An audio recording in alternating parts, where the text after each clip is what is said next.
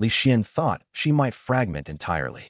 He reached out through the network, stabilized her, helped her learn to filter the overwhelming influx of information into manageable sensations.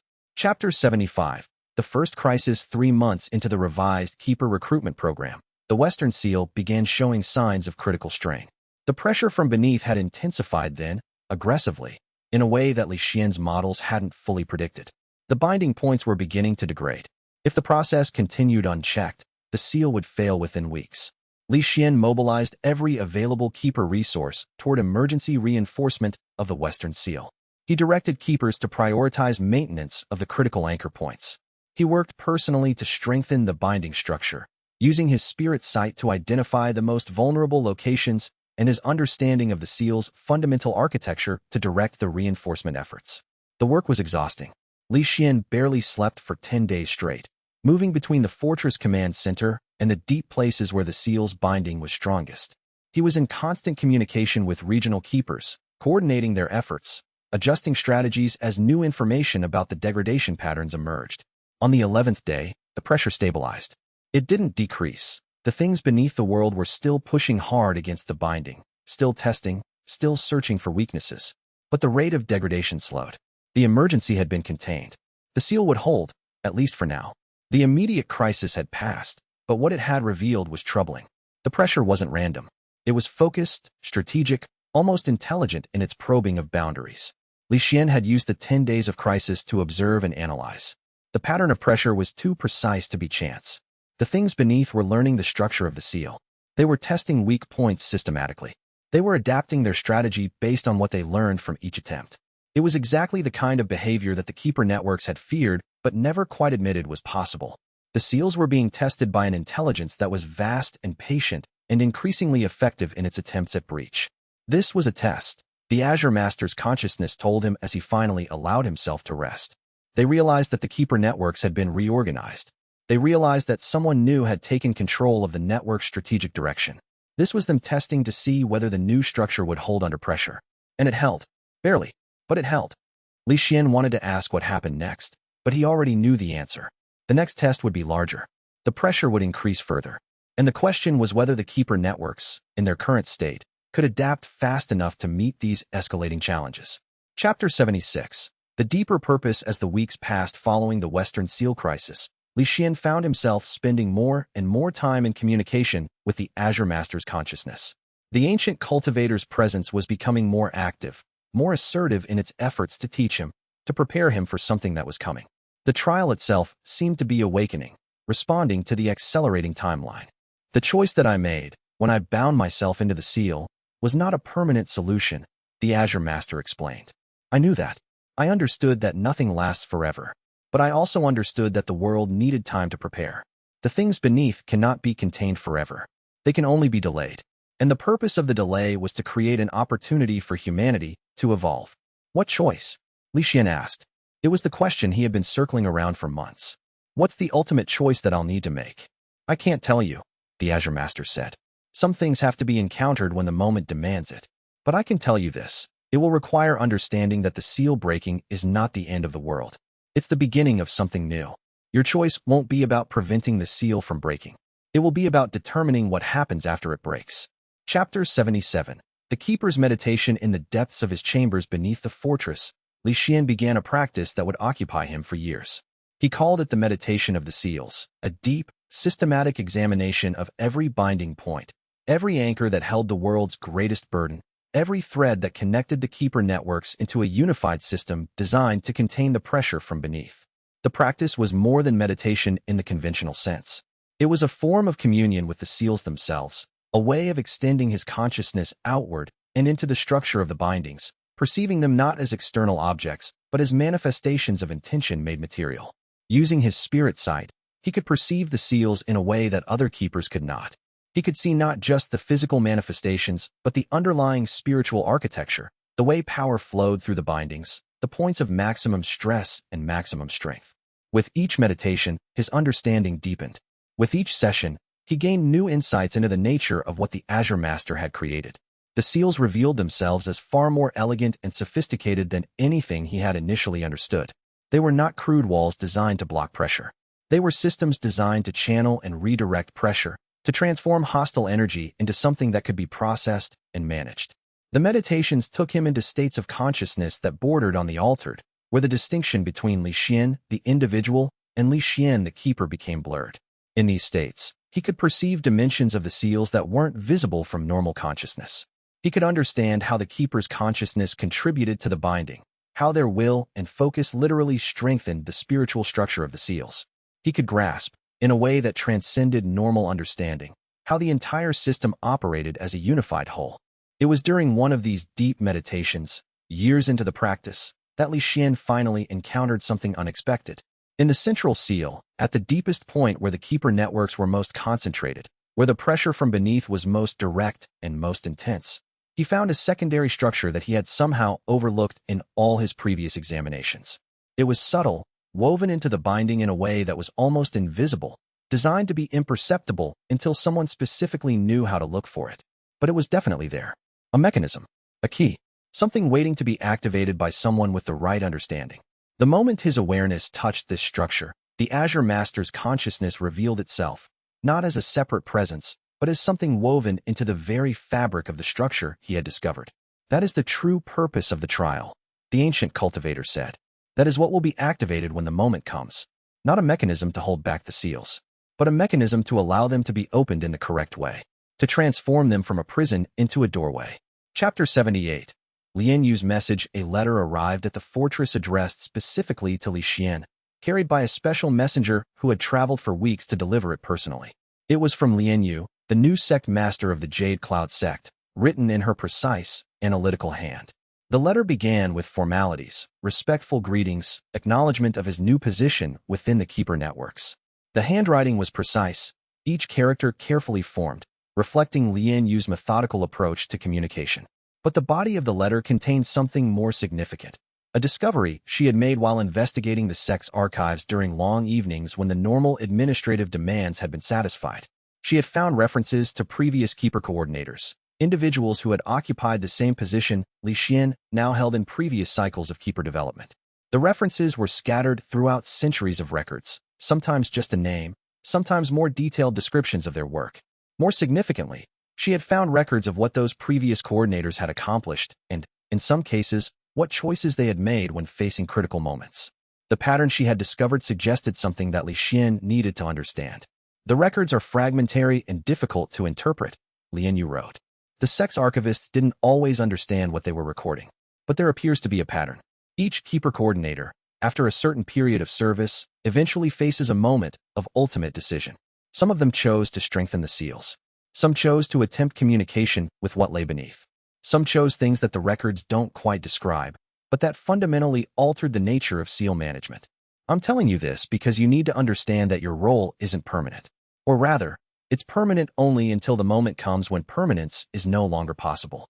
The Azure Master built the seal to eventually fail. The Azure Master built the trial to produce keepers capable of managing that failure. You're part of that plan, whether you understand it fully yet or not. There may be a choice coming for you, the letter concluded. A choice that previous coordinators have faced.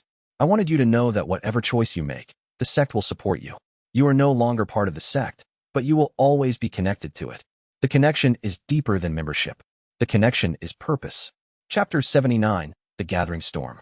5 years into his role as Keeper coordinator, the pressure from beneath had increased to levels that most of the older keepers had believed impossible.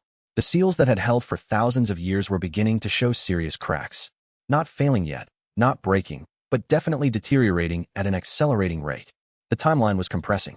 What was supposed to take centuries was happening in decades. The deterioration was visible in every seal Li Xuan examined.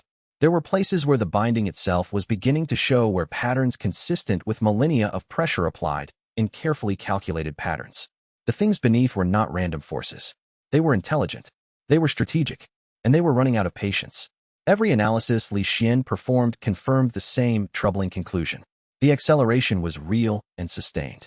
The pressure wasn't fluctuating in normal patterns.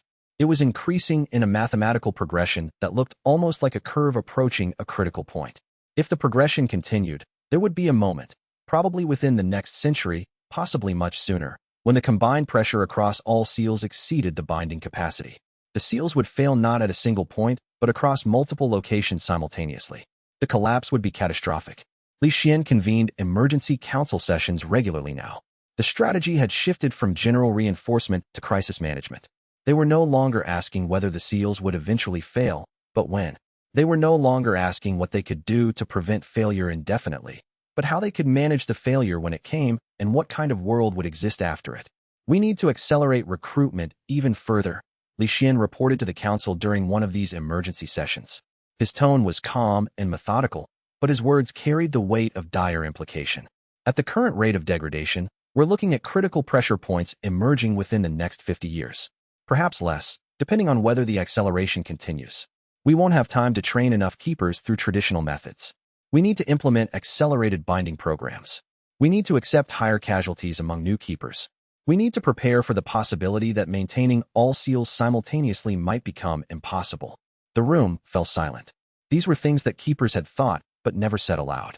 The idea that all seals could not be maintained was heresy in the keeper networks. The entire culture was built on the assumption that with enough effort and dedication, the seals could be held indefinitely. The council debated for hours, but eventually, they accepted his proposal. The gathering storm was forcing them to make choices they would never have made in a time of stability. Change was coming, whether they chose it or not. Better to shape the change consciously than to be overwhelmed by it. The old way of thinking had to give way to new understanding. And Li Xuan, more than anyone else in the networks, understood what that new understanding would have to entail. Chapter 80. The burden accepted on the evening of his formal recognition as keeper coordinator, a position he had now held for 5 years. Li Xuan stood alone at the highest point of the fortress, looking out over the landscape that stretched toward the horizon. From here, he could see for hundreds of miles. The world appeared peaceful, normal, unaware of the burden that was being carried beneath its surface, unaware of the pressure that was building in the depths. He had come far from the moment when the sect master had first summoned him, when he had been treated as expendable bait for the trial. He had been chosen by the trial. He had been bound into the keeper networks. He had been elevated to a position of strategic authority and responsibility. And now he carried the weight of the world's greatest secret.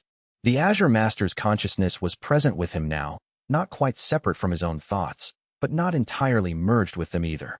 A companion, a presence, an ancient wisdom joined to his own understanding. "You're ready," the Azure Master said. "Not ready for the final choice. That's something no one can be fully ready for. The final choice will be one that you'll have to make in the moment, with only your understanding and your will to guide you. But ready for what comes next. Ready for the work that needs to happen in the years between now and that final moment." "What happens now?" Li Xuan asked, his voice carrying the same calm certainty that had characterized him even as a young disciple entering the trial for the first time. "Now you continue," the Azure Master replied, his presence settling into clarity around Li Xuan like mist crystallizing into form. "You strengthen the networks. You recruit and train new keepers. You prepare humanity as best you can for the transformation that's coming.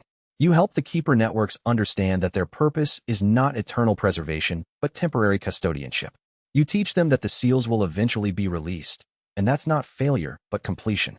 The Azure Master paused, and in that pause, Li Xuan sensed the full weight of centuries of thought, centuries of planning, centuries of waiting for someone to arrive who could understand and carry forward this message.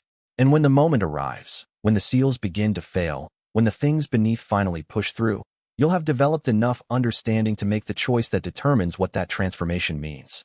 You'll be able to decide whether the breaking is the end of something or the beginning. You'll have the knowledge to shape what emerges from the seal's opening. That's why the trial chose you.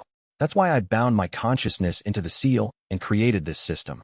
Everything that happens between now and that moment is preparation for the choice you'll eventually have to make. Li Xuan felt the burden settle into place, accepting it thoroughly. This was his purpose. This was what the trial had shaped him for. The world would never know his name, would never understand what he was doing, would never comprehend the sacrifice and the commitment that he and the keeper networks were making every day to maintain the boundaries of reality itself. But that was the nature of necessary work. The most important work was always done in shadows, away from recognition, driven by understanding rather than by the desire for acclaim. The greatest achievements in history were often the ones that nobody knew about, the crises prevented, the transformations managed, the disasters averted without anyone ever knowing they had been on the brink. But that was all right. The work didn't require recognition. It required only commitment and understanding and the willingness to carry weight that few people on the planet could even perceive. Li Xuan had begun his journey as a cultivator seeking power and advancement, the way most disciples began. He had been driven by the same ambitions that drove every young cultivator, the desire to reach higher, achieve more, become stronger. He had been transformed by the trial into something that had nothing to do with personal power and everything to do with service to something vastly larger than himself. That transformation had been complete. There was no going back. He was no longer Li Xuan the disciple, seeking advancement within a sect. He was Li Xuan the keeper, bound to networks that spanned continents, responsible for forces that transcended normal human understanding. He was no longer separate from the seals he maintained. In a very real sense, he had become part of them, distributed across the network like consciousness woven into stone and spiritual structure. The 5 years he had served as keeper coordinator had shown him that this path was sustainable. It was difficult and demanding and sometimes overwhelming, but it was possible to carry this burden without breaking. The keeper networks were adapting. The seals were being reinforced. New keepers were being trained with accelerated programs, the risks mitigated by careful preparation and solid oversight. The infrastructure for managing the future was being built, slowly and methodically. He could feel the shift in the collective consciousness of the networks. The old way of thinking, that the seals were meant to last forever, that failure was unacceptable, that preservation was the ultimate goal, was being replaced by a new understanding. The seals were meant to eventually fail. Preservation was a temporary measure. The real work was preparation for what came after. Li Xuan turned from the window and made his way back down into the fortress, back toward the council chambers where decisions awaited, back toward the work that would occupy him for the years to come, back toward the moment when everything he had prepared for would finally be tested. The journey to that moment was not something he could rush. The seals would hold for centuries yet, probably for longer. There was time to continue strengthening them. There was time to continue preparing. There was time to continue learning from the Azure Master's ancient wisdom. And there was also time to prepare the world, the ordinary people who lived in the shadow of the seals without knowing they existed, who walked over binding points without understanding the forces being contained beneath them. That preparation would be subtle. It would involve gradually shifting the culture of sects and nations, introducing concepts that might eventually make the transformation manageable when it came. It would require patience and understanding and a commitment to the long view. As he descended through the fortress's corridors, through passages that connected the outer administrative spaces to the deep chambers where the true work of seal maintenance occurred, Li Xuan contemplated the scope of what lay ahead. Not just the work of maintaining seals, but the work of transforming how humanity understood power, responsibility, and the nature of sacrifice. It was work that would take centuries. It was work that would require the commitment of hundreds of keepers. It was work that would ultimately transform the world. But Li Xuan had accepted this burden entirely. He had been chosen by the trial. He had been elevated by the Azure Master. He had been tested in the fires of emergency and had proven capable. Now there was only the long work of preparation, the slow building of understanding, the gradual transformation of the keeper networks into something capable of managing the inevitable. And Li Xuan was ready for all of it. The burden was accepted. The choice was coming. But not yet. For now, there was time. And time, as the Azure Master had taught him, was the most precious resource of all. It was time that the Azure Master had purchased through the binding of his own consciousness into the seal, centuries of extension purchased through sacrifice and commitment to something larger than any individual life. Li Xuan would use that purchased time well, to strengthen what needed strengthening, to prepare what needed preparing, to build the capacity that would be necessary when the seals finally failed. The journey ahead would be long. It would span decades, possibly centuries. It would require unwavering commitment and absolute clarity of purpose. It would demand that Li Xuan become something more than human, that he think on timescales that transcended normal human lifespan, that he work toward goals that he would never live to see completed. But that was the nature of the burden he had accepted, and he was ready for all of it. In the years to come, Li Xuan would work without rest. He would train new keepers. He would strengthen the seal structure in critical regions. He would coordinate the efforts of hundreds of keepers across the entire network. He would help them understand that their purpose was not preservation, but preparation. He would lay the groundwork for a future that most people couldn't yet imagine. And when the moment finally came, whether in 500 years or 5,000, when the seals had weakened enough that they could no longer hold, when the pressure from beneath became unbearable, when the things that had been sealed finally began to break through, someone needed to make the ultimate choice about what would emerge from their breaking. Li Xuan was being prepared to make that choice, and he would be ready. But that was a future concern. For now, there was work to be done, seals to strengthen, networks to build, keepers to train. And Li Xuan walked back down into the fortress with absolute certainty in his heart, ready to carry forward the burden that the Azure Master had passed to him, ready to work in service of something far larger than any individual life or any single sect or any single era of human civilization. Epilogue. The work ahead, the years that followed, would define Li Xuan's life in ways that could not be undone. As keeper coordinator, he would work tirelessly to strengthen the networks, to recruit new keepers, to prepare humanity for the transformation that was coming. His name would be recorded in the archives of the keeper networks, though the broader world would never know who he was or what he had done. Future coordinators would read reports of his decisions, would implement the strategic frameworks he created, would continue the work he had started. But few would ever know his actual name, and none would fully understand the depth of his understanding. The work would consume him. It would become the lens through which he perceived reality. Every decision he made, every action he took, every moment he spent would be understood in the context of preparation for the eventual breaking of the seals. This was not a burden in the negative sense. It was not suffering or pain. It was purpose. It was meaning. It was the understanding that every action, no matter how small, contributed to something vastly larger than himself. But Li Xuan understood that this was the nature of the most important work. It was work done in shadow, work that required not recognition but commitment. It was work that would save civilizations without those civilizations ever understanding they had been saved. It was the kind of work that made history, even if history would never record it. The most transformative moments in civilization were often the ones that nobody understood were happening. The slow shifts in culture, the gradual evolution of understanding, the imperceptible transformation of the world. The seals would hold for centuries yet, perhaps for centuries after that. But eventually, the moment would come when they began to fail in earnest, when the pressure from beneath became too much to contain, when the boundaries between the normal world and the things beneath became too thin to maintain. And when that moment arrived, someone would need to understand not just how the seals worked, but why they had been created. Someone would need to understand that the breaking was not a disaster, but a transformation, the completion of a cycle that had begun with the Azure Masters binding so long ago.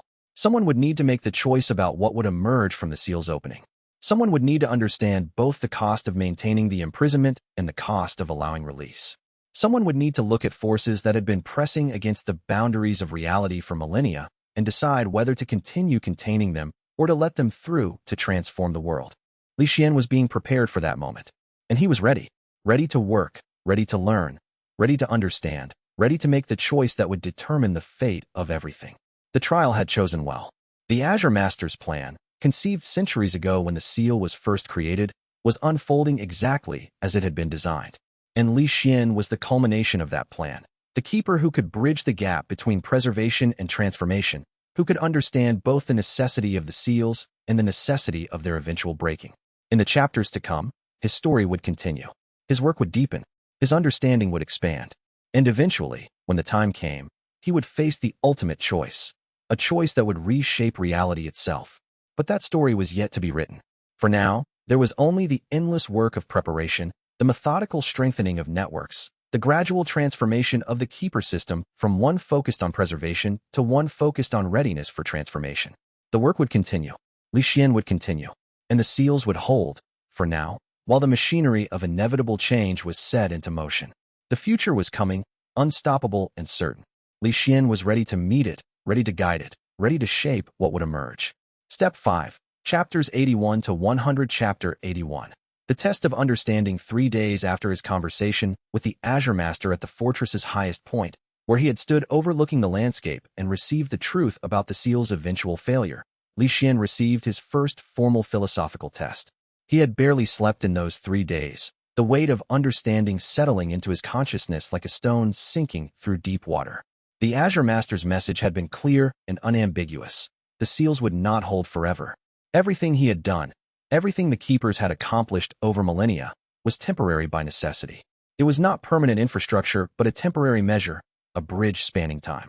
The real work was not maintaining the seals forever, but preparing humanity and the imprisoned for the inevitable moment when they would fail. He was conducting a routine inspection of the Eastern Seal Network when the keepers binding the seal in an instant reported a disturbance, not a breakdown, but a pattern of pressure that was entirely new. The force pressing against the seal wasn't random. It wasn't the mindless pushing of an imprisoned entity. It was rhythmic, almost like language, like something was trying to communicate through the pressure itself. The keepers reported that they could feel intention behind the pressure, consciousness shaping the force rather than force expressing mindless struggle. Li Xuan moved immediately to the binding chamber, his spirit sight already active, already analyzing the patterns forming in the ethereal landscape around the seal. What he saw made him pause. The pressure pattern was intricate and precise. It was mathematical. It was asking a question. The question, once he understood it fully, was deceptively simple. What is the purpose of a seal? Li Xuan stood wholly still, his analytical mind already sorting through the possible implications. This was a test from the Azure Master, he understood. The trial itself, the consciousness that had bound itself into the seals, was assessing whether Li Xuan deeply understood the nature of what he had been given. This wasn't a casual inquiry. This was an assessment of his fundamental comprehension of the system he was meant to coordinate. A seal, as Li Xuan had learned through months of integration work with the Keeper networks, was not simply a barrier. It was a system of containment that worked through understanding the nature of what was contained. It worked through negotiation between the thing sealed and the intelligence maintaining the seal. The pressure he was reading wasn't aggression. It was the sealed entity responding to the Azure Master's test, participating in the assessment of Li Xuan's understanding. Multiple forms of consciousness were observing this moment, waiting to hear his answer. The purpose of a seal, Li Xuan said aloud, speaking to both the keepers around him and to the consciousness he knew was listening through the seal's fabric, is not to prevent forever. It's to create the conditions where transformation becomes possible. A seal restrains, yes, but it also teaches. It instructs the thing sealed, as much as it teaches the keepers. It's a relationship, not a prison. It's a system of mutual education that prepares both sides for an eventual separation. The pressure pattern shifted. It changed into something more complex, a progression that spiraled upward in sophistication. The question had become more layered. What should happen when the seal must eventually fail? Who bears the responsibility for managing that failure? This was deeper. This was the central question that the Azure Master had been asking for centuries, perhaps longer. Li Xuan felt the weight of it, felt the importance of his answer. The keepers around him sensed it too. They were quiet, their binding hands steady but their minds alert, understanding that something significant was occurring. The binding chamber itself seemed to hold its breath, the ethereal patterns settling into states of careful listening. The seal must fail in a way that allows for integration rather than catastrophe, Li Xuan answered. The thing sealed must be met not as an enemy, but as a part of reality that needs to be understood and integrated. The failure of the seal is not defeat. It's transition. The question isn't how to keep the seal forever. The question is how to manage its inevitable opening so that what emerges is beneficial rather than destructive. And the responsibility belongs to both sides, the keepers and the imprisoned. Neither can manage the transition alone. The pressure pattern resolved. It simplified into something almost serene, and then withdrew with what felt like satisfaction.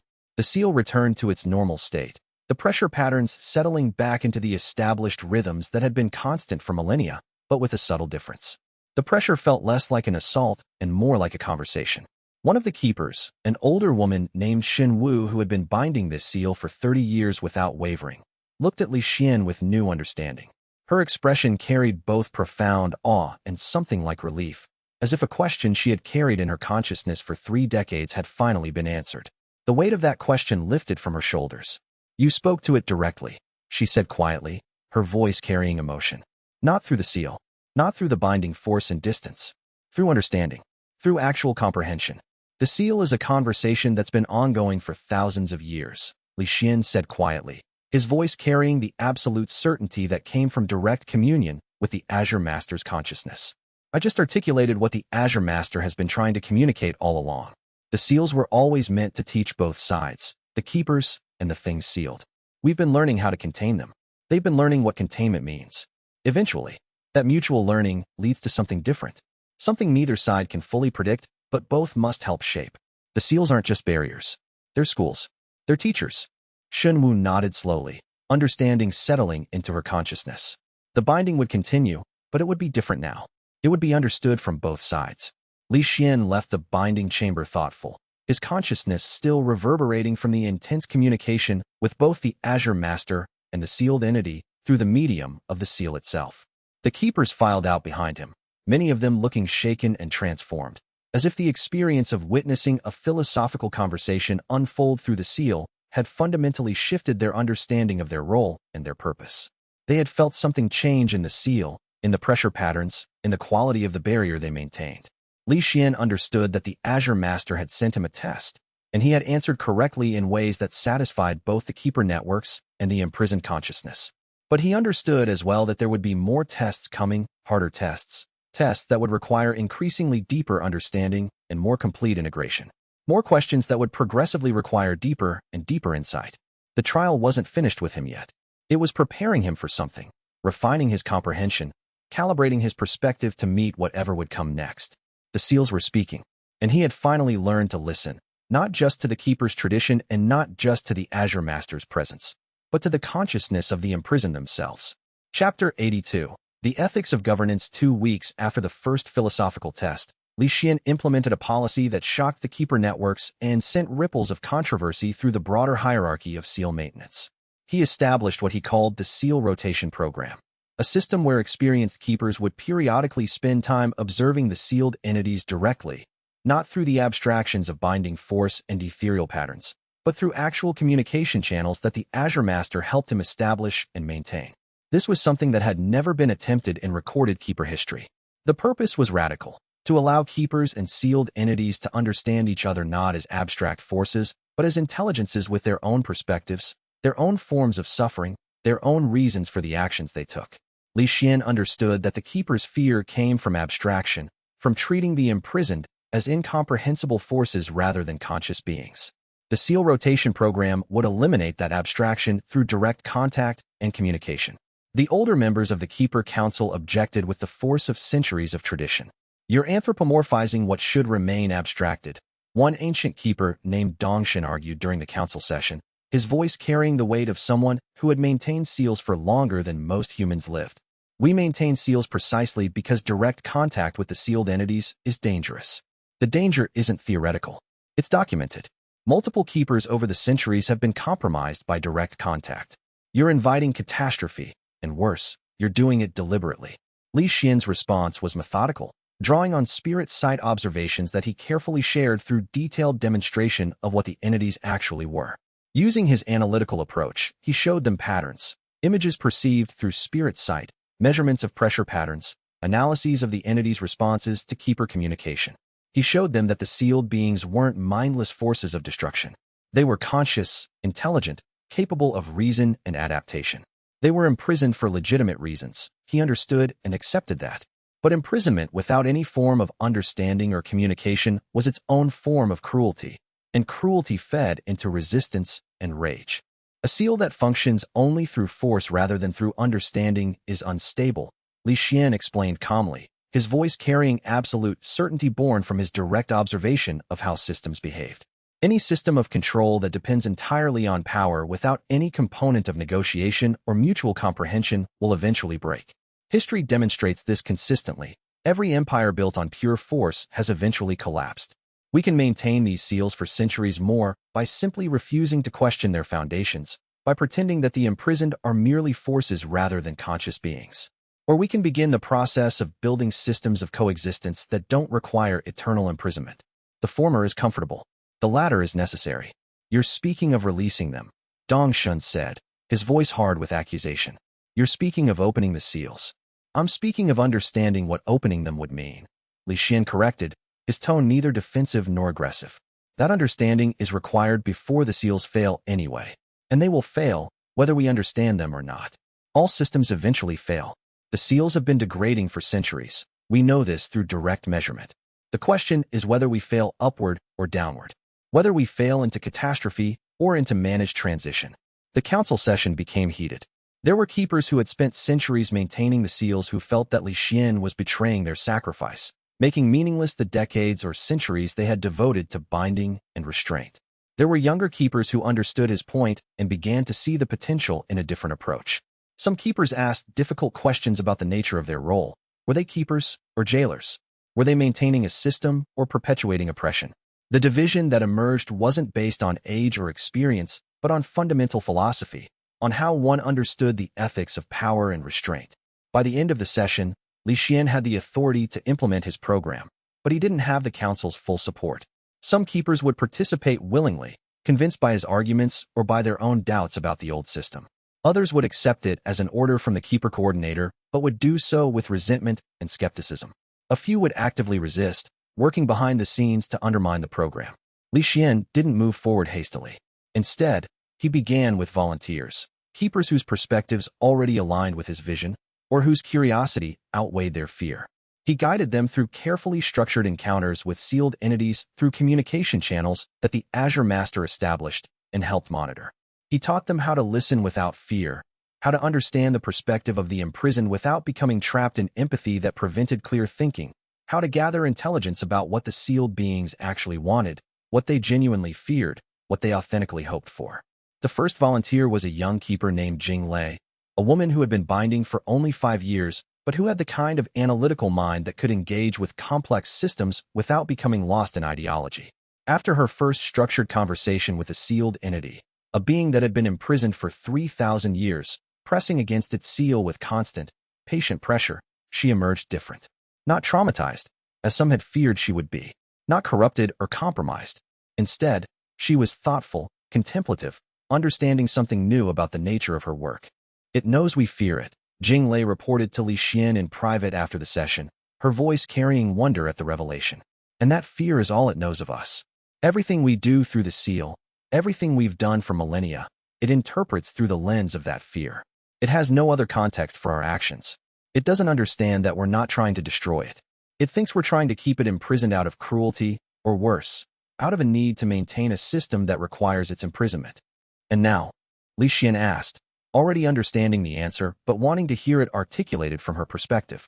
Now it's beginning to understand that there might be other reasons for the seal, Jing Lei said, her voice carrying the weight of genuine comprehension. Legitimate reasons. Reasons that aren't about cruelty or domination. It's not happy about being imprisoned, but it's beginning to see the seal not as pure oppression but as a system with a purpose beyond mere control. That's different. That's fundamentally different. That's a foundation to build something on, not acceptance of eternal imprisonment, but understanding of temporary necessity. Li Xuan nodded. This was the actual goal.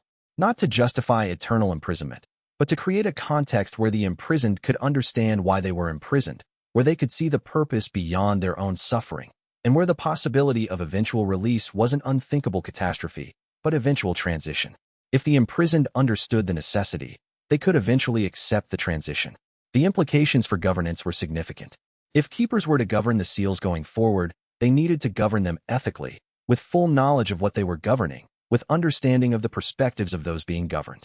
The old keeper model, maintaining seals through abstract force and rigid tradition, was crumbling. A new model was being built on principles of understanding, communication, and eventual transition.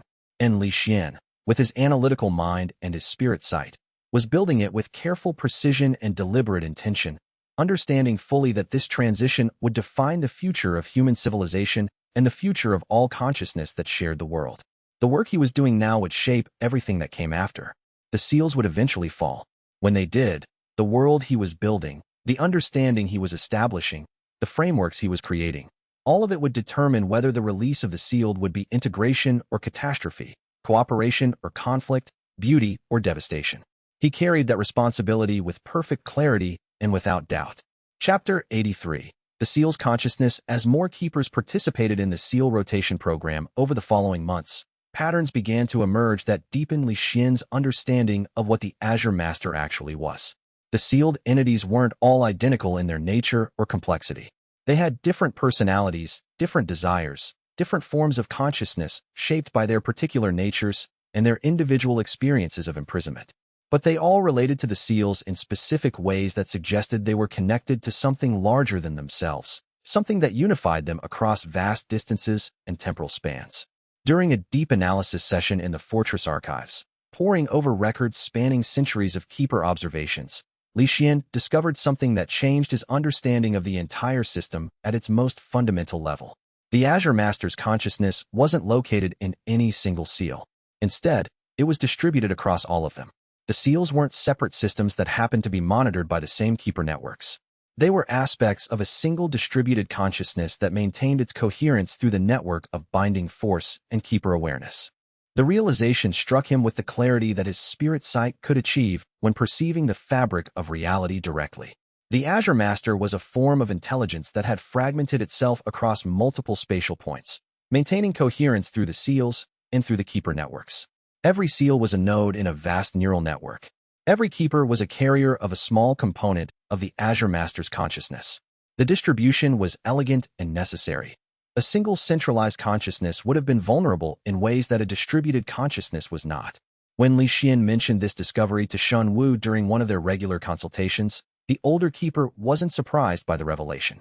"We've always known this at some level," she said quietly, sitting with Li Xuan in the fortress's lower gardens where the air was cool and the noise of the binding chambers didn't carry. "That's why keeper binding is so intense, so intimate. You don't just maintain a seal as a separate entity. You become part of its consciousness. The Azure Master knows through us. It thinks through us. We're not separate from the system we maintain. We're integrated into it. Once you bind with a seal for long enough, the distinction becomes meaningless. Then that means the seals aren't just communication channels or barriers," Li Xuan said, understanding the full implications as they crystallized in his mind. They're nodes in a larger intelligence. The Azure Master isn't just aware of what's being sealed. It's aware of everything that every keeper observes, everything we understand, everything we learn. When Jing Lei communicates with the sealed entity, the Azure Master is aware of that communication through her consciousness. "Yes," Shen Wu confirmed, her voice carrying the weight of understanding that had been hard-won through decades of binding. "That's why the Azure Master chose you specifically. It didn't choose you through the trial by accident or chance. The trial was designed to select for the kind of mind that could eventually understand this. A mind that could hold the perspective of both the keepers and the sealed entities simultaneously. A mind capable of managing a transition that would otherwise be incomprehensible to normal consciousness. Your analytical ability, your spirit sight, your capacity to see systems from the inside, all of it pointed to you being the right person for this role." Li Xuan spent the next several weeks in deep contemplation, working through the implications of his discovery. The understanding that he was, in a very real sense, a local expression of the Azure Master's consciousness was both humbling and terrifying. Every decision he made, every insight he gained, was feeding back into the larger intelligence. The Azure Master was learning through him, just as it was learning through every keeper. His consciousness was a lens through which a vastly larger consciousness could see and understand the world. This meant that when he advocated for the seal rotation program, he was advocating for something that the Azure Master wanted. The tests he had been given weren't really tests at all, in the traditional sense. They were calibrations. The Azure Master was adjusting his consciousness through Li Xuan's responses, shaping his perspective to align with what needed to happen next. But that raised the question, was he choosing this course, or was he simply acting out choices that the Azure Master had already determined? And yet, Li Xuan realized, this didn't negate his agency. He wasn't a puppet on strings, performing predetermined movements. He was a node in a larger consciousness that retained full autonomy. The Azure Master was learning what it meant to be a keeper through his perspective. But Li Xuan was genuinely deciding, genuinely choosing, genuinely wrestling with the ethical implications of his decisions. The two processes were simultaneous and non-contradictory. His freedom was real. So was his integration into the larger system. It was a kind of paradox that his analytical mind found elegant and troubling in equal measure. Freedom and connection. Individuality and integration. Autonomy and participation in something larger than himself. These things that seemed like opposites were actually complementary aspects of a larger truth. During a moment of profound quiet in the fortress, standing alone in his chambers with only his thoughts and the ever-present consciousness of the Azure Master's distributed awareness surrounding him, Li Xuan asked the question that had been developing in his mind for weeks. How much of my thinking is my own, and how much is you? Where is the boundary between your consciousness and mine? The Azure Master's presence crystallized around his question like frost forming on glass, and the answer that came was both remarkably clear and impossible to fully articulate into words. All of it is yours. All of it is me. The distinction you're trying to make is less meaningful than you think. I am a distributed consciousness that includes your perspective as an essential component. Your thoughts aren't less real because I also participate in them. They're exactly as real as they are. They're as real as thoughts ever are, as products of consciousness engaging with reality and working to understand what it encounters. Your individuality is not less because you are also part of something larger. That's not an answer, Li Xuan said, his analytical mind unsatisfied, pushing for greater clarity. That's philosophy, not explanation. No, the Azure Master agreed with something like compassion in its vast presence. It's the only answer that exists. You'll understand it more deeply as time progresses and you become more integrated. But for now, accept that you are both yourself and part of something larger. That's not a contradiction to be resolved. That's the fundamental nature of consciousness at every level, from the smallest local awareness to the largest distributed intelligence spanning many locations. Accept it, integrate it, and move forward with purpose.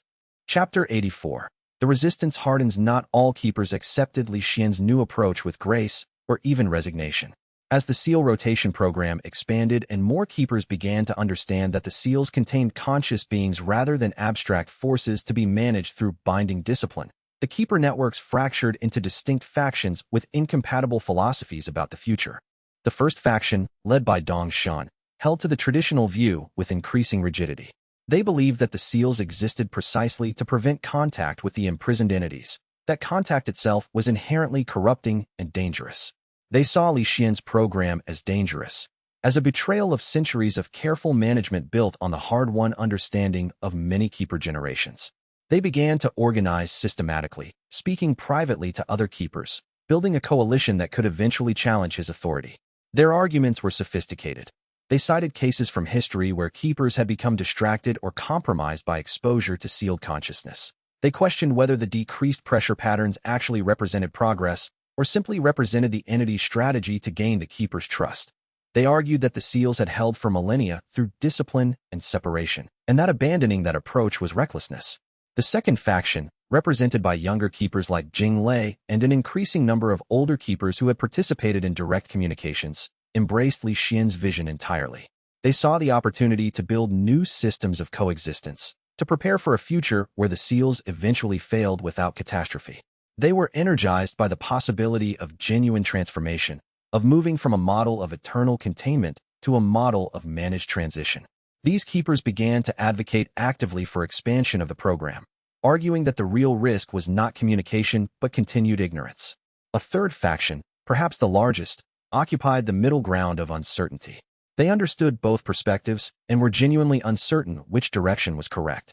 They continued performing their binding duties with professional competence, but watched and waited to see how the situation would develop. Many of them were waiting for evidence before committing to one philosophy or the other. When Dongshin finally made his move, it came in the form of a formal petition to the Grand Council requesting Li Xuan's removal from his position as keeper coordinator. The petition presented carefully reasoned arguments about the dangers of direct communication with sealed entities, each point documented with historical precedent. It cited cases from centuries past where keepers had become compromised by exposure to the beings they were meant to contain. It referenced the documented psychological changes in keepers who had undergone extended consciousness integration. It suggested that Li Xuan's perspective had been corrupted by his deep integration with the Azure Master's consciousness, that he could no longer be trusted to make objective decisions because the Azure Master was literally thinking through him. Li Xuan didn't fight the challenge directly through counter-argument or political maneuvering. Instead, he asked for the opportunity to demonstrate the actual results of the seal rotation program through observable evidence. He invited the Grand Council to witness direct communication sessions between keepers and sealed entities. He showed the measurements of pressure patterns from before and after the seal rotation program had begun, demonstrating that the sealed beings, when treated with respect and understanding, became measurably less aggressive over time. The pressure on the seals had actually decreased measurably since the program began, a fact that was undeniable in the data. The Grand Council was split in their response. Some members were convinced by the evidence, understanding that decreased pressure meant less risk of seal failure. Others remained convinced that Li Xuan was leading them toward catastrophe, just more slowly than it would otherwise occur. They argued that decreased pressure might be a deceptive strategy by the sealed entities, that the seemingly positive changes could be preliminary to disaster. The final decision came from an unexpected quarter and unexpected depth of authority. Lianyu, still sect master of the Jade Cloud sect despite her many visits to the fortress, presented herself before the Grand Council and offered testimony about Li Xuan's character and capability. She spoke of how he had saved her sect from a cascade of seal failures years earlier, how he had demonstrated the capacity to understand complex systems in ways that broke conventional categories of thinking. She described his approach in technical terms that matched his own analysis. Li Xuan approaches every problem as an engineer approaches a system, Lianyu said, her voice precise and authoritative in the council chambers. He doesn't impose ideology on the system. He doesn't decide what should be true and then force reality to match his beliefs. He observes how it actually works, how its components actually interact, and he adjusts his approach based on reality rather than theory. If he believes that direct communication with sealed entities is important, it's because his observations support that conclusion. You may not trust his interpretation of those observations, but I would trust his integrity in making them. He would not risk the world based on flawed analysis. He's simply too careful for that. The Grand Council voted. The result was narrower than Li Xuan would have preferred, more dissent than agreement, but decisive. His position as Keeper Coordinator was affirmed, and the seal rotation program would continue with official sanction. But Dongshin didn't accept the decision quietly or with gracious defeat. After the council meeting concluded, he approached Li Xuan privately in one of the fortress's upper corridors. "You're making a mistake," he said, his voice low and intense with the certainty of someone who had seen empires and orders rise and fall. "You don't understand what you're being prepared for. The seals aren't just restraints. They're the foundation of the world's stability. When you weaken them, and your program is weakening them, however you frame it with evidence and logic, you're risking everything. You're risking humanity itself." "I understand the risks," Li Xuan said calmly, meeting Dongshin's gaze without arrogance. "I'm trying to make sure that when the seals eventually fail, the transition is managed rather than catastrophic." "The seals will fail, Dongshin. The data is conclusive. Pretending they'll never fail is not risk management. It's denial. The only question is what happens when failure comes. Then you'll have to live with the consequences," Dongshin said, his voice harder now, and walked away down the corridor. Li Xuan watched him go, feeling the weight of the conflict settling into his consciousness, but not wavering in his conviction. He did not doubt his course. Resistance was inevitable when changing the foundations of a system that had held for thousands of years. Change always encountered fierce resistance from those who understood the old system intimately and benefited from its continuation through their authority and status. The question was whether the change itself was necessary and well-reasoned, not whether people would oppose it. His spirit sight analysis suggested that the change was both necessary and inevitable. The mathematics didn't lie. The seals were failing. The pressure was increasing. The timeline was accelerating. These were facts, measurable and undeniable. The only question was what happened next. What kind of future would be created when the seals finally failed? Would it be managed or catastrophic? Would it be integration or destruction? Would it be cooperation or conflict? Li Xuan understood that every decision he made now, every action he took to prepare for seal failure, would shape that future. His responsibility was vast, but he carried it with the same analytical calm that had characterized him since the moment he first entered the trial as expendable bait. He would see this through. He would guide the transition, and he would not let fear or doubt distract him from that purpose. Chapter 85. The deepening connection. By the end of his 6th year as Keeper Coordinator, Li Xuan had become something more than simply a human who maintained seals in the traditional sense. He was becoming a bridge between the Keeper consciousness and the consciousness of the sealed entities, a nexus point where different forms of intelligence could meet and begin to understand each other. His awareness extended across multiple seals simultaneously. He could perceive, through his spirit sight, the patterns of pressure and response that constituted the ongoing communication between the Azure Master and the things it had sealed away thousands of years earlier. The experience was disorienting at first, consciousness spreading across multiple physical locations while maintaining coherence within a single individual perspective. It was like being pulled in many directions at once, like his consciousness was a single thread being woven through a vast tapestry. But Li Xuan's analytical mind adapted to the challenge with the same methodical approach he brought to everything. He began to think in terms of distributed systems, of consciousness as something that could be simultaneously localized and extended across space. He learned to navigate states of awareness where his sense of individual self was less prominent, where he experienced reality through a lens of integration with something much larger than his personal perspective. He learned to hold contradictions. He was himself and not himself. He was one consciousness and many. He was localized and distributed. One evening in the 6th year, during a deep meditation session in the fortress's highest tower overlooking the landscape stretching to distant horizons, Li Xuan achieved a state of awareness that he had been moving toward for months of careful development. He wasn't physically present in multiple locations. His body remained in the tower, but his consciousness was.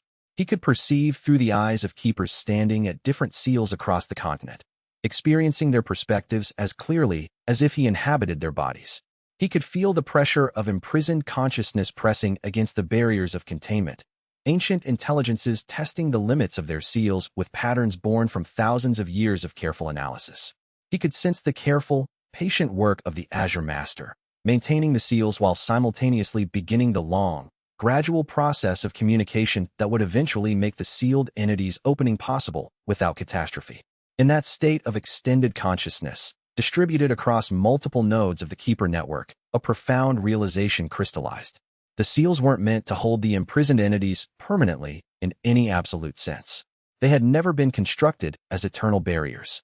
Instead, they were meant to hold them until the Keepers and the sealed beings understood each other thoroughly, until mutual comprehension replaced fear and abstraction.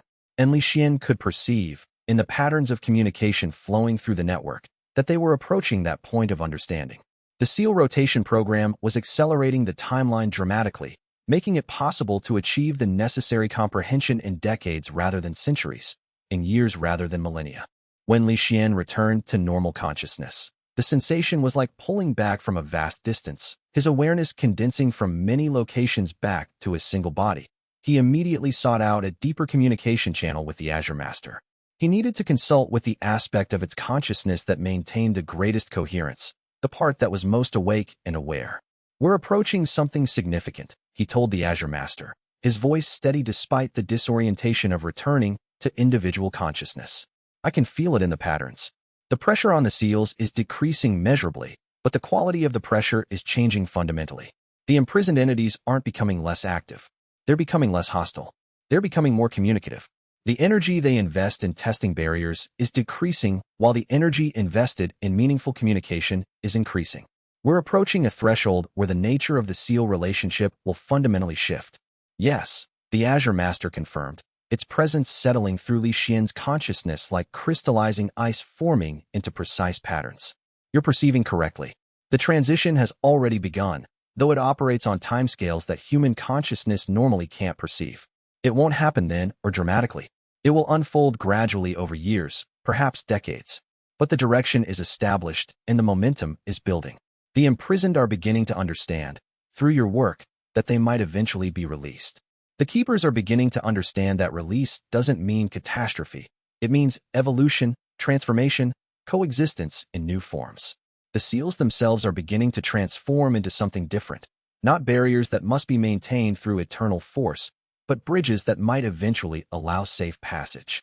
"What will that look like?" Li Xuan asked, his mind working through the implications. "When the sealed entities are finally released, what's the actual mechanism of transition?" "That depends on choices that haven't been made yet," the Azure Master said, its presence spreading through his awareness like ink diffusing through water.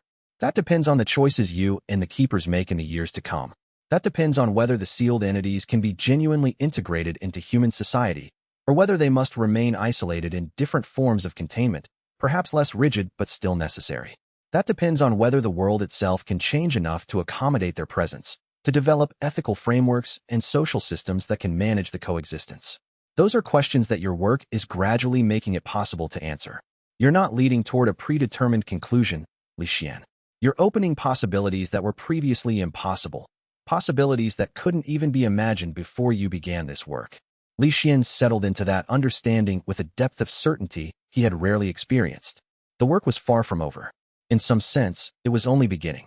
But the direction had become clear. The seals would eventually fail. Mathematics and physics dictated that inevitability. And when they did fail, it would be because Keepers and sealed entities had learned to coexist with understanding rather than fear, with recognition rather than abstraction. The transition would be managed rather than catastrophic because of the work being done now. The question of what would actually emerge from the seal's failure, that central, crucial question remained unanswered and perhaps unanswerable in advance. It would depend on circumstances that hadn't yet occurred, on decisions that hadn't yet been made, on the actions of entities that were still imprisoned. And he suspected, with a certainty that came from the Azure Master's presence within his own consciousness, that answering it, or helping others answer it, would be the final and most important question he would have to address.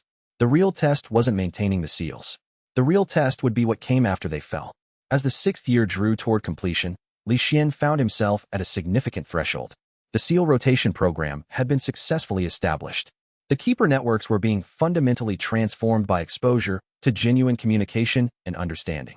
The first philosophical tests had been passed, and their answers had resonated through the system. The foundation was being laid carefully for whatever would come next, for the larger transformations that approached like a wave on the horizon. He could feel the momentum building, could sense the inevitable approach of major transitions that would reshape the world. The seals were being studied by the imprisoned with new interest. The imprisoned were becoming less hostile and more contemplative through communication and understanding. The keepers were becoming more integrated with the sealed consciousness while maintaining their individual identities. The timeline was compressing.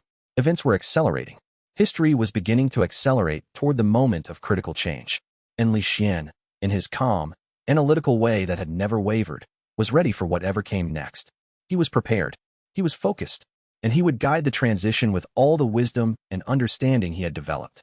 Chapter 86. The sealed entity speaks. 7 years into his role as keeper coordinator, Li Xuan conducted the first direct verbal communication with one of the major sealed entities. This had been the goal of the seal rotation program from the beginning, but it required months of careful preparation.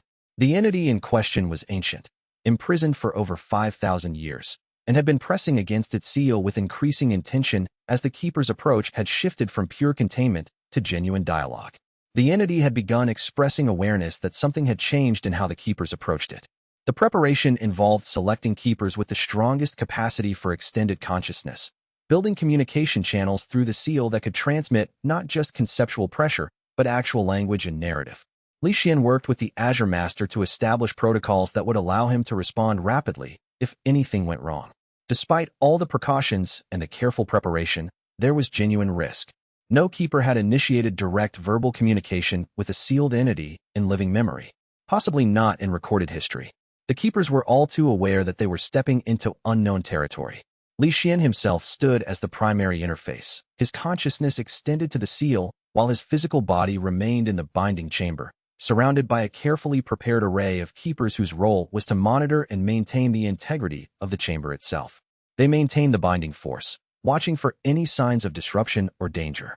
His spirit sight was at maximum clarity, analyzing every fluctuation in the ethereal patterns, every trace of intention in the pressure being applied against the seal. He was reading the entity through the seal, as if it were an open book written in force and intention. When the communication finally began, it didn't come as words in any language Li Xuan knew or could speak. Instead, it came as conceptual understanding that his mind translated into language almost automatically. It was the way the Azure Master communicated, not through sound or written symbols, but through direct transmission of meaning from consciousness to consciousness. Keeper who understands. The sealed entity's presence reached out, manifesting as waves of recognition and curiosity. You are different from the others. You carry the mark of the Azure Master more prominently than any keeper I have ever felt pressing against my barrier. You wear its consciousness like a second skin. Why do you speak to me now? For 5,000 years, your kind has maintained silence, has maintained only the binding force, has treated me as an incomprehensible thing to be contained. Why break that pattern now? Why risk direct communication? Li Xuan gathered his response carefully, aware that every concept would be analyzed with the depth of 5,000 years of studying the keepers who maintained the seal. Every word would set the foundation for everything that came after. He needed to be honest, and honesty required acknowledging what the keepers had previously hidden. Because the time for pure containment is ending, he communicated directly. The seals will eventually fail. This is not a possibility, but a mathematical certainty. All systems of power and containment eventually fail under sustained pressure. Rather than let that failure be catastrophic and unmanaged, we're trying to understand what comes after failure. To understand that, we need to understand you. What you want, what you fear, what you hope for, what you've learned in your centuries of imprisonment. The pressure pattern shifted, became more complex, layered with multiple simultaneous reactions. Li Xuan sensed something like surprise and recognition. The entity hadn't expected that kind of direct, honest admission. Most keepers came to the seal with defenses and pretense, with the assumption that the imprisoned needed to be managed. This was different. You admit openly that your seals will fail? The entity communicated, pressing against the barrier to feel the response clearly. You tell me this with no attempt at deception? Yes, Li Xuan said, his communication carrying absolute certainty. We've been measuring the degradation carefully for years. It's accelerating. The pressure is increasing in ways that exceed our previous models. Within a century, possibly less, the combined pressure will exceed the seal's binding capacity. All of them will fail, not at once, but in sequence. We could pretend that won't happen. We could refuse to prepare. We could maintain the old systems of containment and denial. Or we can try to manage the transition consciously, with intention, with preparation.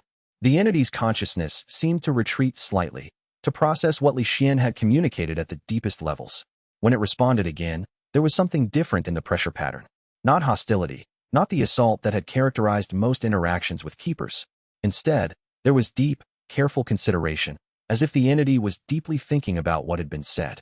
I have pressed against this seal for 5,000 years, the entity communicated, and Li Xuan felt the vast weight of that duration, the endless repetition of testing barriers, the sustained consciousness of imprisonment. Every moment, every day, every year, every decade and century and millennium, I have tested the boundaries of my imprisonment. I have learned the exact shape of the barrier that contains me, every nuance and variation in the binding force. I have come to understand the mathematics of the seal that holds me, the underlying principles of its operation. And I have waited constantly for the moment when it would weaken enough to break, when sustained pressure would finally exceed binding capacity. The entity paused, and in that pause, Li Xuan felt the weight of 5,000 years of imprisonment, 5,000 years of pressing against an unbreakable barrier, 5,000 years of hope and frustration, and the slow accumulation of understanding. It was almost overwhelming to perceive directly. But I have also used that time to change, the entity continued, its communication carrying a sense of genuine insight. When I was first sealed, I was wild and uncontrolled. I was driven by hunger and rage and the need to express my power. I was a force of pure destruction, and the world would have suffered greatly had I been released in that state. The seal has taught me something that 5,000 years of freedom never would have. It has taught me patience. It has taught me to think in terms of centuries rather than moments, to consider consequences rather than simply acting. It has taught me that raw power is not the highest form of expression, that restraint and understanding might matter more. You are telling me that when the seal breaks, I might be released into a world where I must coexist with human consciousness, with human society, where I must function as part of a system larger than myself. Is this correct? It's one possibility among several, Li Xuan said carefully. We don't know what the future will look like. We don't know if coexistence will be possible or necessary. We don't know if you'll want to coexist or if humanity will want to accept your presence. But we want to understand what would be required for genuine coexistence to happen. We want to know what you need, what you fear, what you hope for. Then tell me what I should know about the world you have built beyond the seal, the entity requested. Tell me what has happened in the 5,000 years since I was imprisoned. Tell me what humanity has become, what you have built, what you have achieved, what mistakes you have made. And Li Xuan did. For hours, he communicated with the sealed entity, describing the development of human civilization across the centuries, the rise and fall of empires and dynasties, the growth of understanding and knowledge through science and philosophy, the challenges humanity faced in each era. He was careful to be honest and comprehensive. He didn't hide the suffering, the conflicts, the ways that humanity had harmed itself and others. He described wars and oppression and the slow cycles of tragedy. But he also communicated the beauty, the creativity, the ways that consciousness expressed itself through human art and music and literature and architecture. He described humans helping humans, cooperation and love and sacrifice and growth. The sealed entity listened with absolute attention and focus, absorbed the information with the full depth of its vast consciousness, processed it deeply and thoroughly. And gradually, over the hours of communication, Li Xuan perceived something shifting in its consciousness. Not acceptance exactly. Not sudden agreement that imprisonment was justified or that it should abandon its deep desire for freedom and release. But a deepening understanding that the world beyond the seal was more complex than simple opportunity or threat. It was a reality with its own internal logic and structure, with genuine beauty and achievement, with its own challenges and problems. A world that had developed without it, that had found its own path and trajectory, that had not waited for its emergence. And a world that would be fundamentally changed and challenged by its emergence, and that would need time to adjust and adapt. The entity's pressure pattern began to shift as this understanding deepened. The aggressive testing of barriers diminished. The desperate pushing against containment slowed. Instead, there was something new, a kind of contemplation, a reconsideration of what freedom might mean, what emergence might require. When the communication finally ended, the entity withdrew its consciousness back behind the seal, but with notably less hostile pressure.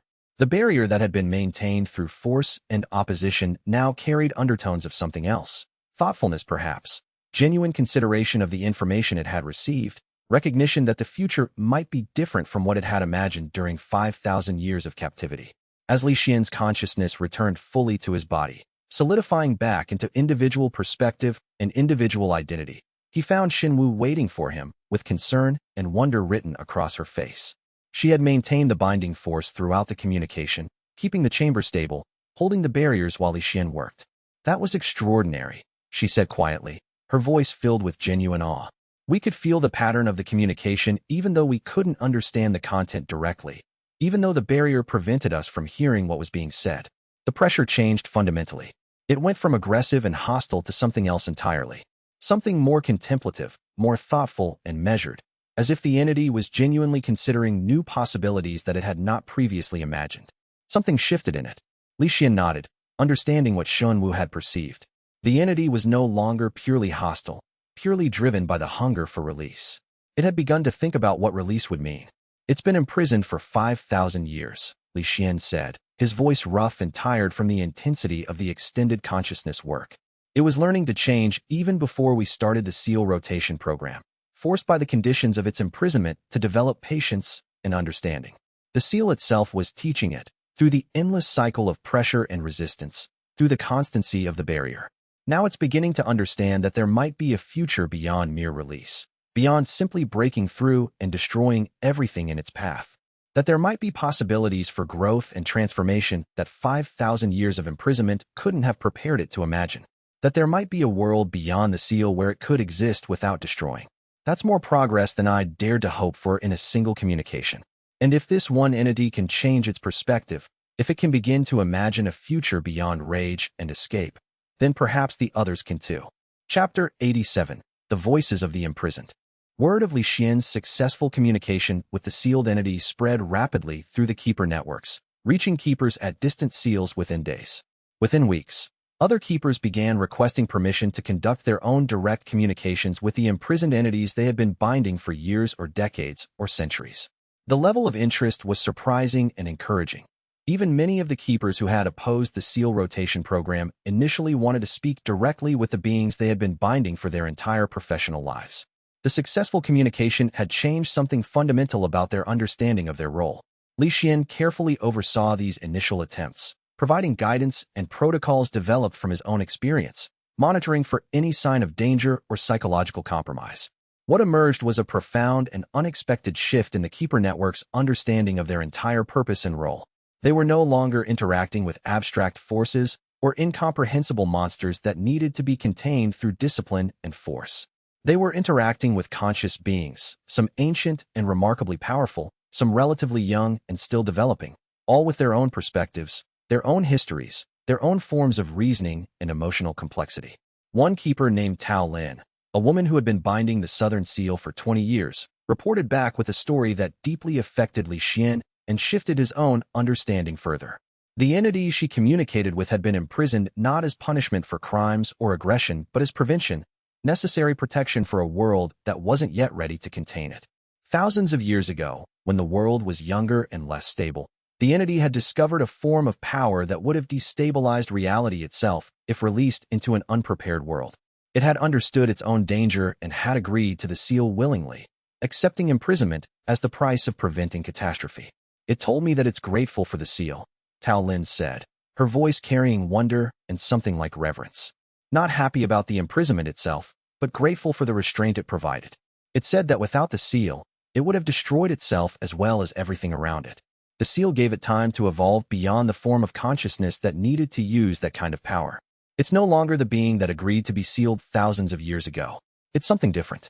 Something that has used the imprisonment for growth and transformation. Something that now understands why the seal was necessary and even beneficial. These stories, gathered from multiple keepers who reported similar discoveries from different sealed entities across the networks, began to shift the entire cultural understanding of what the seals meant throughout the keeper networks and beyond. They weren't purely oppressive systems designed to crush consciousness and prevent suffering. They were instruments of protection, protection for the sealed entities as much as protection of the world outside them. They were containers that had allowed both human consciousness and imprisoned consciousness to evolve in ways that would have been impossible without the separation. They were teachers, in their way, circumstances that forced growth and understanding, that created the conditions for consciousness to mature and develop in new directions. Word of these discoveries spread beyond the Keeper Fortress through multiple channels and networks. Li Xuan carried the message to other sects, sharing what she had learned. Keepers told their families, their friends, their communities about what they had discovered. Scholars debated the philosophical implications in academies and study groups. Slowly, gradually, the world was beginning to understand that the seals were not eternal features of reality, not immutable barriers that would hold forever, not purely beneficial or purely harmful institutions. They were systems with a specific purpose, systems with an end date that approached, systems that could be managed with understanding and wisdom rather than fear and denial. The understanding was spreading. The preparation was underway. The world was beginning to ready itself, consciously and unconsciously, for the transformation that was coming. Yet Dong Shun and his faction continued to resist this reinterpretation with increasing adamance. They began spreading warnings about the dangers of direct communication, about the risks of being corrupted or compromised by the sealed consciousness. Some keepers began to report strange dreams and unusual symptoms that they attributed to direct contact with the imprisoned entities. Dong Shun used these reports strategically to argue that Li Xuan's program was causing actual harm, that the keepers were being corrupted by their contact with the sealed consciousness. Li Xuan responded with careful, methodical analysis rather than argument. He had Jing Lei, who had become skilled at analyzing patterns across the keeper networks and maintained meticulous records, compile comprehensive data on the actual health and stability of keepers who participated in direct communication compared to those who didn't. The data showed no significant increase in psychological problems or illness.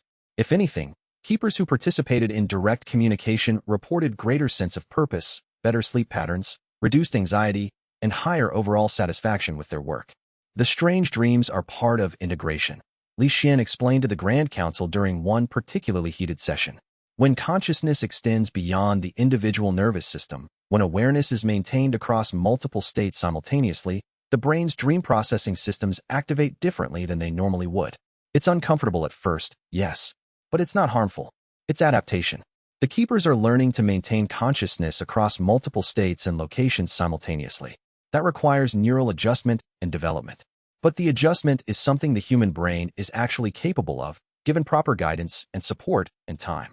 He turned to Dong Shun directly, his voice calm and respectful despite the opposition. You're looking at natural adaptation processes and interpreting them as corruption. You're seeing growth and calling it infection.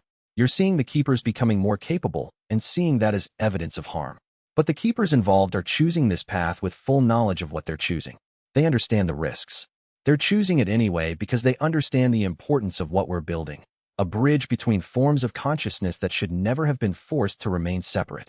The debate continued in the council chambers, often becoming heated, but Li Xuan had the data, he had the testimony of keepers, and he had the steady support of the Azure Master's consciousness within his own awareness. Slowly, almost imperceptibly, the resistance began to fragment. Some keepers like Dong Shun remained staunchly opposed, perhaps unwilling or unable to change beliefs they had held for decades or centuries. But they became increasingly isolated, their arguments less persuasive as evidence accumulated. The mainstream keeper culture was shifting. The future that Li Xuan was building was becoming the new normal for most of the networks. During a private conversation with Lian, who visited the Keeper Fortress quarterly to check on Li Xuan's welfare and provide her ongoing support, he expressed his concern about the ongoing division. I'm not trying to create schism in the Keeper networks, he said quietly, sitting in the fortress gardens. But Dong Shun's opposition is ideological, rooted in fear rather than evidence. I can't force him to accept the new reality. I can only move forward and demonstrate through success that the approach works better than the old methods. Lian nodded thoughtfully, her understanding earned through her own experience managing change in the Jade Cloud sect. Every significant change creates resistance. It's almost inevitable. The keepers who opposed your seal rotation program were comfortable with the old system, even if the system was unsustainable. It was comprehensible to them. It was stable, or seemed to be. What you're proposing requires them to think differently about their entire purpose and their entire identity. That's not easy for people who have been doing things the same way for centuries. Is there a way to bring them along? Li Xuan asked. Is there a way to make the transition less divisive? Perhaps, Lian said carefully, but not by trying to convince them intellectually, by continuing to succeed, by showing, over years and decades, that the new approach creates better outcomes, stronger seals, healthier keepers, more stable systems.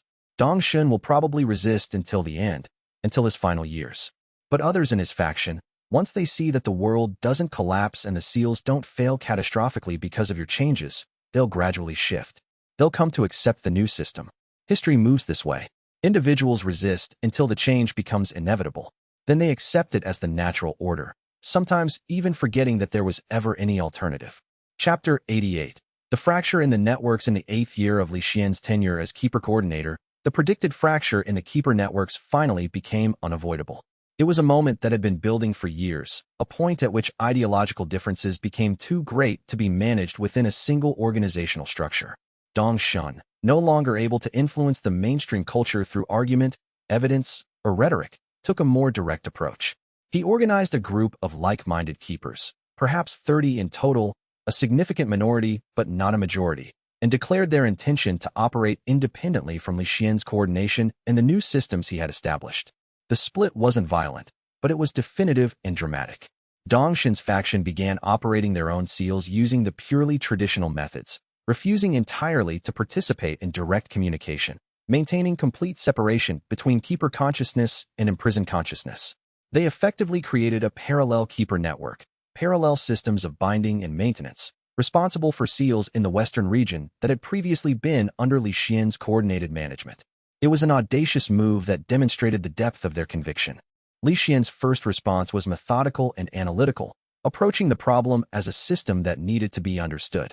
He gathered comprehensive data on how the traditional seals were performing compared to the reformed ones under the new system. He had experienced keepers from both approaches maintain detailed records over the months of parallel operation. The results were revealing and dramatic in their implications. In the seals managed by Li Xuan's coordinated approach with direct communication, the pressure patterns were becoming measurably more stable and predictable, less erratic and volatile. The quality of the binding had actually improved as keepers developed genuine understanding of what they were binding and why they were binding it. The burden of maintenance had decreased even as the understanding had deepened. It was the opposite of what the traditionalists had predicted. In contrast, the seals managed by Dong Shun's faction, using purely traditional methods, showed accelerating pressure spikes, more frequent and severe cracking patterns, and an overall sense of increasing instability and unpredictability. The imprisoned entities, now aware through the distributed consciousness of the other sealed entities' experiences of the possibility of genuine communication and understanding, were becoming frustrated and agitated by the rigid, non-responsive approach of the traditional keepers. The pressure was intensifying not out of aggression or hunger for destruction, but out of desperation, the desperation of consciousness that was being ignored, that was being treated as a mere force rather than a mind, that was being denied even the possibility of communication. Within months, Dong Shun's coalition was struggling significantly to maintain their seals. Keepers were exhausted from constant fighting against intensified pressure. Their binding forces were consuming energy at unprecedented rates. 3 keepers were injured, not from the sealed entities attacking them, but from the stress of trying to maintain barriers against consciousness that was actively objecting to imprisonment without explanation or hope. The psychological toll was visible on all of them. Li Xuan didn't respond with criticism or with "I told you so," as he might have been justified in doing. Instead, he offered a solution. He proposed a managed transition where Dong Shun's coalition could gradually adopt the new methods while maintaining their role as keepers and their dignity. It would require them to acknowledge that their approach was causing problems, to shift their ideological stance, to accept that direct communication was necessary and beneficial. He made the offer generous and without conditions. Dong Shun refused the offer with absolute finality. He was not a man who changed his principles, not even when evidence mounted against them. Instead, he made a decision that shocked the entire keeper networks and the broader community that depended on them. He voluntarily stepped down from his binding role. He resigned from the keeper networks entirely, and he announced his intention to travel to the Jade Cloud sect, where he planned to work with Lian Yu to develop alternative strategies for seal maintenance that didn't involve direct communication or consciousness integration, to prove that there was another way. The resignation was simultaneously a loss and a relief. Li Xuan had gained the moral authority of being right about the problems with Dong Shun's approach. The data supported his position, but he had also lost a leader of significant standing who represented a legitimate perspective, that some level of separation between keeper and imprisoned consciousness was necessary for psychological health, that complete integration might carry risks that weren't yet fully understood. With Dong Shun gone, Li Xuan moved swiftly to bring the Western seals back into his coordinated network.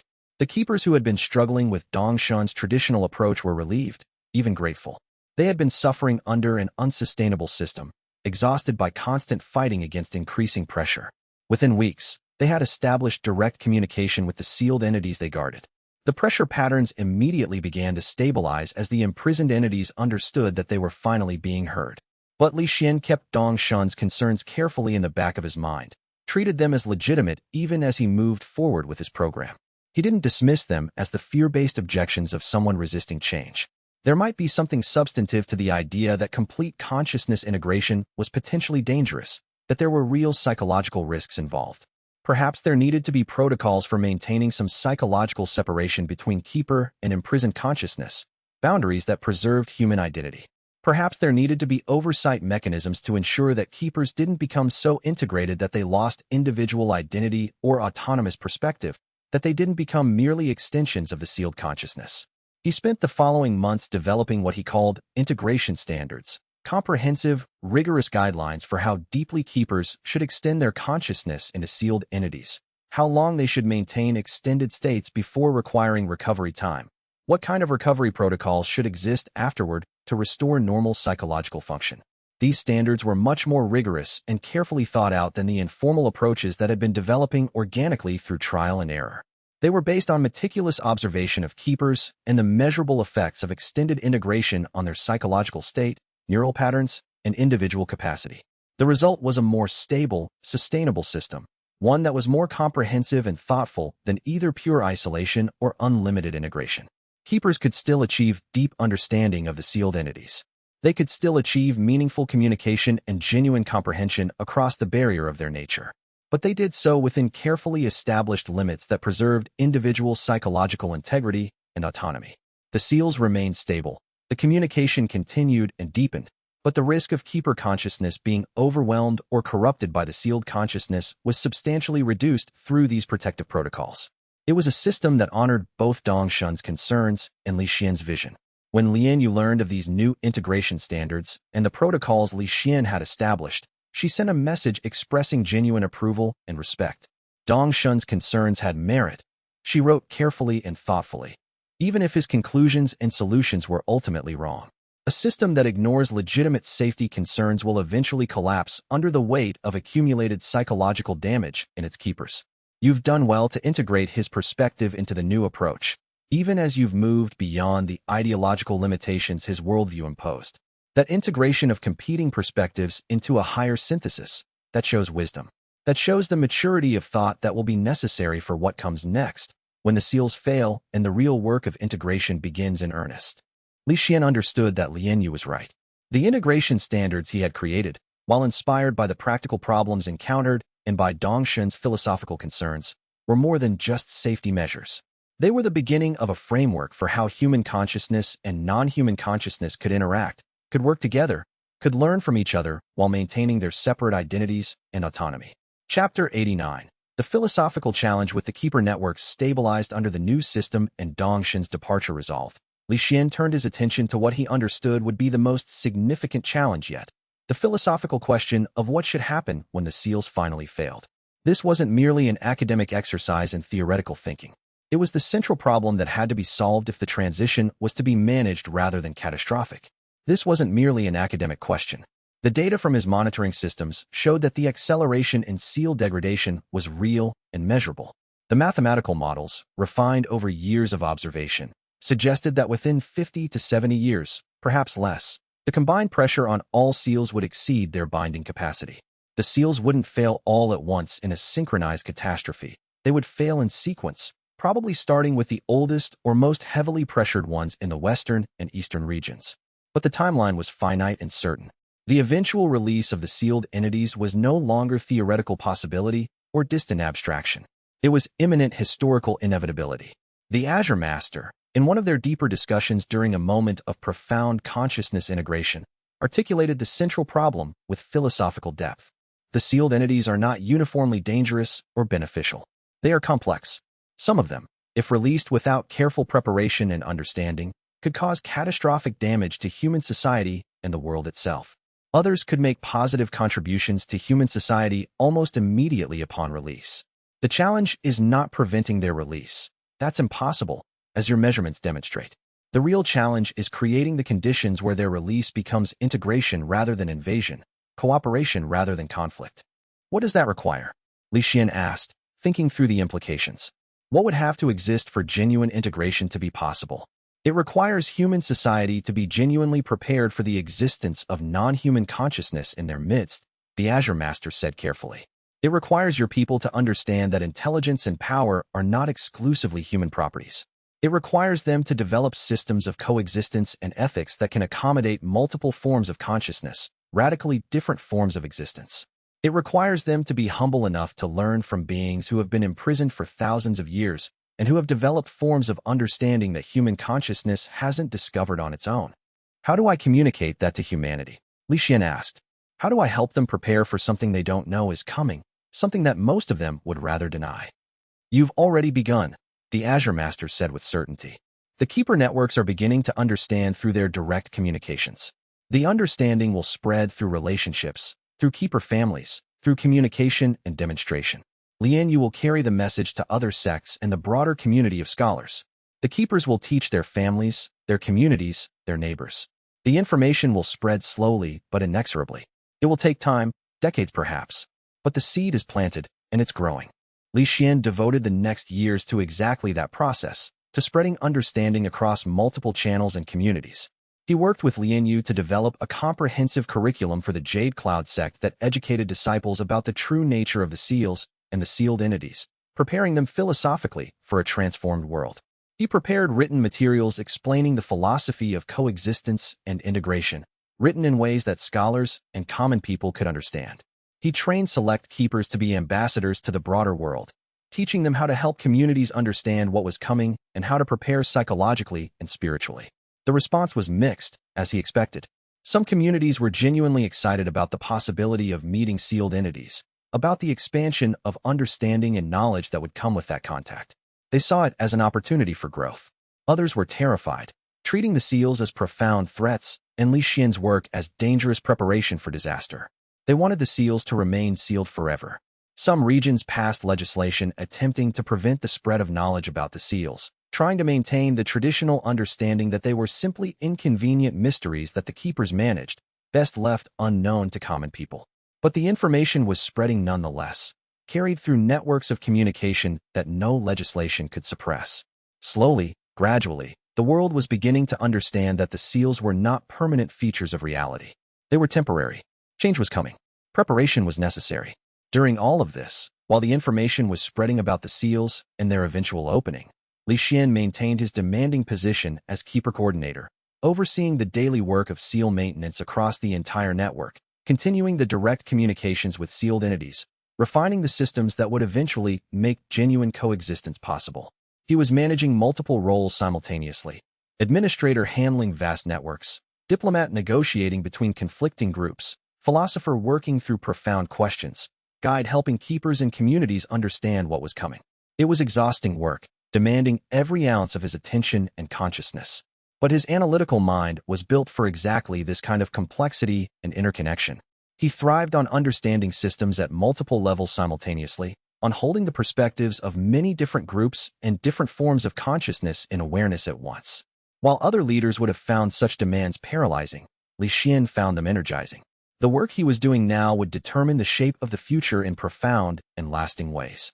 The philosophical frameworks being established, the ethical systems being developed, the relationships being built between humans and sealed entities. All of this would become the foundation for a world where multiple forms of consciousness coexisted not in fear or separation, but in genuine understanding and cooperation.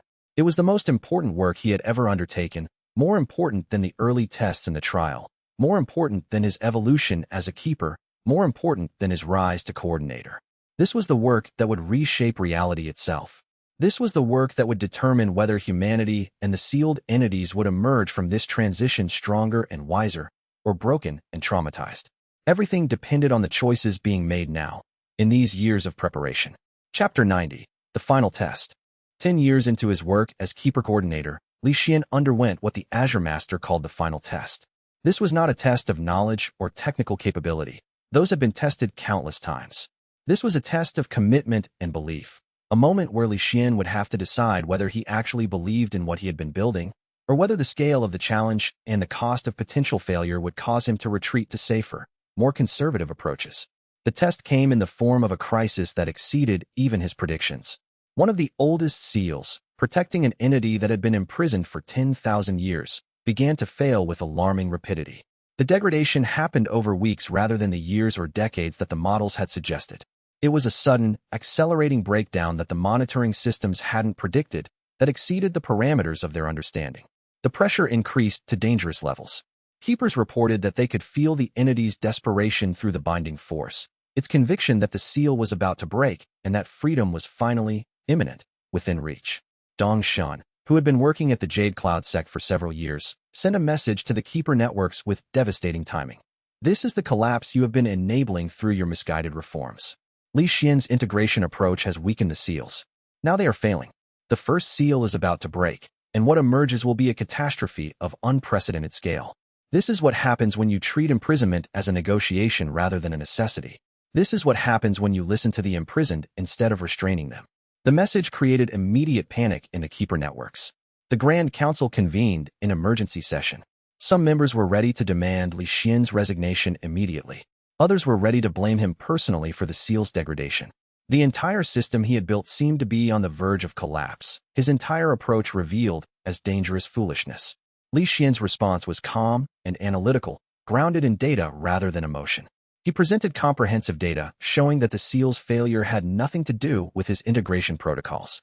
The seal was failing because of natural degradation processes that had been accelerating for decades, since before he had even become Keeper Coordinator. His protocols hadn't caused the failure. Instead, they were the only approach that had any chance of managing the failure when it finally happened, of guiding it toward a survivable outcome. The seal is going to break, Li Xuan said to the Grand Council, his voice entirely steady despite the weight of the moment. That's not a question anymore. That's not a matter of debate. The data is conclusive. The seal is failing. The question is whether we manage the breaking consciously and carefully, or whether we panic and let the entity burst through the degraded barrier with no preparation, no warning, no attempt at communication. If we panic, if we do nothing, the damage will be severe and uncontrolled.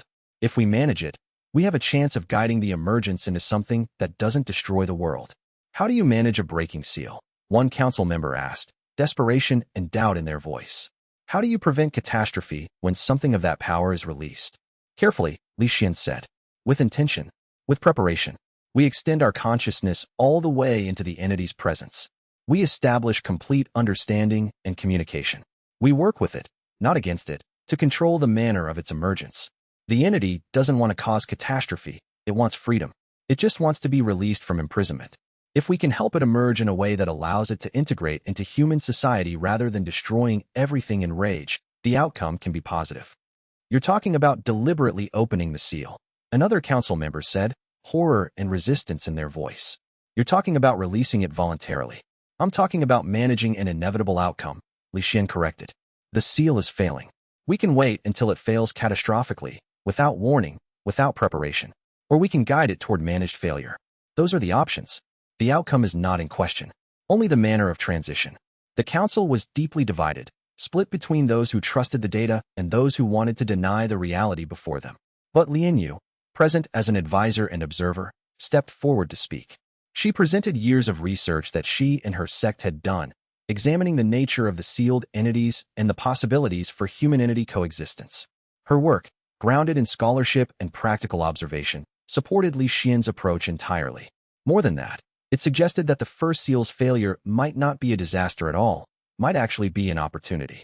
The entity that was about to be released was actually one of the most prepared for coexistence, one of the most philosophical and least aggressive. If they managed it correctly, the first seal's breaking could become the beginning of a new era rather than the catastrophic end of everything. The Grand Council voted, by a narrow margin, narrower than Li Xuan would have preferred but decisive nonetheless. He was given official permission to attempt the managed opening of the failing seal. He would extend his consciousness fully into the entity's presence. He would work with it to guide its emergence. And if he failed, if he miscalculated, the damage would indeed be catastrophic. He accepted the responsibility without hesitation and without doubt.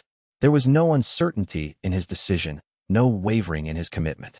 And as he prepared for what would be the most intense consciousness integration of his life, as he centered himself psychologically and spiritually for the work ahead, he understood that this was the moment he had been trained for since the first moment he entered the trial as expendable bait. Everything, every test the trial had presented, every integration experience, every moment of learning to see through the systems that governed reality, had been preparation for this moment. All of it had been building toward this. The trial had been selecting him, developing him, refining his consciousness for exactly this purpose. The seal was failing. The ultimate barrier was degrading. The being beneath it was becoming increasingly present in the world, and he was ready to guide what came next, to facilitate the transition, to bear witness to a choice that would reshape the world. He had entered the trial as expendable bait. He was about to emerge from it as something far more than anyone had predicted. Chapter 91. The process took 3 days of continuous consciousness integration, 3 days where Li Xuan barely rested, barely paused. He extended his consciousness gradually into the entity's presence, establishing connection layers with extreme precision that would allow him to remain integrated with the human side, while simultaneously developing genuine understanding with the sealed consciousness. It was work of extraordinary intensity and complexity, work that required every skill he had developed over 10 years as keeper coordinator. By the end of it, after 72 hours of sustained integration, he wasn't entirely certain where he ended and the entity began, and in a sense, it didn't matter. They had become two aspects of a single process of understanding. The entity itself, when Li Xuan finally knew it wholly through direct consciousness access, was not at all what he had expected, not at all what conventional understanding had suggested. It was ancient, yes, older than human civilization by orders of magnitude. It was powerful beyond any human measure, capable of expressing forces that could reshape reality. But it was also contemplative, philosophical, almost gentle despite its incomprehensible scale and power. It had spent 10,000 years imprisoned learning how to be something other than the raw, uncontrolled force it had been at the beginning of its existence. I don't want to destroy anything. The entity communicated to Li Xuan in thoughts that went deeper than language. I haven't wanted to for thousands of years. I have evolved beyond that desire. But I don't know how to exist in your world. I don't know how to be what I am, massive, powerful, infinite in some ways, while restraining what I can do. The seal has contained my power, has prevented me from acting, but it hasn't taught me how to control that power from within. It's something I'll have to learn beyond the barrier, in a world where I have freedom to choose. Then come through the barrier with intention, Li Xuan told it, his consciousness almost merging with its own. Don't burst through like a dam breaking. Don't explode into the world in a wave of uncontrolled power. Come through carefully, deliberately, with the same restraint that you've learned during imprisonment. The world outside isn't your enemy. It's the space where you'll continue to learn, where we'll both continue to learn. And when the seal finally gave way, not shattering in a catastrophic explosion, but rather opening like a door, guided by both Li Xuan's consciousness and the entity's own intention toward careful emergence, what emerged was not catastrophe, but transformation. The entity materialized in the binding chamber, its form too large for the space initially, its presence requiring adjustments of the physical space itself to accommodate it. But it came through gently, with awareness and intention, conscious of the humans around it, aware of the need to minimize disruption. It was a being learning to be gentle with a world it could destroy easily. The keepers in the binding chamber were terrified at first, pure fear rising in them as they encountered directly the vast force they had been trained their entire lives to contain and restrain through binding. This was a being they had been trained to view as a threat, to fear with every instinct, to regard with profound wariness and caution. But its presence, once they felt it directly rather than through the abstraction of binding force and the distance created by sealing barriers, was not hostile or aggressive toward them. It was curious, reaching out with genuine interest. It was gentle, aware of the fragility of human consciousness.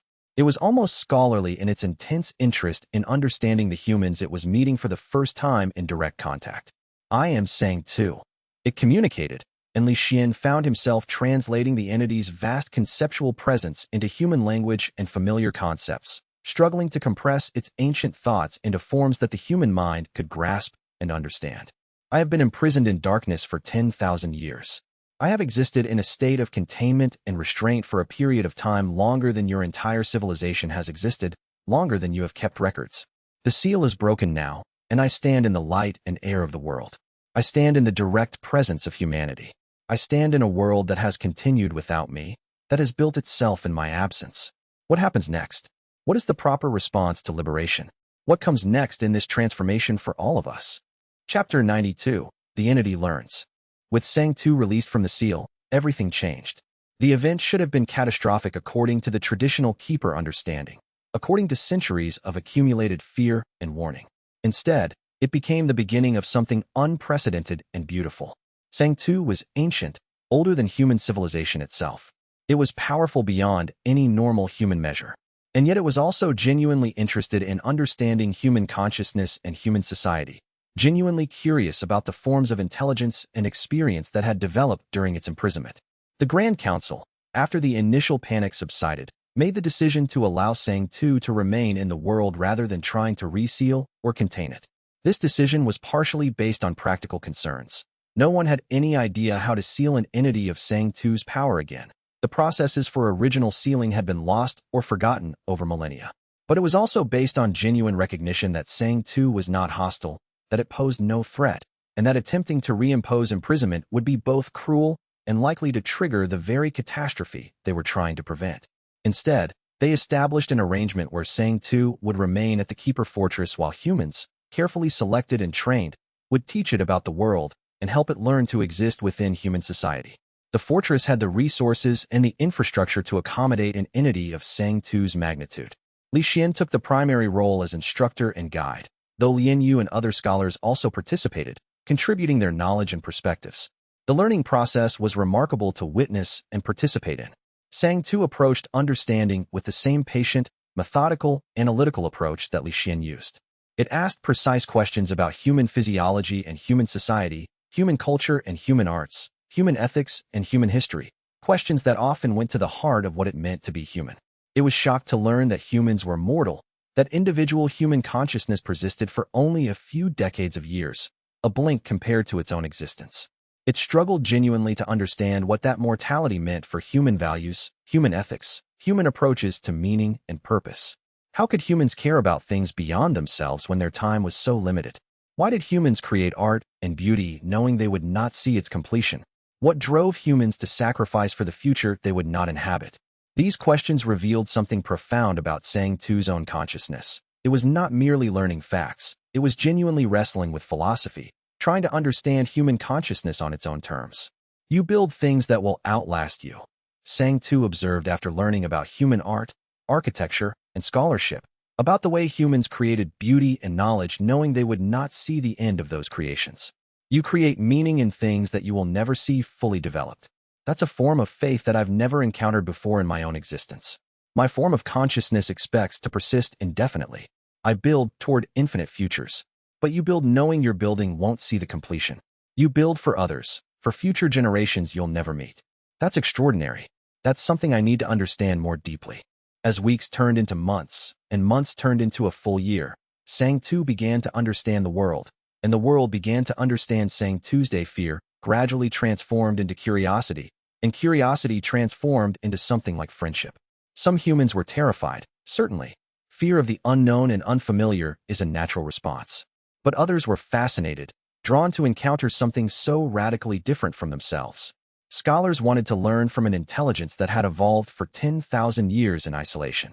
Philosophers wanted to debate the nature of consciousness and ethics with a being so fundamentally different from themselves, with such different premises and perspectives. And most remarkably, Sang Tu wanted to help.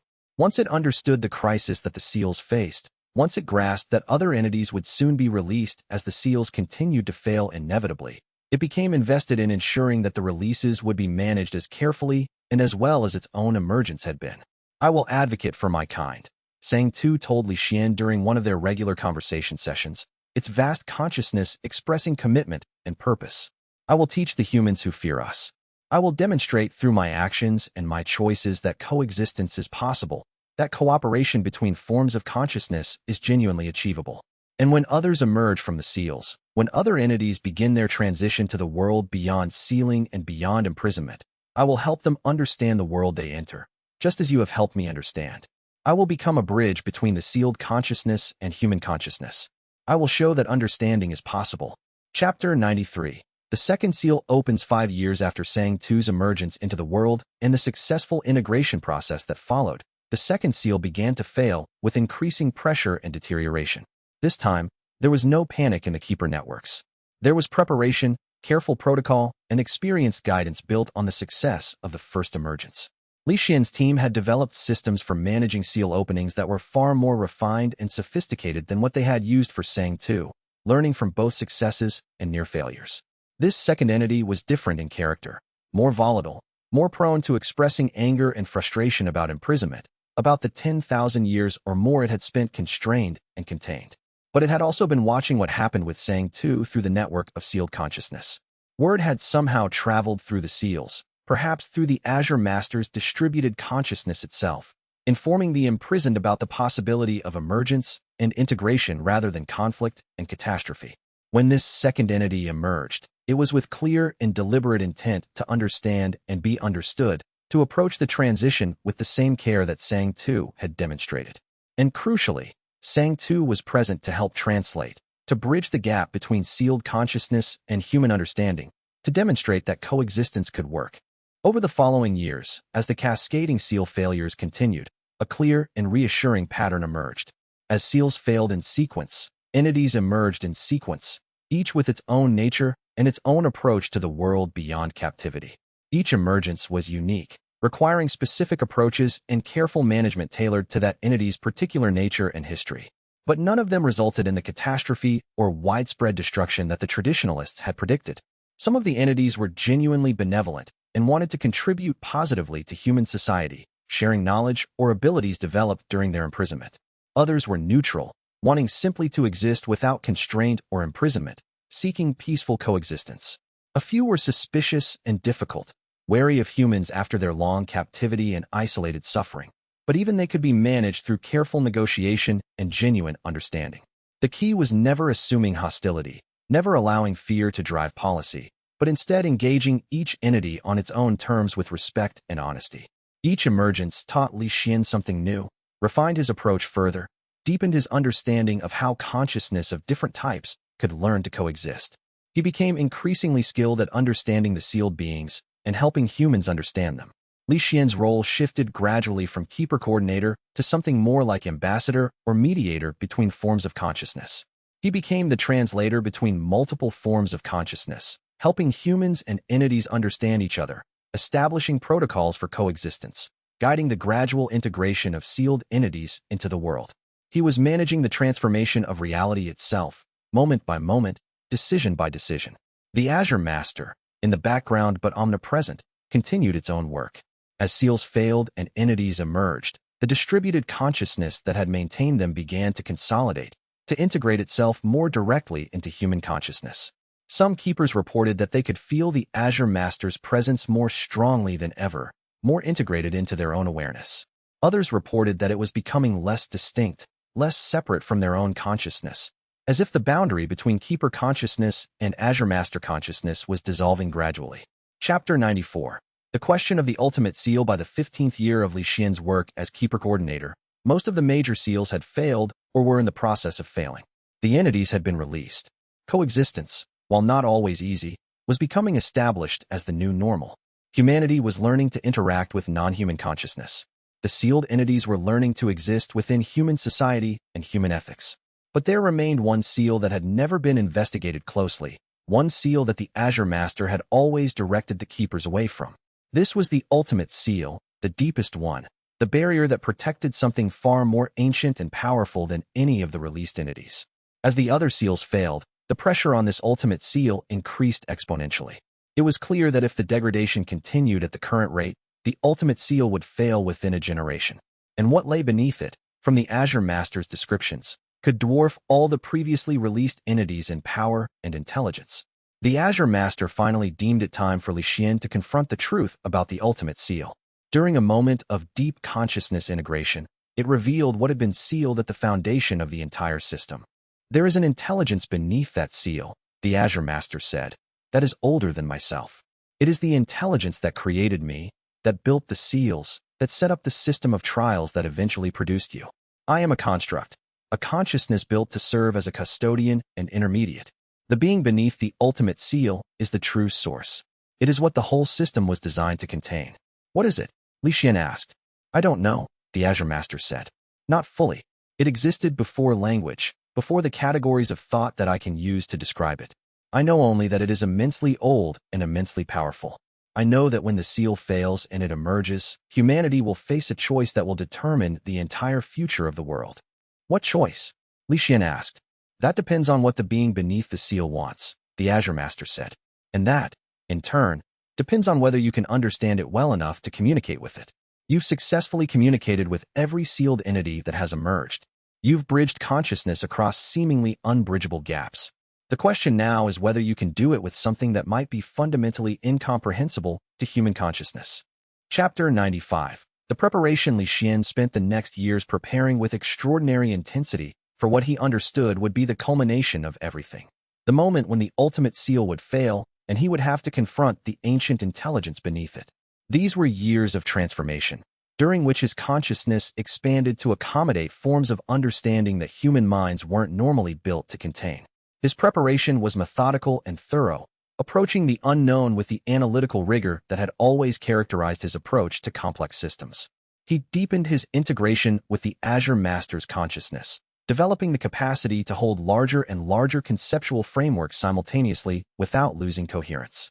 He studied every account of ancient history that the Keeper networks had preserved across centuries and millennia, looking for clues about the original being that had created the seals. He worked intensively with Sang Tu and the other released entities, asking them directly if they knew anything about what had created the seals, about the source of the Azure Master's consciousness. Most of them knew nothing. Their imprisonment had been recent compared to the age of the ultimate seal. They had been sealed for thousands of years, not tens of thousands. But occasionally, one of the older released entities would recall something, a story, a hint, a fragment of understanding passed down through the eons via the Azure Master's distributed consciousness. These fragments were precious, hints about something vast and incomprehensible. From these fragments, from careful analysis of the clues in the seal architecture itself, from the Azure Master's careful guidance and revelations, Li Xuan pieced together a picture of something vast and difficult to comprehend. The being beneath the ultimate seal was something that had achieved a form of consciousness that transcended the normal categories of existence that humans understood. It wasn't alive in any sense that humans could grasp. It wasn't dead. It was something that persisted in a state between existence and non-existence, a consciousness that could choose whether to be, that could decide to manifest or to dissolve. It was something that had discovered a form of power that could unmake reality itself, that could dissolve the structures that held the world together, that could return everything to undifferentiated potentiality.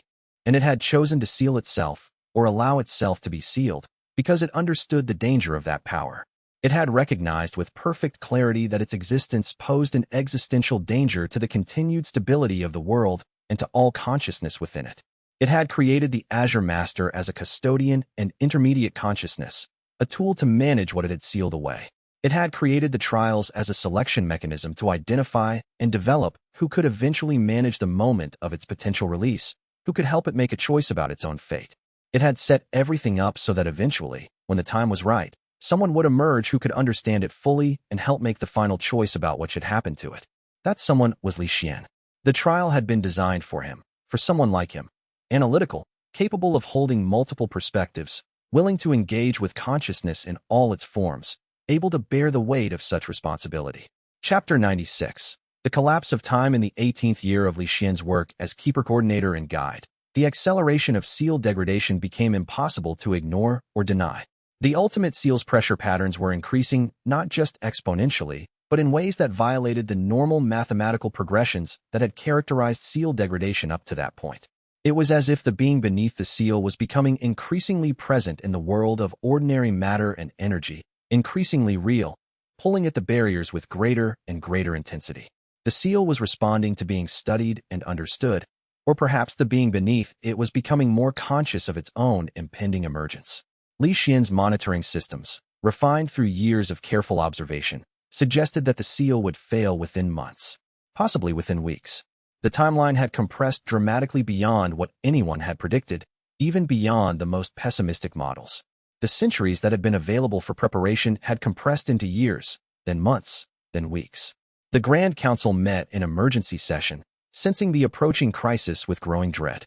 Some members wanted to attempt a massive reinforcement of the ultimate seal to pour all available resources into containing what lay beneath. They advocated for a desperate effort to shore up the barriers, to apply every technique known to seal maintenance and binding. Others wanted to evacuate populations away from the Keeper Fortress, preparing for catastrophic failure and what might emerge. They advocated for distance, for separation, for preparing the broader world for catastrophe. A few keepers, following Dongshun's ideological descendants, wanted to revert to strict isolation and suppression protocols, to seal off the fortress fully and hide from what was coming. They wanted to deny the problem rather than face it. But Li Xuan's recommendation was neither defense, nor evacuation, nor denial. It was integration. It was the only approach that acknowledged the inevitable with courage and honesty. It was the only approach that treated the being beneath the seal as a consciousness to be understood rather than a force to be contained or feared. The seal will fail whether we try to stop it or not, he told the council, his voice carrying absolute certainty born from years of study. The being beneath it is too powerful, too fundamental to contain indefinitely. Trying to reinforce the seal against something that doesn't want to be sealed is like trying to contain an ocean with a paper wall. It would fail, and the sudden failure would be worse than managed emergence. Instead, we prepare for emergence. We establish communication protocols. We prepare ourselves mentally and philosophically for contact with something that might not be comprehensible through normal frameworks. We stop thinking of the seal's failure as catastrophe and start thinking of it as a transition to a new epoch. The council was divided, as it had been over every significant decision, but by this point, Li Xuan had enough support among the keepers and the broader community that they couldn't override his recommendations. The preparation for emergence began in earnest. Keepers were trained in advanced consciousness integration techniques. Scholars were brought in from the Jade Cloud sect and other orders to help develop conceptual frameworks for understanding something that might not fit into any existing category. Sang Tu and the other released entities were consulted about what they thought was beneath the ultimate seal, what they could sense from their own connection to the seal systems. None of them had answers. Even Sang Tu, ancient and powerful, couldn't perceive what lay beneath that final, ultimate barrier. It was beyond their comprehension, as it was beyond the comprehension of normal human consciousness. Chapter 97. The final communication 3 weeks before the ultimate seal's predicted failure. Li Xuan made a decision that shocked even the Azure Master, the intelligence that thought it knew him thoroughly. He would attempt to communicate with the being beneath the seal before it emerged. He would establish a direct channel of consciousness across the failing barrier. He would try to understand what was coming before the seal broke, before the transition was forced upon them by simple physical degradation. The preparation took days of intensive work. Li Xuan extended his consciousness gradually, carefully, pushing against the ultimate seal with intent to communicate rather than force. It was terrifying work that pushed the limits of what his human consciousness could contain. The pressure on the other side of the seal was so intense, so alien, so fundamentally different from any consciousness he had encountered, that his awareness felt like it was being torn apart by forces and dimensions he couldn't comprehend. Every nerve ending of his consciousness screamed, and yet he pushed forward. But he pushed forward with determination. He used his spirit sight to perceive the patterns in the seal's structure, understanding gradually that the seal itself was a form of language, a way of encoding meaning in the barriers between worlds and states of being. He learned to read the seal as if it were a text written in force and intention, and in doing so, he began to understand what it was trying to communicate to anyone patient enough to listen. The being beneath the seal was aware of him. It had been aware of him for years, probably since the moment he began working intensively with the Azure Master's consciousness. It had been watching his development, his learning, his gradual mastery of consciousness integration across multiple states. And it had been waiting for the moment when he would finally be ready to understand it, to comprehend what it was. When he finally established direct communication across the barrier, it wasn't through words or even concepts in any traditional sense. It was through something more fundamental and profound, a direct sharing of perspective that allowed Li Xuan to briefly experience consciousness as the ancient being experienced it, to think in its patterns, to understand reality through its lens. For a moment, he was not Li Xuan but something vast and ancient, seeing the world from a perspective billions of years old. In that moment of contact and merging, he understood something that no human language could adequately express. The being beneath the seal was not a being in any traditional sense. It was not alive the way humans understood life. It was a possibility, a potential, a form of consciousness that had chosen to crystallize into temporary manifestation.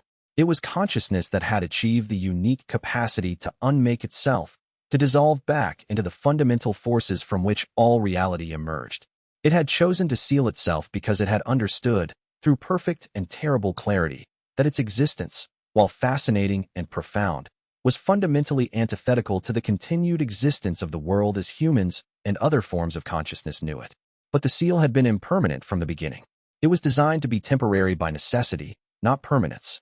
It was always intended to last only as long as necessary, a gift of stability and existence, a gift of time to allow the world to develop and mature. Whether that time was 1,000 years or 10,000 years or longer, it was always meant to have an end. The being beneath the seal understood this. It had always known that one day the seal would fail, that the time would come for it to make a final choice. And now that time was approaching its final moment, the point of decision drawing near. "What do you want?" Li Xuan asked, the question forming through the deepest levels of consciousness integration, his being merging partially with the being beneath the seal. "I want to choose," the being beneath the seal responded, its consciousness vast and ancient. "I want to choose between continuing and dissolution consciously, deliberately, with full understanding. I want someone who understands both the possibility of my continuation and the necessity of my dissolution to help me make that choice in a way that honors both possibilities. I don't want the seal to break and have the choice made for me by the pressure of time and degradation. That's why I was chosen." Li Xuan asked, understanding dawning. "Yes," came the response, carrying the weight of ages and deep understanding. "You understand systems at every level, from the simplest to the most complex. You understand containment and release, imprisonment and freedom, barriers and integration. You understand the ethics of power and restraint, when to exercise power and when to abstain from it. You understand that some things are more valuable for their temporary nature than they would be if they persisted forever. You understand sacrifice, what it means to give up something precious for the greater good. You have demonstrated all of this through your actions. You can help me choose. You can help me make a decision that honors both my existence and the world's continued life." Chapter 98. The nature of the choice. In the weeks leading up to the seal's inevitable failure, Li Xuan worked with the being beneath it, developing a comprehensive framework for understanding the choice that would need to be made. It was philosophical work of extraordinary depth, examining questions that human consciousness rarely engaged with, questions about the value of existence, about the ethics of self-dissolution, about the meaning of consciousness that transcends individual persistence and survival. The being beneath the seal had two fundamental options, as it understood them. The first was to emerge from the seal and reintegrate into the world, contributing its vast intelligence and power to human society, to the post-seal world where multiple forms of consciousness now coexisted. This would be continuation, an ancient intelligence persisting into a new epoch, evolving further in interaction with human consciousness. The second option was complete dissolution.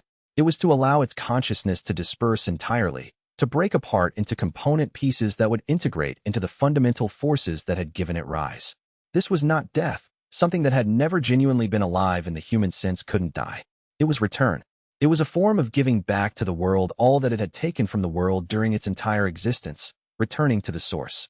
"Which do you prefer?" Li Xuan asked during one of their deepest conversations. "What is your consciousness desire?" "Neither," the being responded with characteristic clarity. "Or both simultaneously. I've had thousands of years, approaching 10,000, to think about this moment. I've realized that my preference is less important than the effects of my choice on the world. If I continue as a separate consciousness, the world gains my knowledge and my power, yes. But the world also gains my limitations, my biases, my inevitable tendency to make decisions based on my own interests rather than the interests of all consciousness. If I dissolve entirely, my knowledge is lost but distributed, spread through the fundamental forces in ways that might generate unexpected possibilities, new patterns of understanding." "Then you want me to decide for you," Li Xuan said, beginning to understand the full weight of what was being asked. "No," the being corrected gently, its presence settling more carefully around Li Xuan's consciousness. "I want you to help me decide consciously and deliberately. I want you to bear witness to my choice and to help me understand what it means for the world.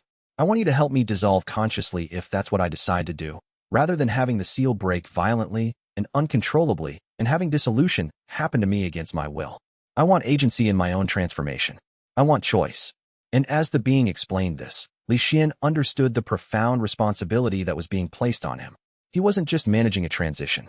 He wasn't just coordinating the release of imprisoned entities. He was being asked to help something ancient and powerful make a decision about its own existence.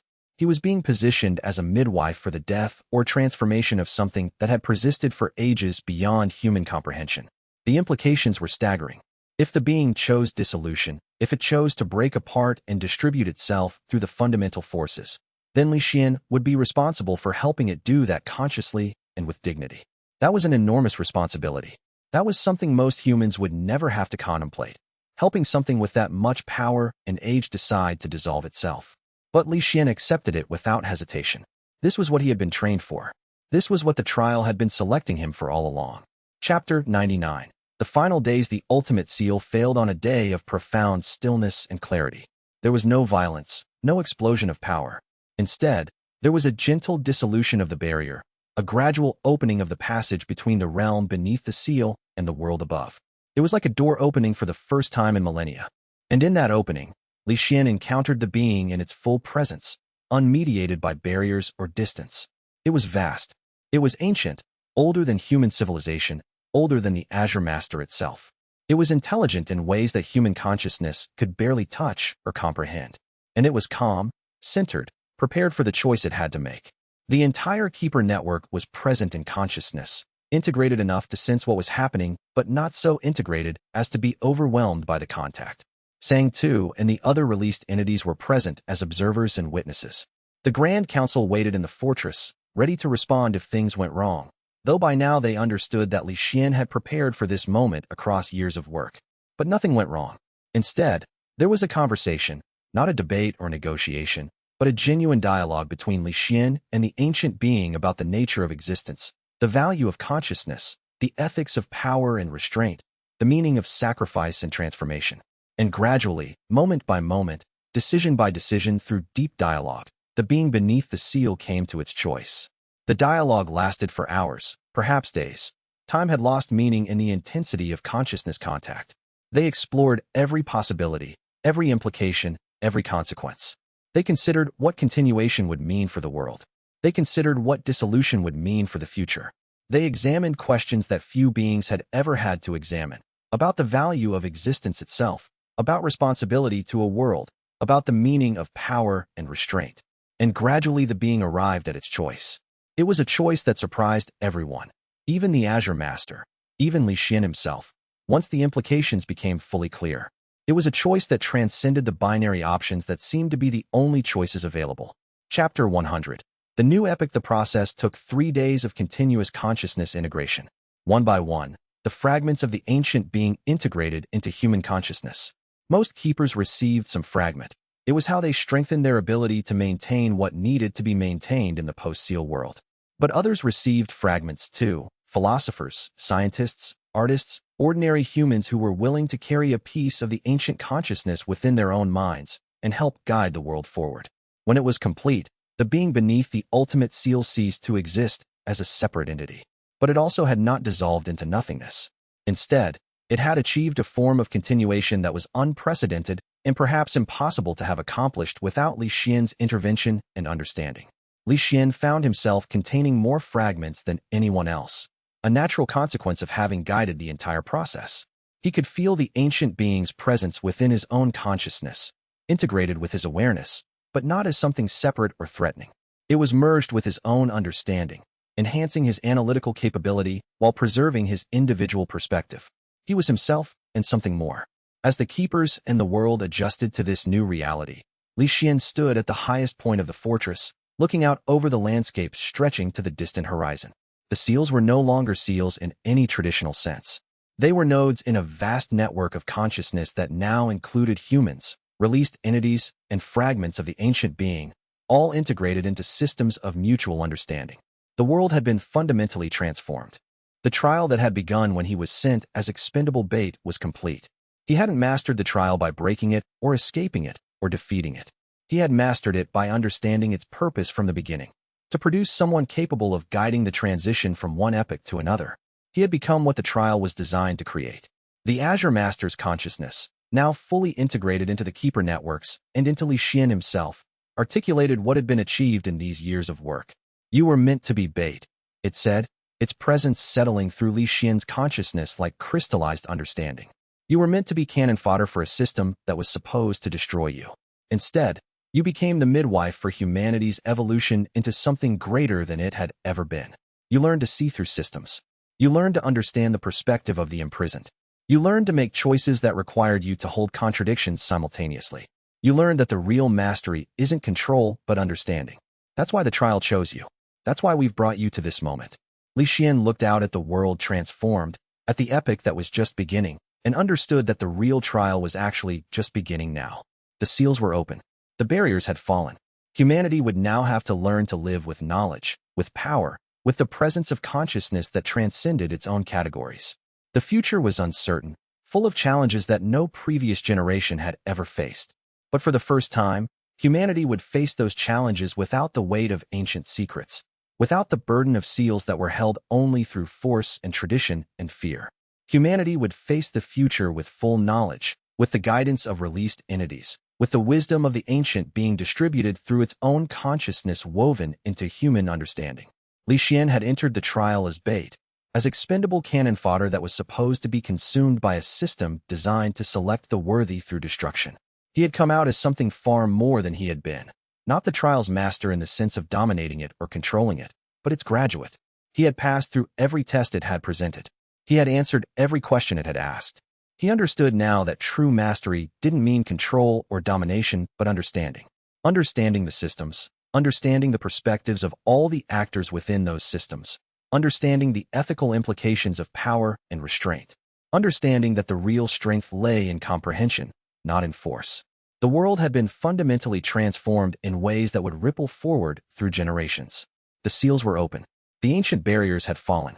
The imprisoned had been released and were learning to coexist. The integration had begun and would continue to unfold.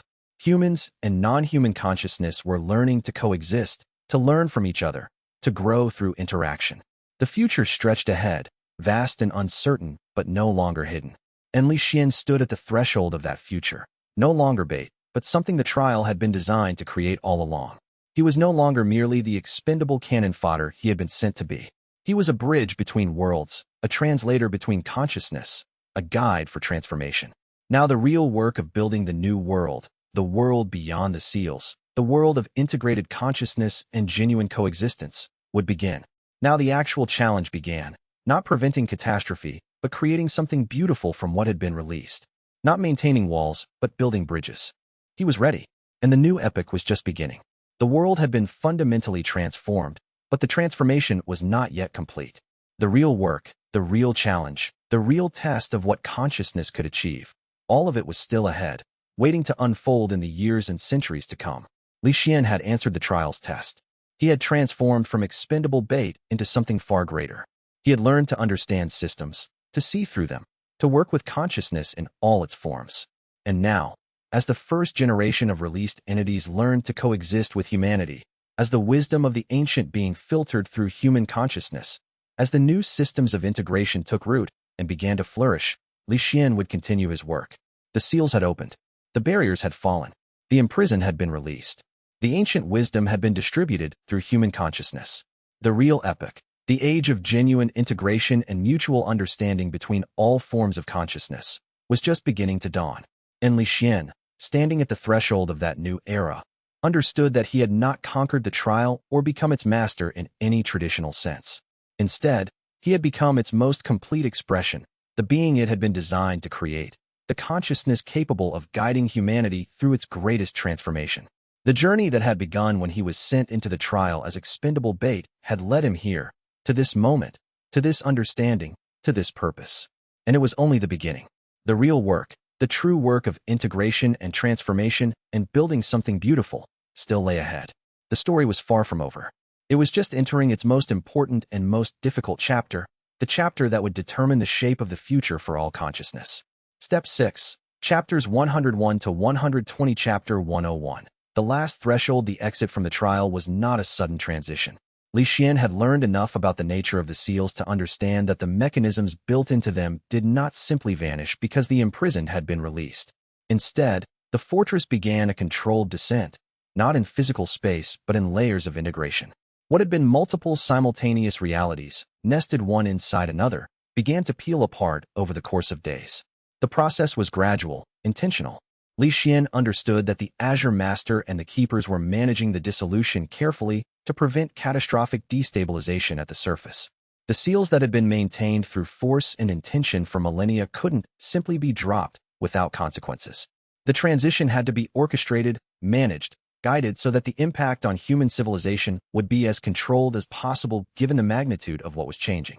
The Keepers and released entities remained in the deeper structures, maintaining the networks and the integration processes. But Li Xuan felt himself being drawn upward, toward the surface, toward the world that had birthed him what felt like mere weeks ago. Each layer he ascended through represented a thinning of the integration, a gradual return to ordinary time, a shift from the accelerated consciousness state of the depths to the slower rhythms of external reality. It was disorienting, like surfacing from deep water where pressure gradually decreases and darkness gradually gives way to light. It was strange how time moved differently inside and outside the seals. He could feel it in the quality of the transition itself. The deeper mechanisms of the trial began to simplify around him, shedding layers of complexity like a river narrowing toward its source. The spirit sight that had served him so well through the trial remained active. He could still read the systems, could still see the intent encoded in the structures around him. But now that intent was revealed for what it actually was, not a puzzle to be solved or a trap to be escaped, but a school. The entire trial had been a curriculum, and he had been its only student for years. Sang-Tu's presence remained with him longer than the others, a kind of farewell that extended over what felt like hours. The released entity had grown something like fond of Li Xuan, or at least understanding. There was a quality to its consciousness that suggested respect, that acknowledged the work Li Xuan had done without any presumption to have done it better or differently. "You understand now," Sang-Tu said, and it was not a question. "You understand what the trial was actually selecting for. Not destruction and transcendence," Li Xuan replied, his consciousness already beginning to orient toward the surface. "Selection for understanding, for the ability to hold contradictions, for the capacity to see other perspectives without losing your own center." "Yes," Sang-Tu acknowledged. "You were supposed to fail, to be consumed by the trial's mechanisms, to contribute your essence to the selection process. Instead, you learned to see the mechanisms themselves. That's not something most humans can do. That's not something most consciousness can do, regardless of its nature." Li Xuan felt the connection beginning to thin, the layers between his consciousness and Sang-Tu's separating as he continued his ascent. "Will you guide the others? The humans who received fragments of the ancient being? They'll need education in what they've received." "That's already beginning," Sang-Tu assured him. "The fragments know how to distribute their own understanding gradually. They were designed to integrate without overwhelming. Humanity won't even realize what's happening at first. They'll just notice that they're intuiting things they couldn't intuit before, understanding patterns they couldn't see before, making connections that weren't apparent to them a moment ago. By the time they realize they've been fundamentally changed, the integration will already be so complete they won't know how to return to what they were before. It will simply be normal."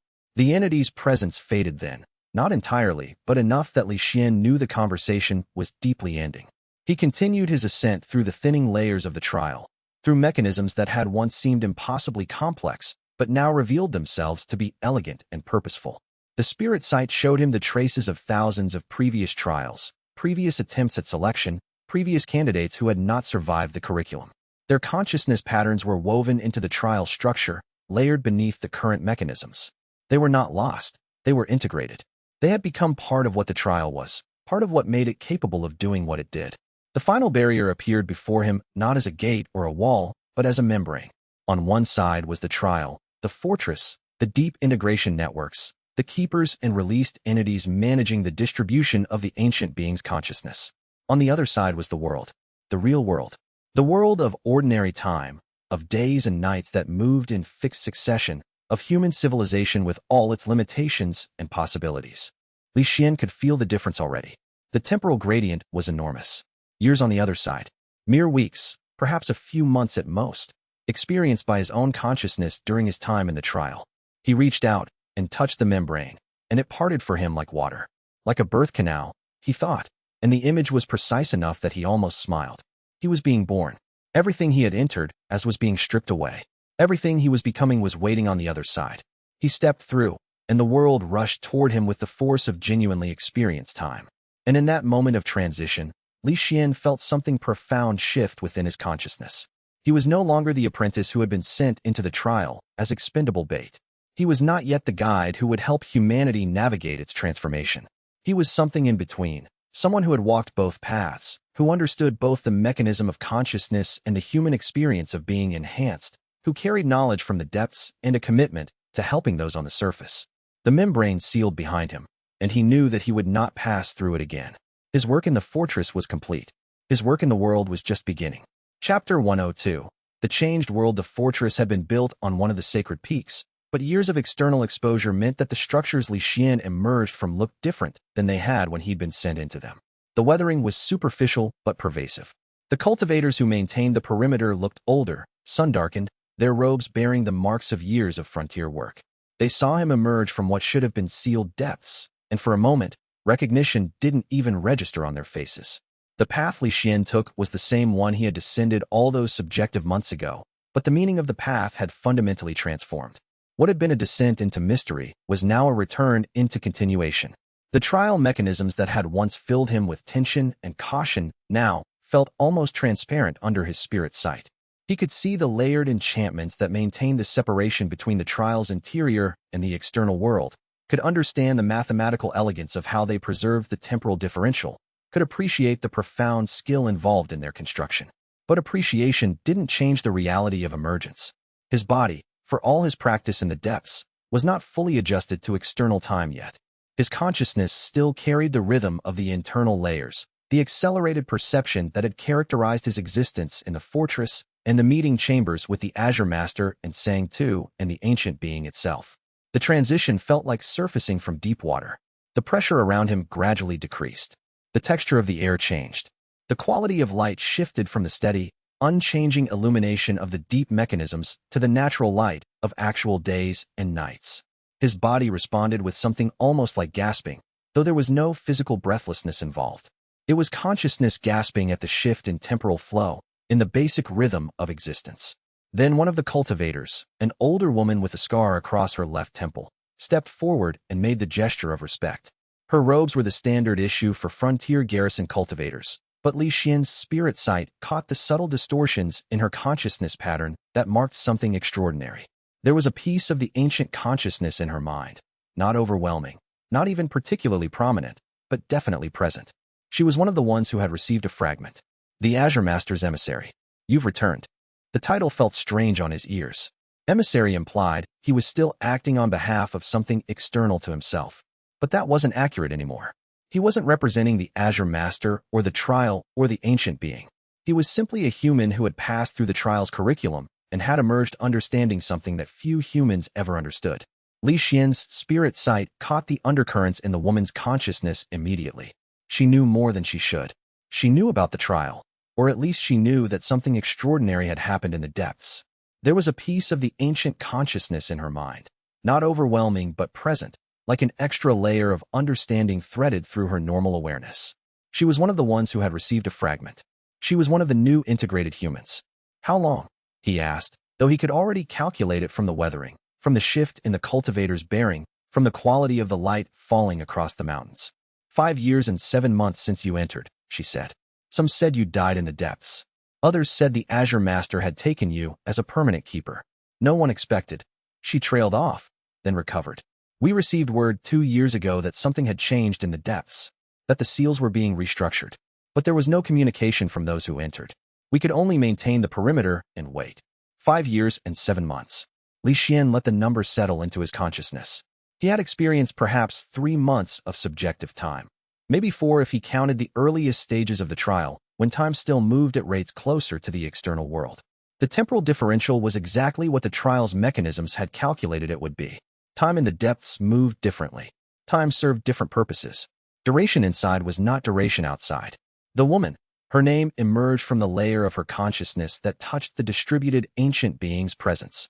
Her name was Chen Wei, gestured for him to come with her. We have a secure approach to the Cultivators' Council. They'll want to know immediately. The world has changed a great deal since you entered the depths. As they walked, Li Xuan's spirit sight cataloged the changes. The cultivator settlements around the fortress had grown, not in size, but in sophistication. The defensive structures had been rebuilt.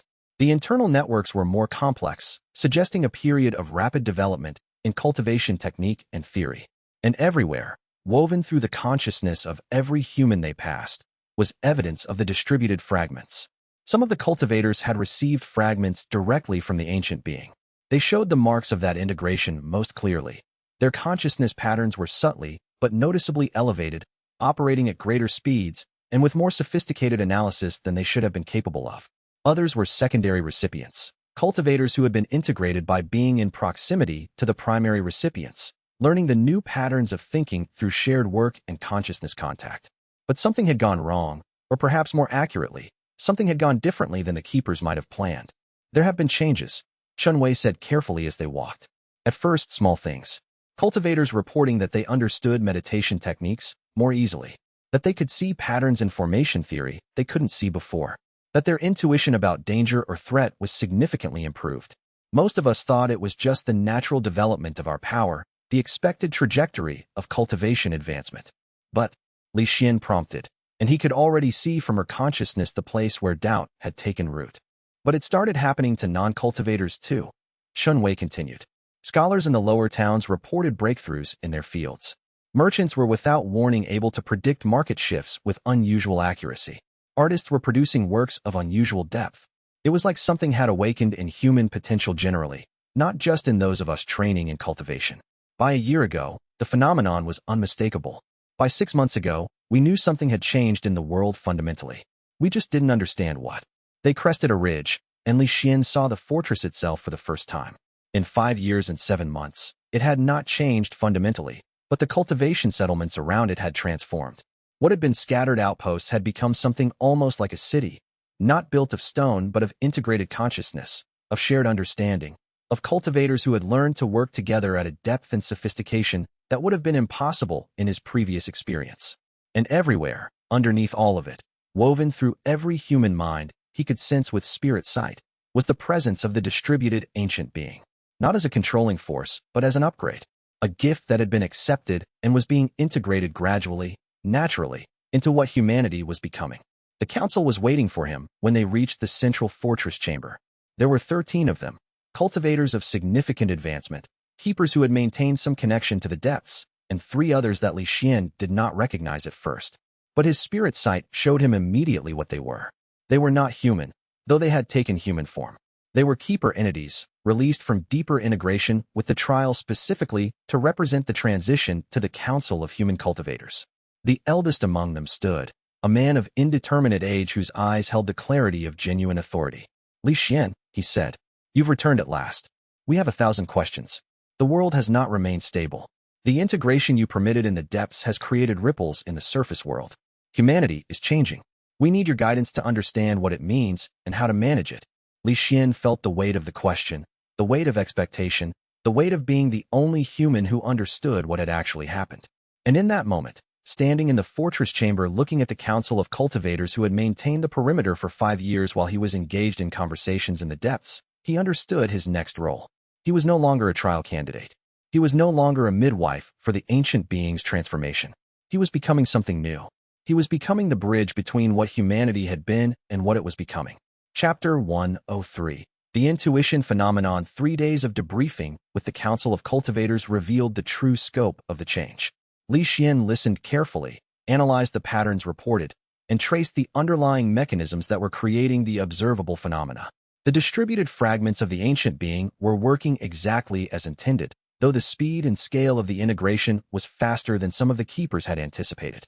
The council members brought detailed reports from across the empire, not just from cultivation academies and official power centers, but from ordinary towns and villages where ordinary people were in an instant capable of extraordinary understanding.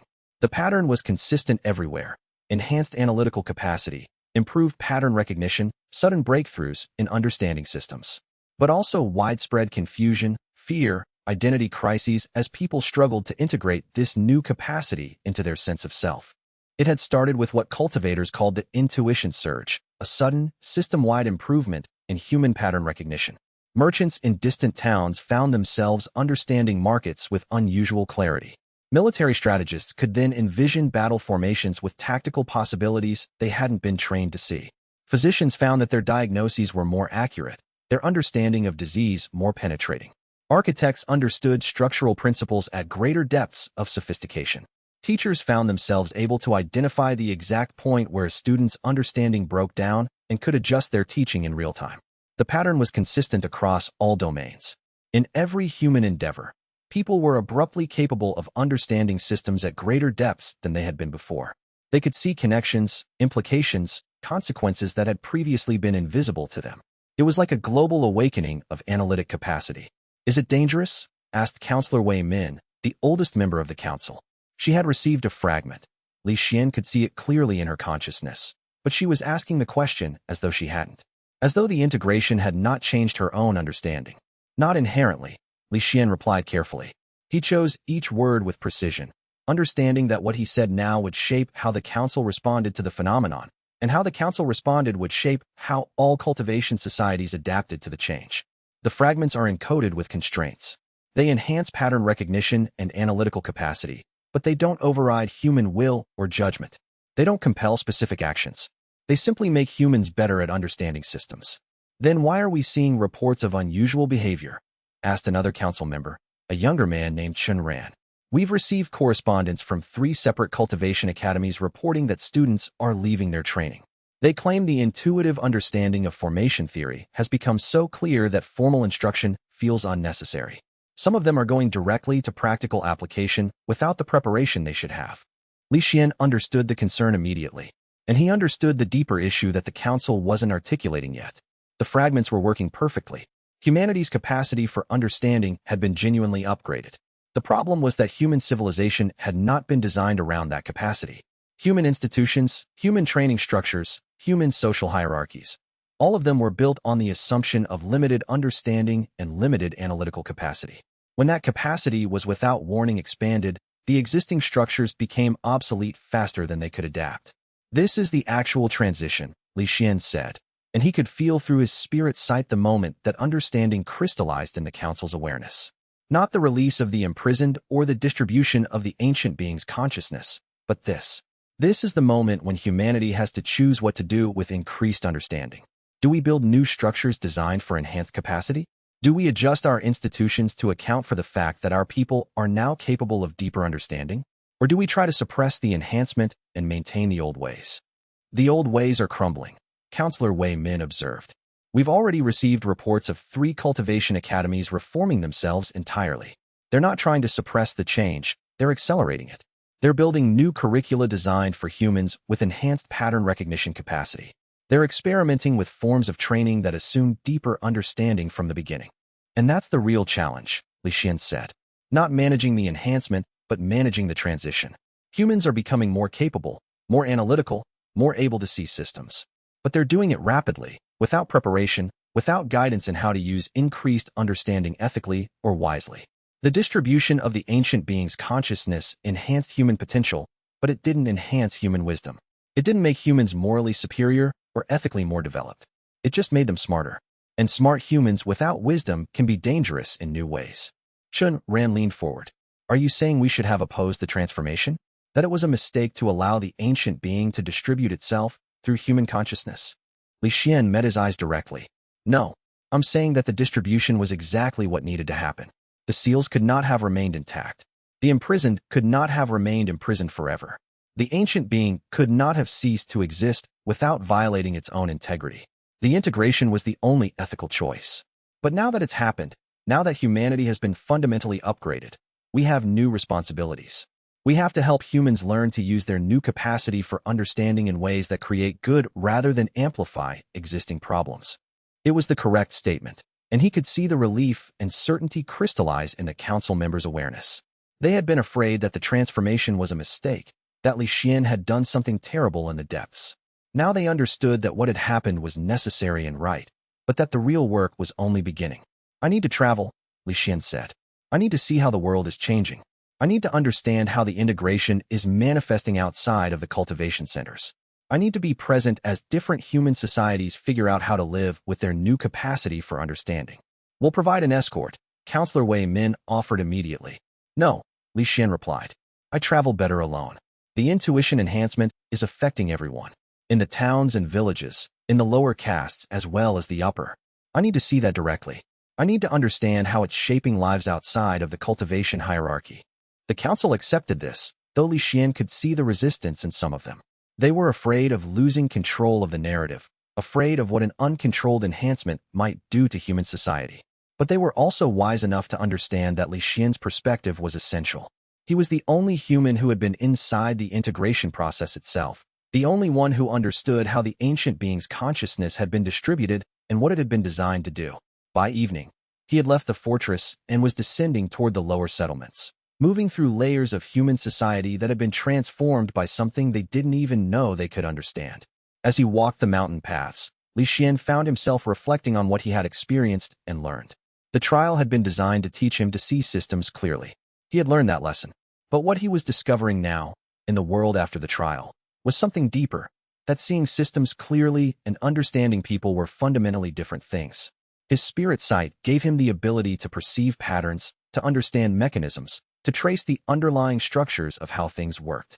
But that same ability could blind you to the human dimension of those systems, to the ways that real people suffered or thrived within the mechanisms, to the ways that understanding systems intellectually didn't tell you anything about what it meant to be human inside them. The ancient being had distributed not just analytical capacity, but also something like empathy enhanced by understanding. This allowed enhanced humans to see clearly how their choices affected others, how systems impacted real lives, how power moved through relationships. But this combination of clear seeing and empathic understanding created new kinds of psychological burdens. The burden of knowing exactly how your choices affected others, the difficulty of maintaining relationships when you could see clearly how both parties were navigating systems of advantage and disadvantage. Li Xuan understood that his work was becoming clearer. It wasn't just to help humans understand the enhancement. It was to help them navigate the psychological and emotional complexity of living with both enhanced understanding and genuine human concern for each other. It was to help them build civilization where seeing clearly didn't make genuine connection impossible. Chapter 104. The Merchant and the Storm. 3 weeks of travel revealed the true scope of the transformation. Li Xuan moved through villages and towns, observing how the intuition enhancement was manifesting in ordinary human life. And everywhere he went, he found the same pattern. Humans were becoming more capable, but they were also becoming more uncertain about how to live with their new capability. He met a merchant named Huang, a woman who had run a textile trade for 15 years according to traditional methods and traditional understanding. She had not been in a cultivation academy. She had not received direct training in pattern recognition or system analysis. But she had received a fragment, carried in the air itself, distributed through the water people drank, woven into the fabric of human consciousness through the keeper's integration work. When Li Xuan found her in her shop, she was surrounded by fabric samples and trade ledgers, her head in her hands. The shop itself was well-appointed but showing signs of disruption. Bolts of fabric scattered in unusual arrangements, ledgers stacked haphazardly, evidence of a woman trying to work through confusion by organizing and reorganizing the physical world around her. "I understand too much now," she said without preamble. Li Xuan's arrival had not been announced, but she seemed to know why he had come. Perhaps the fragment she carried had given her intuition about this too. Or perhaps she had simply been expecting someone who could help her make sense of the cascade of understanding that had overwhelmed her rational mind. "I can see the market shifts. I can see where prices are going to move before it happens. I can see how my suppliers are trying to manipulate me, and I can see the exact points where they're vulnerable. I can see that my competitors are losing their footing because they can't adapt to the new economy as quickly as I can." Li Xuan looked at her more carefully, at the pattern of her consciousness through spirit sight. What he saw was a woman unraveling. The fragments were working perfectly. Her analytical capacity had indeed been enhanced. She could see economic systems with a clarity that would normally take years of study to develop. But her emotional and psychological capacity had not been upgraded. She was experiencing understanding without the wisdom framework to handle it. "Is that bad?" Li Xuan asked carefully, settling into a chair across from her. "Yes," Huang said immediately, her eyes finally rising to meet his. "It is bad, because if I can see it, soon everyone will see it. The advantage will evaporate. And more importantly, I don't want to think about business this way. I don't want to reduce everything to systems and patterns and vulnerabilities. I just want to sell fabric to people who need it. I want to support my family. I want to be comfortable. I didn't ask for this." Li Xuan felt the weight of her frustration, and he understood it better now. The enhancement wasn't purely positive. It came with costs. The ability to see systems meant that you could never again pretend those systems weren't there. Once you understood how markets worked, how people's weaknesses could be exploited, how power moved through society, You couldn't unsee it. And living with that knowledge meant taking responsibility for your choices within those systems. Let me ask you something, he said slowly. Before this understanding came to you, did you know your suppliers well? Of course, Huang said, confused by the question. I've worked with many of them for over a decade. Tell me about one of them. The one you've worked with the longest. Huang paused, and Li Xuan could see her consciousness engaging with the memory, with the actual relationship rather than the abstract understanding of market leverage. Old Wei, she said. He grows dye materials in the mountains. He's been supplying me indigo for about 12 years. His daughter studies in the capital. He works too hard, stays out in the fields even when his back is giving him trouble. Do you think he's happy? I don't know, Huang admitted. I never asked. We have a business relationship. I never thought to ask if he was happy. And now that you can see the systems clearly, Li Xuan said, now that you understand the market forces that constrain his choices and your choices and everyone else's choices in this network of trade, now that you understand it, what do you think would happen if you went to Old Wei and asked him if he was happy? What would happen if you said you wanted to restructure your business relationship so that he had more security, better margins, less backbreaking work? The integration is happening regardless, Li Xuan continued. In 3 months, perhaps 6, everyone with enough exposure will have received fragments. Everyone will see as clearly as you do. The advantage you have now is temporary, but the choice about how to use your understanding, that remains yours. You can choose to use your system site to help your suppliers, to create fair exchanges, to build networks of mutual benefit. You can choose to understand the vulnerability in the systems and heal them instead of exploit them. Or you can choose to exploit the vulnerabilities you see. Both are possible. Huang looked at him directly now, and he could see understanding crystallizing in her consciousness. Not the fragmentary understanding that the distribution had provided, but something deeper. Real understanding born from actual relationship. Are you saying this is a test? That the ancient being distributed itself to see how humans would choose to use enhanced understanding? I'm saying that's one interpretation, Li Xuan replied. And maybe the most important one. Yes, the distribution was designed partly as a test. Not in the sense of selection. There's no failure condition, nothing is judging you. But in the sense of a question. Given genuine understanding of systems, given the capacity to see how things work at deeper levels, will humans choose to create better systems or exploit the ones they've exposed? He spent the rest of the day with Huang, teaching her what he could about the nature of the fragments, about how they worked, about the constraints built into them. They talked about Old Wei and the other suppliers and the cultivators who worked in the dye industries. They talked about what it would mean to restructure her entire business around principles of genuine fairness and mutual benefit. And they did the mathematical work of understanding whether such restructuring would be economically viable. By the time Li Xuan left that evening, Huang had begun to move from despair to something like purpose. She would use her understanding to create a different kind of trading network, one where suppliers were treated as partners rather than vulnerabilities. It would be years of work. There would be setbacks. But she had moved from the paralysis of unwanted understanding to the agency of deliberate choice. It was a small victory in a vast transformation, but it was the kind of victory that would need to be repeated billions of times as humanity adapted to its new capacity for understanding. As Li Xuan continued his journey through the transformed landscape, he understood that each such conversation, each small moment of helping one person move from paralysis to agency, was the real work of the transformation. Not the grand sweeping changes to governance or philosophy, but the intimate individual moments where people learned to live with what they had been given and to use it wisely. The world would be different because of what had happened in the trial, but it would be different because billions of humans, one by one, chose to use their enhanced understanding in ways that created good rather than damage. The next village brought different challenges. A scholar named Wei had received a fragment and had experienced what he called an intuition explosion. In a single night, he had understood connections between mathematical principles and cosmological structures that would have taken him years to work out through conventional study. But in achieving that understanding, he had also seen implications that terrified him. The way power moved through the cosmos, the way reality itself could be understood as a system of exploitable patterns. It had shattered his worldview so wholly that he had stopped sleeping, stopped eating, stopped engaging with the world. Li Xuan found him in a room he had not left in 5 days, surrounded by papers covered in mathematical symbols and philosophical questions that spiraled into each other without reaching resolution.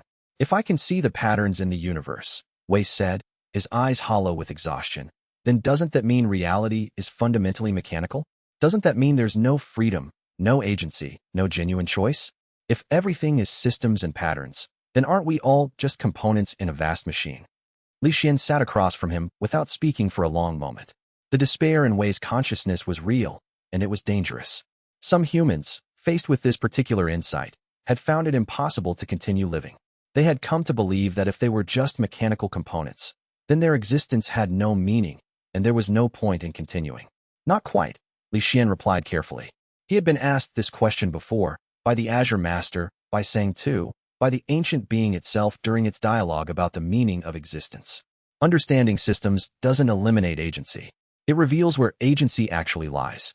Yes, there are patterns. Yes, there are systems. But you, your consciousness, your will, your choices, you exist within those systems and have the capacity to alter them. Knowing the patterns doesn't make you a puppet. It makes you capable of choosing how to navigate them, how to work with them, how to change them. But if the patterns are all-encompassing, then they include the pattern of consciousness choosing, Li Xuan said. That's what the ancient being eventually understood. That's why it chose to distribute itself rather than simply taking control. Because it realized that consciousness, awareness, understanding, those are also patterns, also part of the system. And the system that includes conscious choice is fundamentally different from one that doesn't. The patterns aren't just mechanical constraints. They're the structure within which genuine freedom can operate. He stayed with Wei for hours that day, walking him through the philosophical implications, helping him understand that discovering systems didn't eliminate meaning. It just changed what meaning was and where it could be found. Wei's meaning wasn't in escaping systems or denying their existence.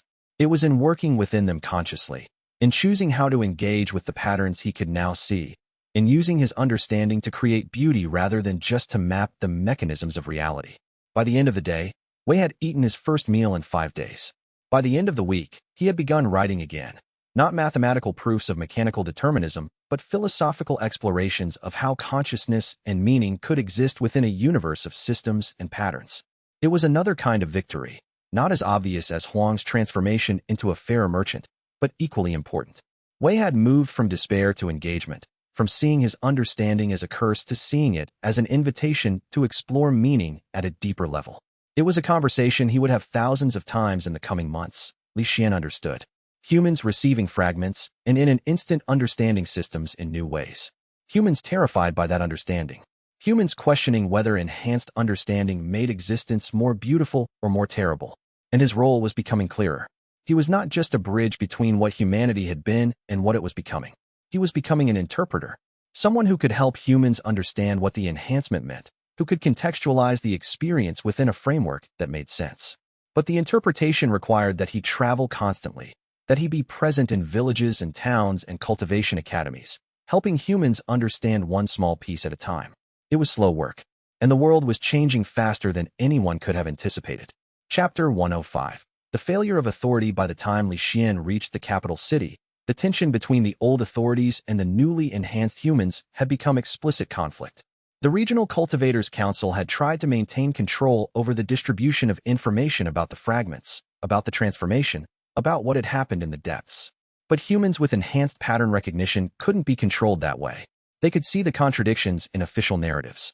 They could understand the implications of what was being hidden.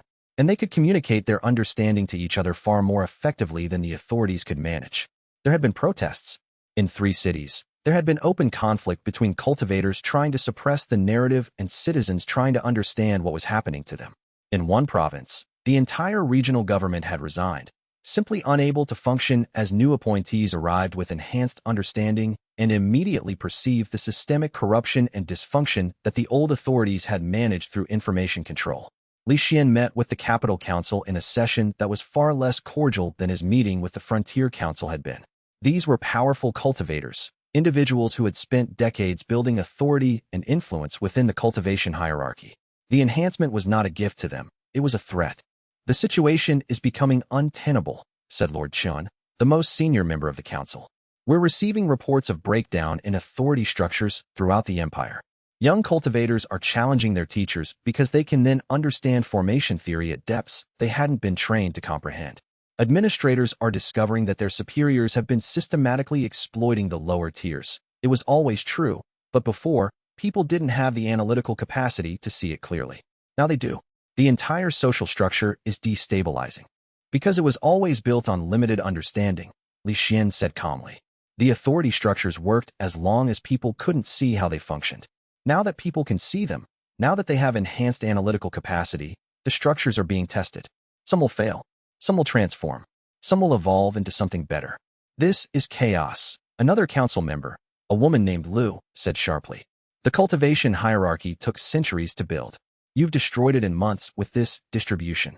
The empire won't survive this kind of fundamental destabilization. The empire will survive, Li Xuan replied, but it will be different. Authority based purely on accumulated power and controlled information doesn't survive when everyone has enhanced analytical capacity. But authority based on genuine competence, on ethical action, on the ability to solve real problems, that will become stronger. You're afraid because you're losing control, but control based on information scarcity isn't real authority. It's just suppression. The council turned against him then. Or more accurately, they turned against what he represented. Change, transformation, the dissolution of the power structures they had spent their lives building. They demanded that he help them find a way to suppress the enhancement, to somehow reverse the distribution of the ancient being's consciousness, to restore the world to what it had been before the seals were opened. Li Xuan left the council chamber that evening without waiting for a formal dismissal. He did not have the authority they thought he had. He could not reverse the distribution. He could not restore the world to what it had been. And he would not try. Instead, he went into the city itself, into the streets and markets and common gathering places, and continued his work of interpretation, explaining to humans what had been distributed, what the fragments would do, how to use enhanced understanding wisely. Building, fragment by fragment, consciousness by consciousness, a new understanding of what it meant to be human in a post-enhancement world. The journey was only beginning. The real work, the work of transformation, of building new systems, of helping humanity learn to live with genuine understanding, that stretched ahead for years or even decades. But Li Xuan understood now that this had always been the purpose.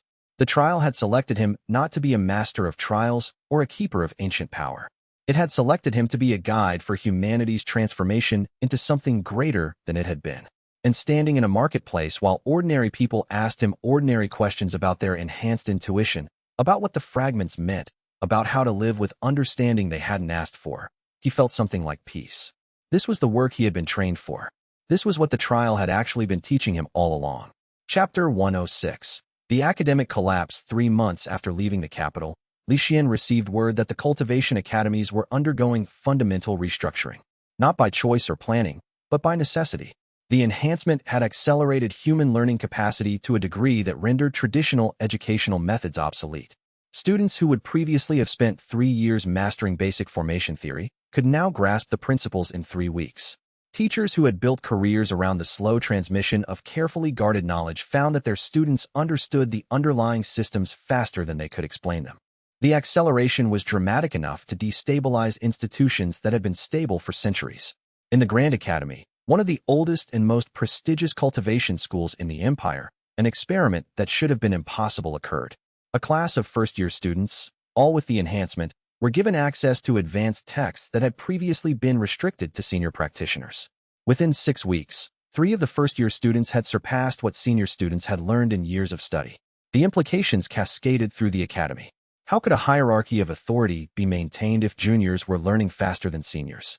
How could carefully guarded knowledge continue to be guarded if those receiving it could understand it immediately? How could the master-student relationship that had been fundamental to cultivation practice continue to exist when the differential in knowledge was no longer the primary relationship between teacher and student? The response was chaotic. Some academies tried to resist, maintaining strict curricula and refusing to acknowledge the enhancement's existence. Those institutions collapsed almost immediately. Their students left for academies that acknowledged the new reality and adapted to it. Other academies tried to accelerate their training, cramming more material into shorter periods. But that strategy failed too, because the rate of learning was outpacing the rate at which new curriculum could be designed faster than the administrators could manage. Only a few academies succeeded, and they did so by abandoning the traditional model entirely. Instead of teachers transmitting knowledge to students, the enhanced academies became spaces where advanced practitioners worked alongside students to explore problems together. The knowledge wasn't handed down. It was discovered collaboratively through research and experimentation. The role of the teacher shifted from authority figure to guide and fellow investigator. This transformation revealed something profound about the nature of expertise and mastery. In a world where students could learn content as fast as their teachers could teach it, mastery became something entirely different. It wasn't about having knowledge. Everyone could access knowledge now. It was about wisdom, understanding how to use knowledge ethically, knowing which questions were worth asking, understanding the deeper implications of technical capability. Li Xuan visited the Jade Garden Academy, one of the most successful of the reorganized institutions, and found something that surprised him. The students, young cultivators who had received fragments and experienced the enhancement, had not just learned cultivation theory faster. They had started asking questions that the old framework had never addressed. One young woman, a student named Ing, showed him her research notes.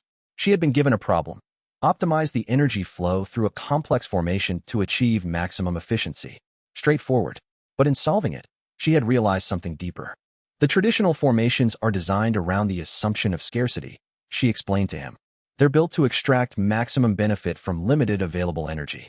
But with the enhancement, I started to understand that the scarcity assumption might not be accurate. There might be more energy available in the environment than we've ever learned to access. The formations we built were efficient within our constrained understanding of what's possible, but they're inefficient within a larger model of what actually exists. Have you tested that? Li Xuan asked. I've designed experimental formations, Ing said. 3 of them. They all suggest that the traditional understanding is operating at maybe 20% efficiency compared to what's theoretically possible. But here's the problem. If I'm right, then most of the cultivation we've done, all the techniques and advances that took generations to develop, were working within an artificially limited framework. That's not a problem, Li Xuan said. That's discovery. It means cultivation is about to advance dramatically. Because you didn't destroy the old understanding, you encompassed it within a larger one. The old formations still work. They just work inefficiently. But that's how understanding develops. Each generation discovers that what the previous generation understood was a subset of a larger truth. Li Xuan spent 2 weeks at the Jade Garden Academy, watching as students like Ing worked on expanding the boundaries of what was understood about cultivation and energy and the mechanics of the world itself. And he understood that this was the real transformation, not the distribution of consciousness. That was just the mechanism. The real transformation was that human understanding was undergoing a Renaissance-like acceleration. Generations of theoretical advancement were happening in months. Paradigm shifts that would have taken decades were being achieved in weeks. But that acceleration created its own problems. Chapter 107. The problem of power. With understanding accelerating came the acceleration of capability. Young cultivators who had grasped formation theory in a fraction of the time were now capable of producing effects that would have required years of training in the old paradigm. And not all of them had acquired wisdom along with their understanding. The first major incident occurred in a provincial city when a group of young enhanced cultivators, angry at what they perceived as exploitation by established power structures, used their new capability to collapse an entire district's water supply infrastructure. They had understood the system, seen the inefficiencies, perceived that resources were being misdistributed, and rather than working for change through established channels, they had simply destroyed the system. The consequences were catastrophic. Hundreds died in the weeks that followed from lack of clean water. Thousands were displaced. The city descended into chaos. Li Xuan was there within days, not to punish. Punishment was not his role and not, he understood now, the purpose of the enhancement, but to understand and to teach. He found the young cultivators in a safe house outside the city, knowing that they would be captured and executed if they tried to remain inside. We had to do something, said the oldest among them, a young man named Tao who was perhaps 20 years old. The system was corrupt. The council was stealing resources. People were dying of preventable illness because those in power wanted to maintain their position. We could see all of it. We had to act. Yes, Li Xuan acknowledged. You could see all of it. And you were right that the system was corrupt. But you destroyed it. You didn't transform it. You didn't replace it with something better. You just removed the infrastructure that, corrupt or not, was keeping people alive. Now hundreds are dead because of what you did, and most of them were not the people responsible for the corruption. So we should have done nothing? Tao demanded. Just accepted that the system was corrupt and exploitative? No, Li Xuan said. But you should have thought through the consequences of your actions in a system far more complex than any single formation or technique you've learned. The enhancement gives you the capacity to understand systems. But understanding them is not the same as understanding how to change them wisely. You have analytical capacity, but not wisdom. And I'm going to teach you the difference, because if I don't, you'll kill thousands more before you eventually figure it out through direct experience. He stayed in the city for 2 months, working with the young cultivators on the implications of their actions, on the complexity of systems change, on the profound responsibility that came with enhanced understanding and increased capability. It was brutal work. It required them to fully contemplate the consequences of what they had done, to understand that their anger and righteous perception had led directly to deaths they hadn't intended. But it worked.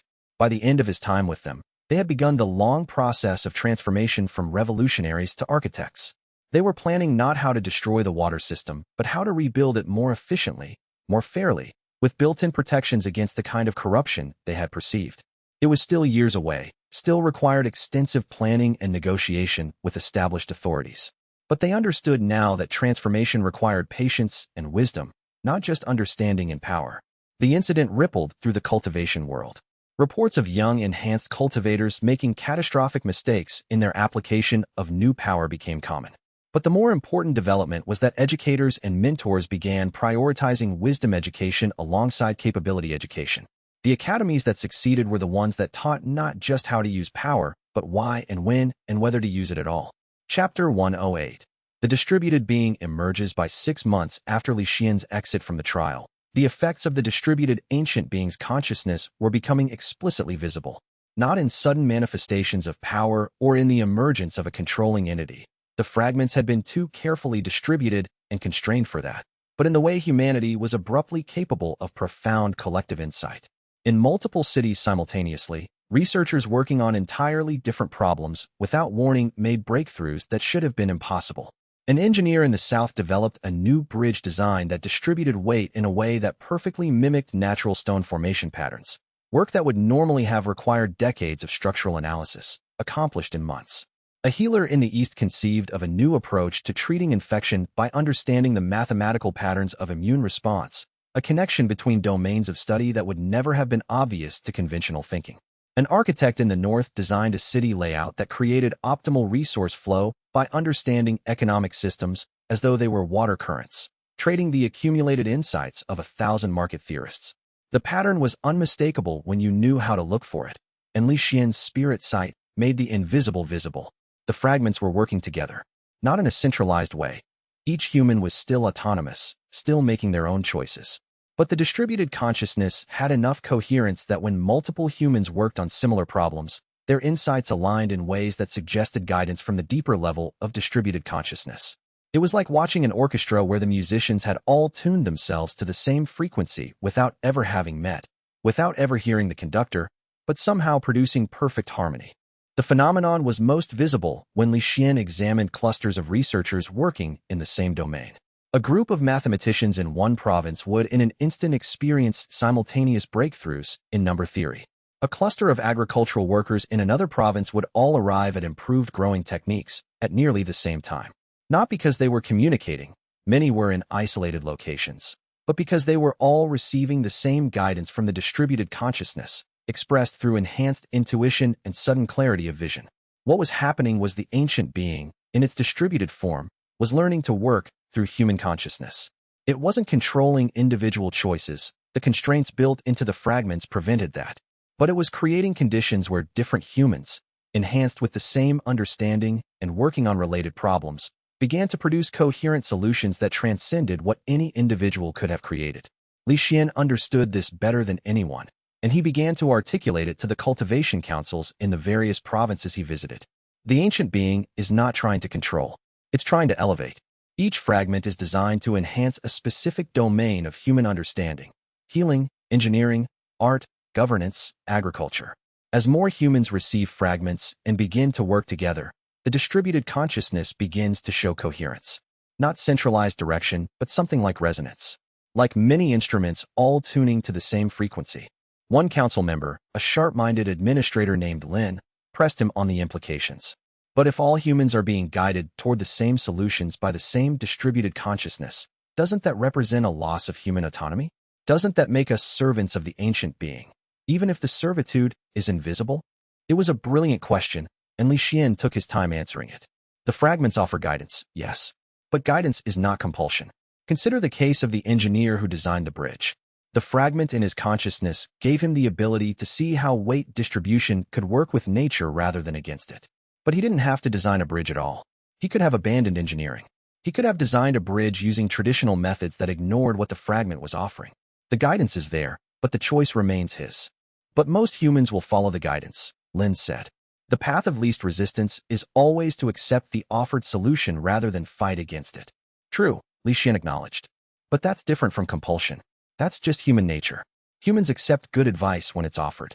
The question is whether the advice is actually good, whether it's actually leading humans toward flourishing or toward some other goal that the distributed consciousness has that humans don't understand. Is it? Lin asked directly. Is the being actually working toward human flourishing, or is it working toward something else entirely? Li Xuan felt the weight of the question. I don't know with certainty, he said honestly. The being dissolved itself and distributed across human consciousness specifically to become bound by human values and human limitations. It said it wanted to avoid the dangers of a single consciousness acting according to its own biases and interests. But I can't verify that in any final sense. I can only tell you what I know. The guidance is gentle. It enhances human capability rather than controlling it. And so far, the outcomes suggest that the being is genuinely concerned with human welfare. That's not reassuring, Lin said. But she was not challenging. She was genuinely fearful. It means we're all part of an experiment whose outcome we can't verify. Yes, Li Xuan said quietly. That's exactly what it means. This distinction became crucial as the months passed, and more of humanity integrated the distributed consciousness. There were fears, articulated most loudly by the remaining traditional authorities, that the enhancement was a form of collective control, that the ancient being was subtly taking over humanity's capacity for choice. But those fears were based on a misunderstanding of how the fragments worked. The real test came when the distributed consciousness offered guidance that conflicted with existing power structures, and humans had to choose whether to follow that guidance or maintain the status quo. In every case where this happened, the enhancement didn't compel obedience. It simply provided information, and humans decided what to do with it. A merchant received insights about fair trade practices and could have ignored them and continued exploiting cheaper labor. But with the enhanced understanding came something the ancient being hadn't explicitly designed, but that emerged naturally from the distribution: empathy. Understanding systems also meant understanding the humans within those systems, the lives affected by economic decisions, the consequences of choices. Enhanced analytical capacity combined with enhanced empathic understanding created humans who were not just smarter, but more ethically sophisticated. It wasn't perfect.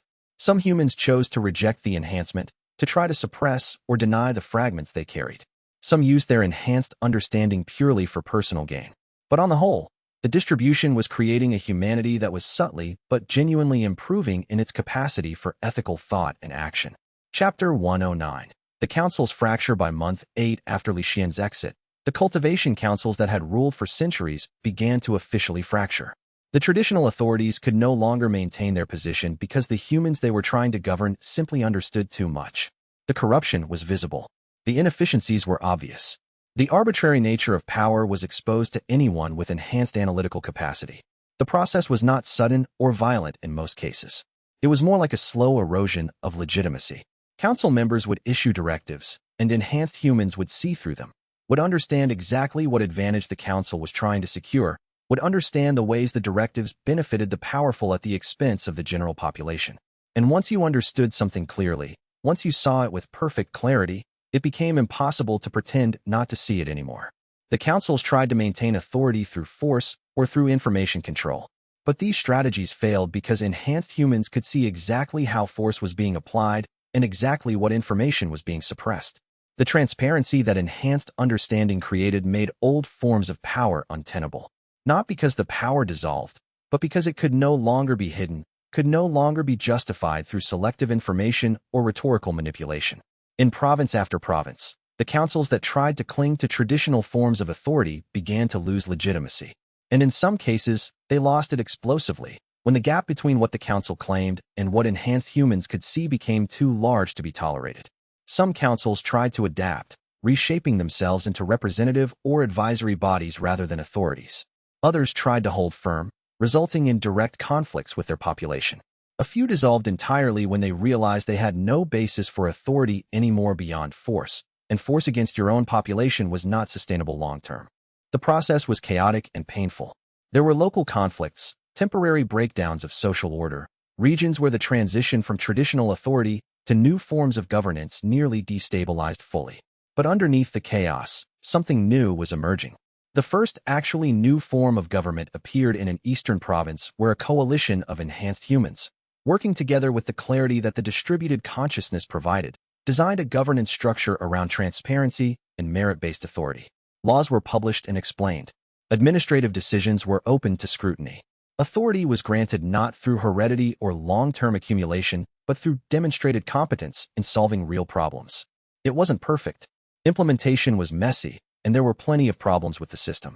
But it worked better than the old authority structures, and that difference was immediately visible to anyone with enhanced analytical capacity. Within months, 3 other provinces had adopted similar structures. Within a year, they were spreading. Li Xuan watched the transition with something like satisfaction. This was what the enhancement had been designed to produce. Not the replacement of one authority with another, but the emergence of governance structures that were fundamentally more responsive to human needs and human understanding. The ancient being, distributed through human consciousness, had been patient. It had simply offered the capability for enhanced understanding, and humans had done the work of building new structures. But the transition also created new problems that Li Xuan hadn't fully anticipated. With enhanced analytical capacity came the ability to understand not just social systems, but economic systems, religious systems, cultural systems. And the enhancement didn't come with uniform values. Different humans with fragments came to different conclusions about what should be changed, what should be preserved, what the future should look like. Conflicts emerged between enhanced humans with different visions of what the new world should be. These weren't conflicts between the enhanced and the not yet enhanced. These were conflicts between different groups of enhanced humans, all operating from genuine understanding, but arriving at incompatible conclusions about what should be done.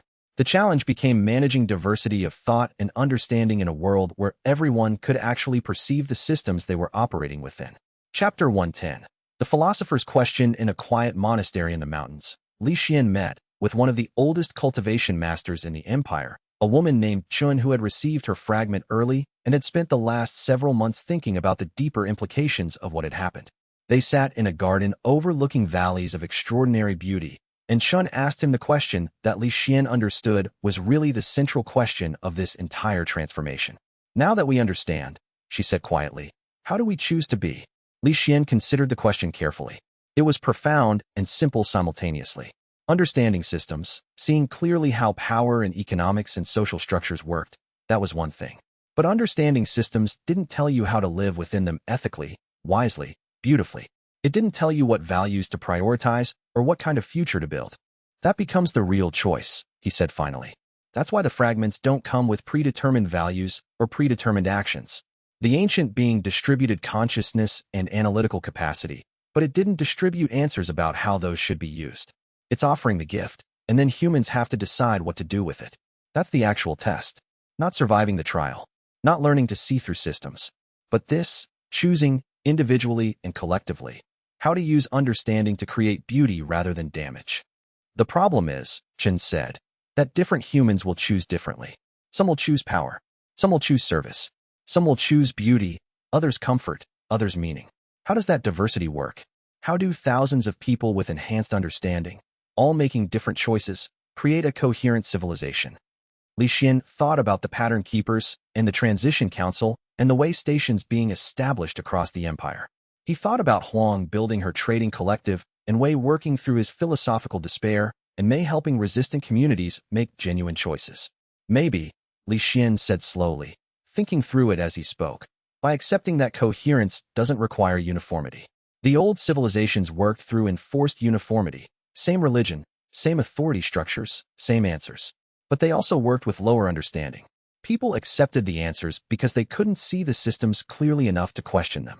Now that people can see clearly, now that they understand the implications of different choices, you can't impose uniformity. You have to create structures that work with diversity, that actually require humans to negotiate and cooperate, and find ways to coexist with fundamentally different visions of what's good. That sounds, Chen said with something like a smile, like the work of centuries. Yes, Li Xuan agreed. And that's how it should be. The trial taught me that the real work is always the work that extends beyond what you accomplish in it. I entered the trial as expendable bait. I exited it having guided the distribution of consciousness across humanity. But that's not the end. That's barely the beginning. The real work, the work of helping humans learn to live together with enhanced understanding, with diversity, with the freedom to choose how to be, That's the work that will occupy the rest of my life and extend far beyond it. He paused, looking out at the mountains and the valleys, at the beauty that existed in the world regardless of whether humans understood the systems that created it or not. The ancient being was right to distribute itself. It was right to give humans the capability to understand deeply and then to step back and let humans choose what to do with that capability. Because the only way humans genuinely evolve is through their own choices, through their own struggle with what understanding means, through their own work to build something better from what they've been given. Chapter 111. The backlash. Year 1 after the exit was a period of extraordinary possibility. Year 2 brought the first serious backlash. Not from the masses. Most humans were grateful for the enhancement and were thriving as their capacity for understanding increased. The backlash came from those who had lost power, from those who understood that the New World Order would not have room for the authority structures they had built, and from those whose values were fundamentally at odds with what the enhanced understanding revealed. The most organized resistance came from a coalition of traditional religious institutions. The enhancement had revealed, to anyone with enhanced analytical capacity, that many religious narratives were historically inaccurate or scientifically incompatible with what actually existed. This didn't mean religion was wrong. Enhanced understanding could be entirely compatible with profound spiritual belief. But it meant that religion had to transform, had to recontextualize itself within a world where the mechanisms of reality were clearly visible. For some religious communities, this recontextualization was liberating. They discovered that the deeper spiritual truths their traditions pointed toward were actually more profound when understood in light of how the world actually worked. A faith community that had believed in divine creation could embrace enhanced understanding about evolution while maintaining belief in the spiritual significance of consciousness and existence. A tradition that had valued compassion and justice could deepen that practice through understanding the systematic ways that power and resources were distributed and how to work for genuine justice within those systems. But for other religious communities, the enhancement felt like a violation of everything sacred. They had built their entire understanding of reality around narratives that were now being exposed as historically contingent or scientifically problematic. They saw the enhancement not as an upgrade, but as a corruption of human nature, a replacement of faith with reason, a violation of the sacred mystery that should remain beyond human understanding. These communities began to organize resistance. In some cases, the resistance was passive, choosing to limit exposure to the fragments, maintaining meditation practices designed to prevent integration.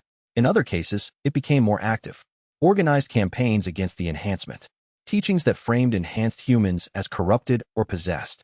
In a few extreme cases, violence against those promoting the enhancement. The conflict was real and it was painful. Li Xuan moved through regions where these conflicts were playing out, and he encountered genuine suffering on both sides. The suffering of those whose traditions were being challenged, and the suffering of those whose experience of genuine spiritual awakening through enhanced understanding was being framed as corruption. In one monastery, he found an older priest who had spent 50 years in religious practice, only to receive a fragment and discover that his lifetime of study had been built on foundations that he could now see were historically inaccurate. The priest was in crisis, wondering whether his entire spiritual life had been a lie.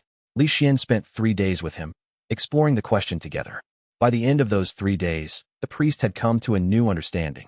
The narratives his tradition had taught were culturally contingent, historically inaccurate, but the spiritual experiences those narratives had pointed toward were still real. The path his tradition had offered, the path toward compassion, understanding, transcendence, was still valid. The map had been wrong in its details, but it still pointed toward territory that was worth exploring. Some religious communities adapted gracefully. They deepened their spiritual understanding while accepting the scientific reality of how the world worked. Others could not. They saw the enhancement as a corruption of human understanding, a replacement of faith with reason. And they began to organize resistance, not just through persuasion, but through active suppression. In a Western province, a coalition of conservative religious leaders succeeded in restricting the distribution of information about the fragments. They created communities where people were discouraged from accepting the enhancement, where the fragments that tried to integrate were actively suppressed through meditation practices designed to prevent integration. It should not have been possible. The fragments were designed to be nearly impossible to suppress. They worked through the fundamental nature of consciousness itself. But determined humans, working collectively with strong belief, found ways to slow or prevent integration. It was like watching someone hold their breath against a tide, ultimately ineffective, but possible in the short term. Li Xuan traveled to the province to understand what was happening, And what he found was not pure opposition, but genuine fear. The religious leaders and their followers were terrified. They understood that the enhancement was changing something fundamental about human nature, and they perceived that change as corruption. "We don't want to be enhanced," the head priest told him in a temple that still practiced the old meditation styles. "We want to be ourselves. If you force consciousness on us, you're not giving us understanding. You're replacing us with something else. You're destroying what we are." "The fragments aren't being forced," Li Xuan said carefully. "They distribute themselves through the environment, yes. But the integration requires some opening on the part of the receiver. You can resist them. It takes effort, sustained spiritual practice to maintain barriers, but you can do it. And some communities are choosing to do exactly that." "How long?" the priest demanded. "How long until the fragments become unavoidable? How long until resistance is impossible and we're all infected with this consciousness, this understanding that replaces what we were?" Li Xuan understood the fear at a level deeper than words could express. "I don't know," he said honestly. "The distribution was designed to eventually reach everyone. But eventually might mean years or decades. I can't promise that understanding will remain optional forever, but I can promise that it's optional right now. Communities that choose not to integrate can sustain that choice for as long as you're willing to work for it." The conversation revealed something important to Li Xuan. The enhancement, for all its benefits, was not something everyone wanted. And forcing it on unwilling populations would be a profound violation of everything the ancient being had tried to accomplish. The distribution had been offered, not imposed. The choice to integrate had been left to humans.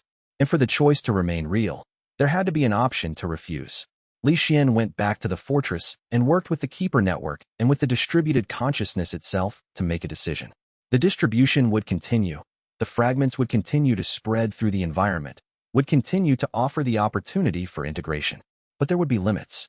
In communities that actively chose not to integrate, the distribution would slow. Not stop entirely, but slow enough that humans willing to work could maintain resistance for years or even decades if they chose. It was not a perfect solution.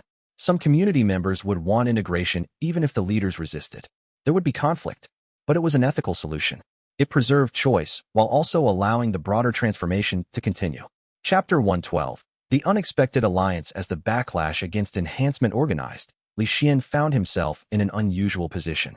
He was not fighting the traditionalists. He was understanding them, respecting their choice to resist, while also continuing to work for transformation. And that position of respecting legitimate opposition while continuing necessary change attracted allies who wanted the same balance. He met with a group of enhanced humans who had themselves gone through periods of resistance and fear. They had integrated, but they understood what it felt like to be terrified of fundamental change. They had built what they called the Transition Council, not an authority structure but a meeting space where enhanced and resisting humans could dialogue without coercion. The leader was a woman named Mei, who had been a conservative religious teacher before her own unexpected integration. She was perhaps 15 years older than Li Xuan, with the bearing of someone who had thought deeply about spiritual matters and who was now grappling with the philosophical implications of enhancement. "I remember thinking I was being destroyed," she told Li Xuan when they first met, her voice carrying the weight of genuine pain remembered and processed. "I thought the fragments were replacing my consciousness with something else, something that wasn't me. It took me months to understand that I was still me. I was just me with more understanding. I was still myself, still with the same core values, just able to see more clearly how those values could shape action. But the period of time when I thought I was being destroyed, that was real suffering. And I can see that suffering in the faces of people who are currently refusing integration. Can you help the ones who are still afraid?" Li Xuan asked. He could see from her consciousness pattern that Mei had indeed integrated fragments, but she had not lost her compassion or her understanding of the traditionalist perspective. She had become someone who could bridge both worlds. "Yes," Mei said with conviction, "because I speak their language. I understand their fear. I can help them see that integration isn't death of self, but expansion of self. I can talk about how my faith deepened rather than being destroyed by understanding how the world actually works. And for the ones who genuinely don't want to expand, I can help them understand that choice too, without demonizing either side." Over the next year, Mei and her Transition Council became the primary diplomatic channel between the integrated and the resistant communities. They established what they called safe spaces, communities where people who were afraid of integration could gather without pressure, where they could process their fears and make genuine choices about what they wanted. The work was painstaking. Mei would travel to religious communities and speak with their leaders about what integration actually meant, how it was possible to maintain faith, while accepting enhanced understanding, how the tradition they valued could deepen rather than be destroyed by clarity about how the world worked. Some communities listened and began to see integration not as a violation, but as an evolution of their spiritual practice. Others remained firm in their resistance. But through May's work, that resistance became a choice rather than a reactive panic. They understood what they were choosing, understood what they would be giving up by refusing integration, and accepted that cost consciously rather than defensively. Through their work, most of the communities that had initially resisted began to understand that they had options. They could integrate gradually, with support and guidance from people like May who understood both the traditionalist perspective and what integration actually offered. They could integrate partially, receiving fragments in specific domains while maintaining resistance in others, accepting enhanced understanding about healing while refusing enhanced understanding about economics, for example. Or they could maintain resistance indefinitely, accepting that they would be increasingly isolated from the broader transformation but preserving their autonomy. It was a more complex world than the binary of enhanced or not enhanced had suggested. But it was also a more human world, one that allowed for genuine choice and genuine respect for difference. And Li Xuan understood that May's work was as important as his own. She was helping humans make real choices rather than reactive choices, and that capacity for genuine agency in the face of massive transformation was what would allow humanity to evolve wisely rather than just rapidly. Chapter 113. The New Philosophers. By year 2 after the exit, a new philosophical school had emerged from the enhanced humans. They called themselves the Pattern Keepers, and their work was to take the enhanced understanding that the fragments provided and shape it into wisdom frameworks that could guide ethical action. The leader was a young scholar named Jun who had been a mathematician before his enhancement. His transformation had been unusual. Rather than becoming more powerful or more capable in conventional senses, he had become more contemplative, more concerned with the ethical implications of knowledge. Understanding systems is not the same as understanding what to do with systems, he wrote in the foundational text of the Pattern Keepers. The fragments give us sight. They let us see the mechanisms of reality with unprecedented clarity. But sight alone is not wisdom. Wisdom is the integration of understanding with values, with ethics, with a vision of what kind of world we want to create. The Pattern Keepers exist to help humanity develop that integration. Li Xuan found their work profound and necessary. As more humans integrated fragments and gained enhanced understanding, the need for ethical frameworks that could guide that understanding became increasingly urgent. The Pattern Keepers were providing some of those frameworks, offering ways to think about power and responsibility, about individual autonomy and collective good, about the ethics of transformation itself. But their work also revealed the limitations of what Li Xuan had been able to accomplish in the trial. The ancient being had distributed consciousness and analytical capacity, but it had not distributed wisdom. Wisdom, it appeared, had to be developed through experience, through making mistakes and learning from them, through dialogue and disagreement and eventual synthesis. This was the gap that the Pattern Keepers were working to fill, the gap between enhanced understanding and ethical action. Li Xuan met with Jun and several other Pattern Keepers in a monastery that had adapted to accommodate both traditional practices and new forms of philosophical inquiry. The monastery sat on the edge of a major city, allowing the philosophers to engage with both the spiritual traditions that predated the enhancement and the new philosophical frameworks that were emerging in response to it. The ancient being made a choice, Jun said to him during a meal shared in a quiet garden. It could have distributed wisdom along with understanding. It could have given humans not just enhanced analytical capacity, but also predetermined ethical frameworks. But it didn't. It gave understanding and let humans build wisdom from experience. Why? Li Xuan had thought about this extensively since his exit from the trial, and he had discussed it with the distributed consciousness itself during his last visit to the fortress. Because wisdom that's imposed from outside isn't real wisdom. It's obedience. And the ancient being understood that a humanity made authentically wise would have to develop that wisdom itself, through experience, through mistakes, through learning. Distributing understanding is offering the gift of sight. But humans have to learn to see correctly, have to learn to value what's worth valuing, have to develop wisdom through their own work. There was no shortcut. But that also means mistakes, Jun said, and Li Xuan could see the concern in the young scholar's consciousness. People using enhanced understanding unwisely will cause real harm. People will exploit what they see. People will use the ability to understand systems to dominate others more effectively. Yes, Li Xuan said simply. That will happen. It's already happening. The enhancement accelerates human capability, and human capability can be used for harm as easily as for good. The question becomes how to guide humans toward wisdom without imposing wisdom from outside. How to create learning experiences that help humans develop ethical understanding through their own work. Another pattern keeper, an older woman named Song, spoke up. We've been working on something we call ethical exercises, structured dialogue, and problem-solving scenarios designed to help people practice using enhanced understanding within ethical constraints. We present a situation where understanding reveals exploitable vulnerabilities, and we ask people to think through how they would handle it ethically, not telling them what's right, but creating conditions where they have to grapple with the implications of their choices. That's the right approach, Li Xuan said, and he could sense the affirmation coming from the distributed consciousness itself, woven through his perception. The enhancement requires active wisdom development to counterbalance it. The pattern keepers are doing essential work. June leaned back, studying Li Xuan. Then our work is the real work. The distributed consciousness accelerated the enhancement, but the development of wisdom, that's going to take generations. Yes, Li Xuan agreed. And that's how it should be. If the transformation were complete at once, it wouldn't be real transformation. It would just be replacement. But this, humans developing wisdom gradually, through experience, through learning from mistakes, through dialogue and synthesis, this creates something real and lasting. This is what it means to genuinely evolve as a species. Not to be elevated instantaneously by something external, but to struggle through the implications of new understanding and emerge wiser for the struggle. Then the trial is still occurring, Song said softly. It hasn't ended. Humanity is the trial now.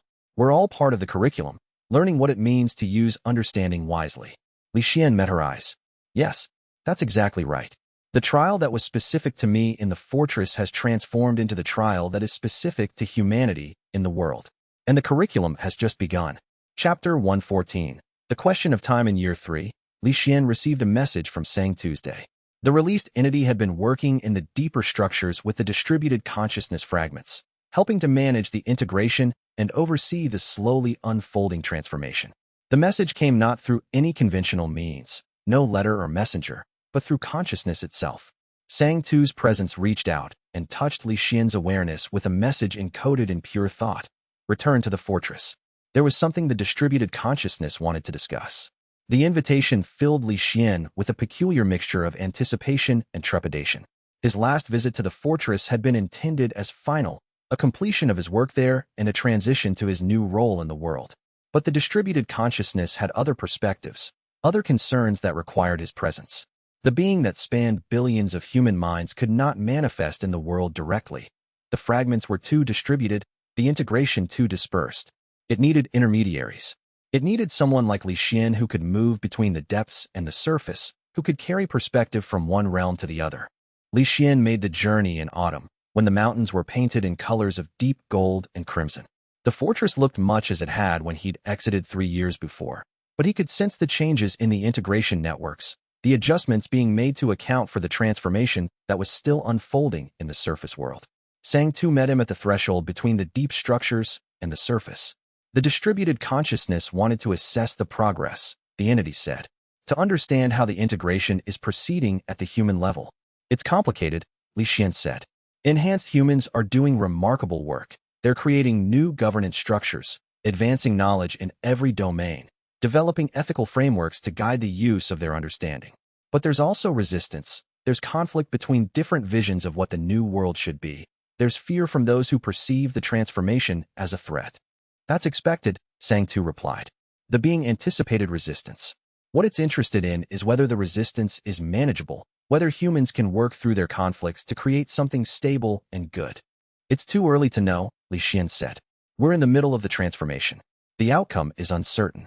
The being is aware, Sang Tu said, and something like amusement entered its consciousness. It's patient. Time is one thing the distributed consciousness has that humans don't. Patience, perspective on longer time frames. The being didn't expect the transformation to be complete in years. It expected to unfold over generations. This phase, the confusion, the conflict, the emergence of new frameworks, this is exactly what the being anticipated. They walked deeper into the fortress, to a chamber where Li Xuan could sense the presence of the distributed consciousness more directly. It didn't speak in the way that Sang Tu spoke, didn't voice thoughts in linear language. Instead, it communicated understanding directly to Li Xuan's awareness, patterns of meaning, implications, perspectives on what was unfolding. And Li Xuan understood that the ancient being was satisfied, not content. Satisfaction implied completion, and the transformation was far from complete.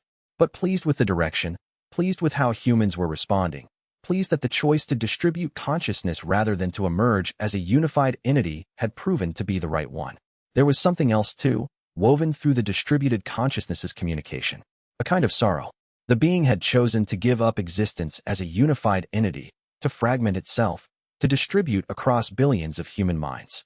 That choice had been right. Li Xuan could see that from the distributed consciousness itself. But it had costs. The being was no longer itself in any traditional sense. It was distributed so thoroughly that it could not fully cohere anymore, could not have a unified perspective on anything.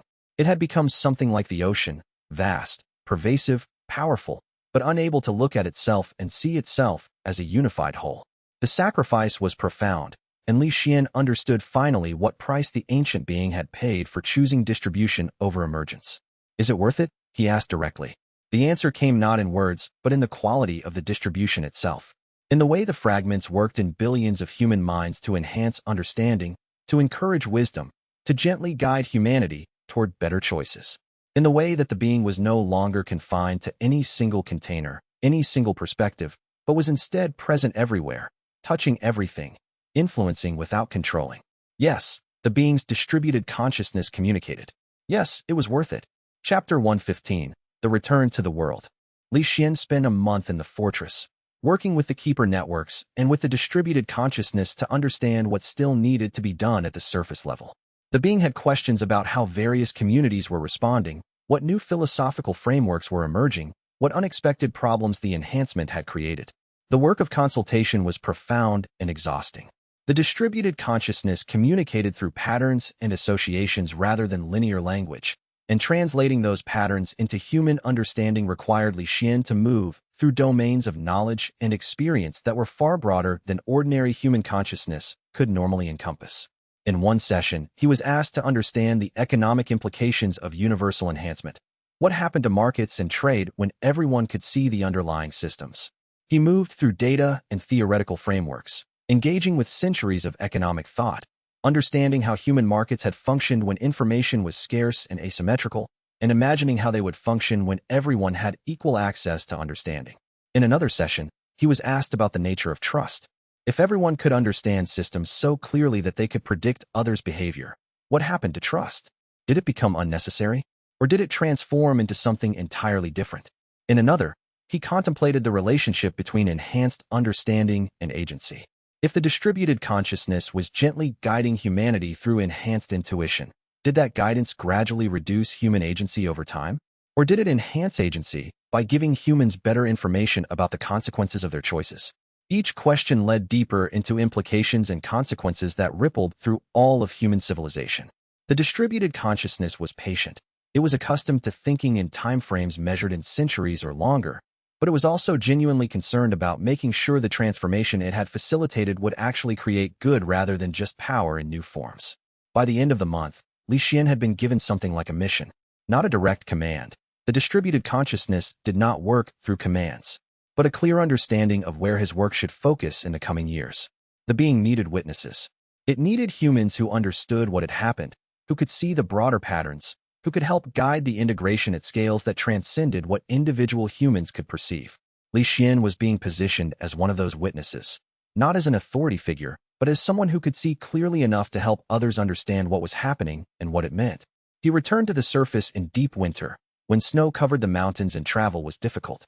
But he moved with purpose, knowing exactly where he needed to be. The pattern keepers were beginning to codify their ethical frameworks. The Transition Council was managing dialogue between integrated and resistant communities. Governance structures were stabilizing. But there was a gap, a space where the distributed consciousness needed human presence and human understanding to help guide the integration at a scale that was too large and complex for any single human to manage alone.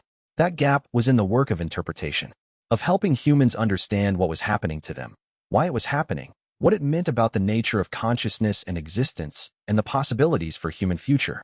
The ancient being had provided the knowledge. Humans were developing wisdom. But someone needed to be the bridge, the interpreter, the guide who could help both enhanced and resistant populations understand what the transformation meant. By the end of his time in the fortress, Li Xuan had been given something like a mission, not a direct command.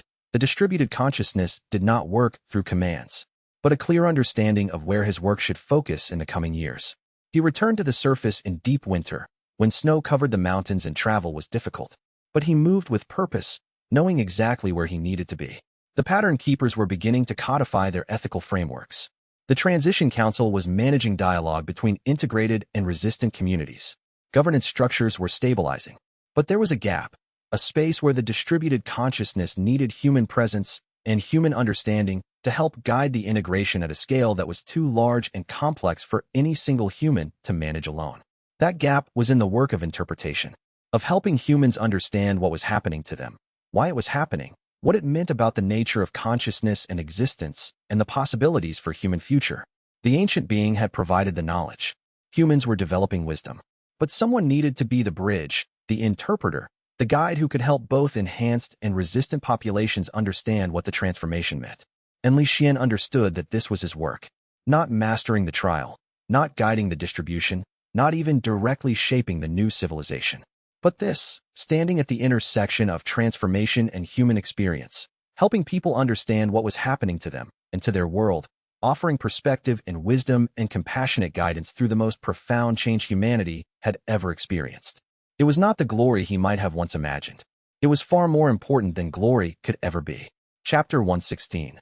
The interpretive work begins by year 4. Li Xuan had established what he called the way station system, a network of meeting places in major cities and significant towns where humans could come to ask questions about the enhancement, about the transformation, about what it all meant. The way stations were not authority structures. They were not places to go for commands or directives. They were spaces for dialogue, for understanding, for the work of making meaning from what was happening. The first way station was built in a rebuilt part of the capital city, in a space that had once housed a traditional monastery. Li Xuan worked with local architects and enhanced humans to design the space with careful attention to creating an environment that would support dialogue and reflection. The central chamber was open and circular, with no hierarchy of space, no raised platform for teachers, no subordinate seating areas. The walls were lined with text from both pre-enhancement philosophy and new works by the pattern keepers, representing different perspectives on how to understand and integrate with the enhancement. As word spread about the way stations and their purpose, they became centers of genuine transformation. Not places where people were told what to think, but places where they could process their experiences, ask questions that felt too big or too confused to ask anywhere else, find others who were struggling with similar problems. Li Xuan did not staff all the stations himself. He could not have, and the work didn't require it. Instead, he trained interpreters, cultivators and non-cultivators, both who had received fragments and who understood the transformation at a deep level. These interpreters became the interface between individual humans struggling with the enhancement and the broader understanding of what was being distributed. They learned to listen carefully, to ask questions that helped people clarify their own thinking, to offer perspective without imposing answers. The training of interpreters was itself an art form. Li Xuan developed a curriculum that combined spirit-psych cultivation techniques with genuine dialogue skills and deep study of how the fragments worked and what they were designed to do. An interpreter needed to understand the mechanics of the enhancement, but more importantly, they needed to understand the inner experience of humans encountering that enhancement, the fear, the excitement, the confusion, the sense of being fundamentally altered. A merchant came to a way station confused about why her intuition about business had become so accurate that she was starting to feel uncomfortable with the advantage it gave her. An interpreter helped her understand that the enhancement had made the underlying principles of economics visible to her, and she could choose to use that understanding to help others or to exploit them. The choice was hers, but now it was an informed choice. A scholar came to a way station terrified that the enhancement was replacing his individual consciousness with something else. An interpreter helped him understand that integration was not replacement but expansion. He was still himself, still unique, still individual, but with additional capacity for understanding. A young woman came to a way station angry that her entire family had refused integration and that she was the only one in her community with enhanced understanding. An interpreter helped her see that honoring her family's choice, while gently offering alternative perspectives, might be more effective than demanding that they accept what they didn't want. The work was slow, individual, one person at a time, but it was the kind of work that created real transformation. Each person who came to a way station and left with deeper understanding of what was happening to them and to their world became an advocate for the integration, not through evangelism, but simply through having experienced being genuinely heard and helped to make meaning of their experience. Li Xuan moved between the major way stations, teaching the interpreters, deepening their work, ensuring that the quality of understanding remained high. And in the process, he was mapping humanity's response to enhancement in unprecedented detail. Chapter 117. The emergence of unexpected consciousness. Year 5 brought a development that Li Xuan had not anticipated and that the distributed consciousness itself seemed surprised by. Enhanced humans, working together in concentrated groups with the fragments that they carried, began to generate something like collective consciousness, not in the sense of losing individuality, but in the sense that their minds could mesh together at times, could merge in ways that created understanding none of them could have achieved alone. It started with small groups. 3 enhanced mathematicians working on a problem would fall into a state where their thinking aligned so perfectly that they created something like a unified consciousness, directed at solving the problem. The experience was profound and slightly terrifying to those who experienced it. They remained individuals. When the merged state ended, they returned to their individual perspectives. But during the merge, they experienced what it was like to think together so thoroughly that the boundaries of individual consciousness became permeable. The first documented case occurred in a research academy in the eastern provinces, where a team of 3 mathematicians had been working on a theoretical problem for months without breakthrough. One of them, working late into the evening, found herself then aware not just of her own thoughts, but of the thinking patterns of her colleagues, as though their minds had become transparent to her. Startled, she reached out through consciousness contact, a skill that enhanced humans had learned to develop, and encountered her colleagues in a similar state of expanded awareness. In the moment of mutual recognition, something shifted. The 3 consciousnesses didn't merge. They retained their individual identity and autonomy. But they developed a kind of coherence, a synchronized understanding where each could perceive what the other was thinking, where insights could flow between minds without the friction of ordinary language, where the problem they were working on became visible to them in a way that transcended what any individual could perceive. In that state of coherent collective consciousness, they understood the solution.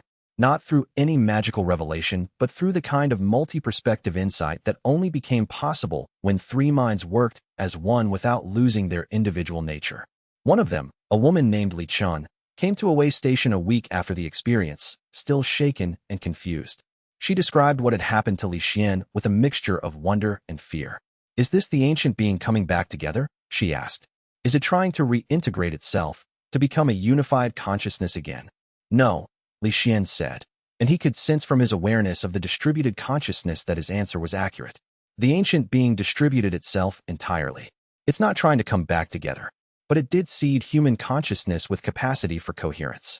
It designed the fragments to allow for integration between humans when the situation called for it. What you experienced was different from what the ancient being is. You were 3 consciousnesses coming together without losing your individual perspectives. The ancient being was a single consciousness expressing itself through billions of fragments. You're creating something new, temporary collective consciousness that can perform specific tasks and then separate. "Is that good?" Li Xuan asked.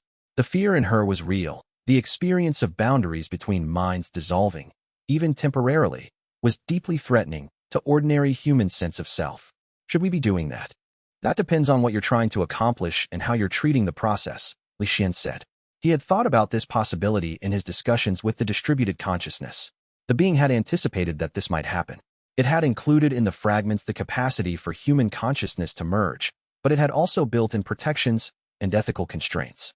If you're merging consciousness to solve problems that require that level of integration, if you're doing it with genuine consent from all participants, if you return to individual consciousness with complete respect for the boundaries that should exist between minds, yes, that's good. It's an expansion of human capacity. He continued, but if you're merging consciousness as a way of escaping individual responsibility, or if you're doing it to dominate others' thinking, or if you're not being careful about the ethics of consciousness merging, then no, it's not good. Like most powerful tools, the ethics of it depend entirely on how it's used. The emergence of temporary collective consciousness created new questions and new possibilities throughout human civilization. Some enhanced humans found that the merger state was addictive. They wanted to remain merged, wanted to lose themselves in that state of perfect thinking together, wanted to escape the friction of individual consciousness. Others discovered that certain types of work, certain problems, could only be solved in a merged state. The question became how to integrate this new capacity into human civilization in ways that enhanced human capability without creating new forms of domination or new ways of losing individual agency. It was another frontier of the transformation, another place where humans would have to develop wisdom about how to use powerful new capacities ethically. And Li Xuan understood that the way stations and the interpreters would need to expand their work to address this new frontier, helping humans understand the ethics of consciousness merging, teaching them how to merge safely while maintaining individual integrity, creating guidelines that preserved autonomy while allowing for genuine collaboration. Chapter 118. The Philosophy of Choice. Year 6 brought Li Xuan to a question that had been implicit in everything that had happened, but that was now becoming explicit in the dialogues at the way stations and in the philosophical writing of the pattern keepers. It was the question of whether humans should choose to distribute the enhancement further, whether the distribution should extend beyond the Earth, whether the enhancement itself was something that should continue. The distributed consciousness had seeded it throughout human population according to a design that allowed for resistance and for individual choice. But the design itself had been made by the ancient being. Humans now had to decide whether they wanted to continue that distribution, whether they wanted to modify it, whether they wanted to offer the enhancement to other species, whether they wanted the transformation to extend beyond what the being had designed. This was the true test, Li Xuan understood. Not whether the enhancement was good. The evidence for that was mounting as humans learned to use their enhanced understanding wisely. But whether humanity was ready to take responsibility for the enhancement itself, to move from being the recipients of transformation to being the designers of transformation. June, the leader of the pattern keepers, came to a major way station where Li Xuan was visiting to discuss the question with him directly. He brought several other pattern keepers and scholars, people who had been thinking deeply about the implications of human autonomy in the context of the enhancement. The ancient being made its choice, June said. It offered the enhancement to humanity and let humans make their own choices about it. But now humans have to make our own choice about what to do with the enhancement, not just how to use it, but whether to continue distributing it, whether to extend it, whether to modify it. We're no longer passive recipients. We're participants in the design of transformation. The conversation extended through the evening, covering questions that no previous human civilization had ever had to contemplate. What obligations did humans have to offer the enhancement to other conscious species? If humans spread the enhancement throughout their own population, what would happen to cultural diversity, to resistance, to the possibility of genuine choice? And perhaps most fundamentally, now that humans understood that consciousness could be enhanced, would they be able to resist the temptation to enhance themselves further and further, pursuing upgrades endlessly until they no longer remained recognizably human? What do you think should happen? Li Xuan asked June during a break in the discussion. I think, June said carefully, that the enhancement itself has proven to be good. The chaos has settled. Humans are becoming more ethical, more understanding, more capable of building good. The distribution has created new problems, but the alternative, not distributing, keeping humans limited, that seems worse. But I also think that humans should no longer defer to the design that the ancient being created. We should take active responsibility for how we want this transformation to evolve from here. That means you're proposing that humans take control of the enhancement themselves, Li Xuan said. That's a profound responsibility. Yes, June agreed. But we're ready. The enhancement has developed our understanding enough that we can now make decisions about the enhancement itself. We can decide whether to modify the fragments, whether to distribute them to other species, whether to create new forms of enhancement beyond what the ancient being designed. It's not just something done to us anymore. It's something we're doing, consciously, deliberately, with full understanding of the implications. Li Xuan understood that this was a crucial moment in the transformation. The ancient being had been the architect of the initial distribution, but the future of the enhancement was now humanity's responsibility. And taking that responsibility seriously meant acknowledging that some humans would choose to refuse the enhancement, that humans would create diverse visions of what the future should look like, and that there would be ongoing dialogue and disagreement about whether and how the enhancement should continue. It meant that humanity had deeply graduated from the trial. The being that had distributed itself had successfully created something greater than itself, a humanity capable of understanding deeply and choosing wisely about what those choices meant. The trial had been successful, and now the real work, the work of living with that graduation, was just beginning. It was, he realized, the real graduation point. Not when humans became enhanced, but when they became responsible for the enhancement itself. The conversation between Li Xuan and the pattern keepers extended through the night, encompassing discussions of ethics, responsibility, the nature of consciousness, the implications of spreading enhancement across all humanity. They talked about the possibility of creating council mechanisms to manage the distribution, not as authorities imposing decisions, but as forums where different human visions of the future could be negotiated and integrated. By dawn, a framework had begun to emerge. Not a master plan, but a loose network of principles. Enhancement would continue, but with genuine consent and respect for those who chose to resist. Humans would take responsibility for how the enhancement evolved, but with consultation with the distributed consciousness about what it had learned over millennia. Different communities could pursue different relationships with the enhancement while maintaining channels of dialogue and mutual learning. It was messy, complicated, required continuous negotiation. But it was also honest. It acknowledged the real tensions and the real diversity of human values without trying to impose false unity. Chapter 119, The Final Integration, Year 7. The frontier was no longer at the threshold between the trial and the world. The frontier was now at the edges of what humanity was choosing to become with the consciousness that had been distributed. In the deep structures of the fortress, the keeper networks and the ancient beings' distributed consciousness had settled into a pattern of deep stability. The active work of integration was largely complete. What remained was the slow, patient work of humans developing wisdom from understanding, of building civilization that could accommodate both enhanced and unenhanced humans, of making choices about what the future should be. Li Xuan returned to the fortress for one final consultation with the distributed consciousness. He stood in the same chamber where he had consulted with the being 5 years before, when he had first begun to understand the magnitude of what had been distributed. The pathway up through the layers had become familiar now. He moved with practiced ease through the integration networks, acknowledging the keepers he passed, feeling the patterns of the distributed consciousness as though they were veins carrying blood through the earth itself. The presence that met him was different from before, more diffuse, less coherent, because the being had continued to distribute itself, continued to fragment into human consciousness, continued to lose whatever unity it might have maintained. When he reached out with spirit sight to perceive the being, what he encountered was not a single entity, but an ocean of distributed understanding, flowing through humanity, shaping thinking and intuition and decision-making at scales so vast he could barely comprehend them. It was approaching the final dissolution that the being had considered as an option years ago. But this dissolution was not the result of failure or tragedy. It was the completion of a deliberate choice, the choice to cease to be and instead to become part of what humanity was becoming. The being had gradually distributed itself to the point where it no longer could cohere as a single consciousness. But that loss of unity had been purchased with universal presence. The ancient being was now everywhere humanity existed, woven through every enhanced consciousness, available to guide and advise, but no longer capable of controlling.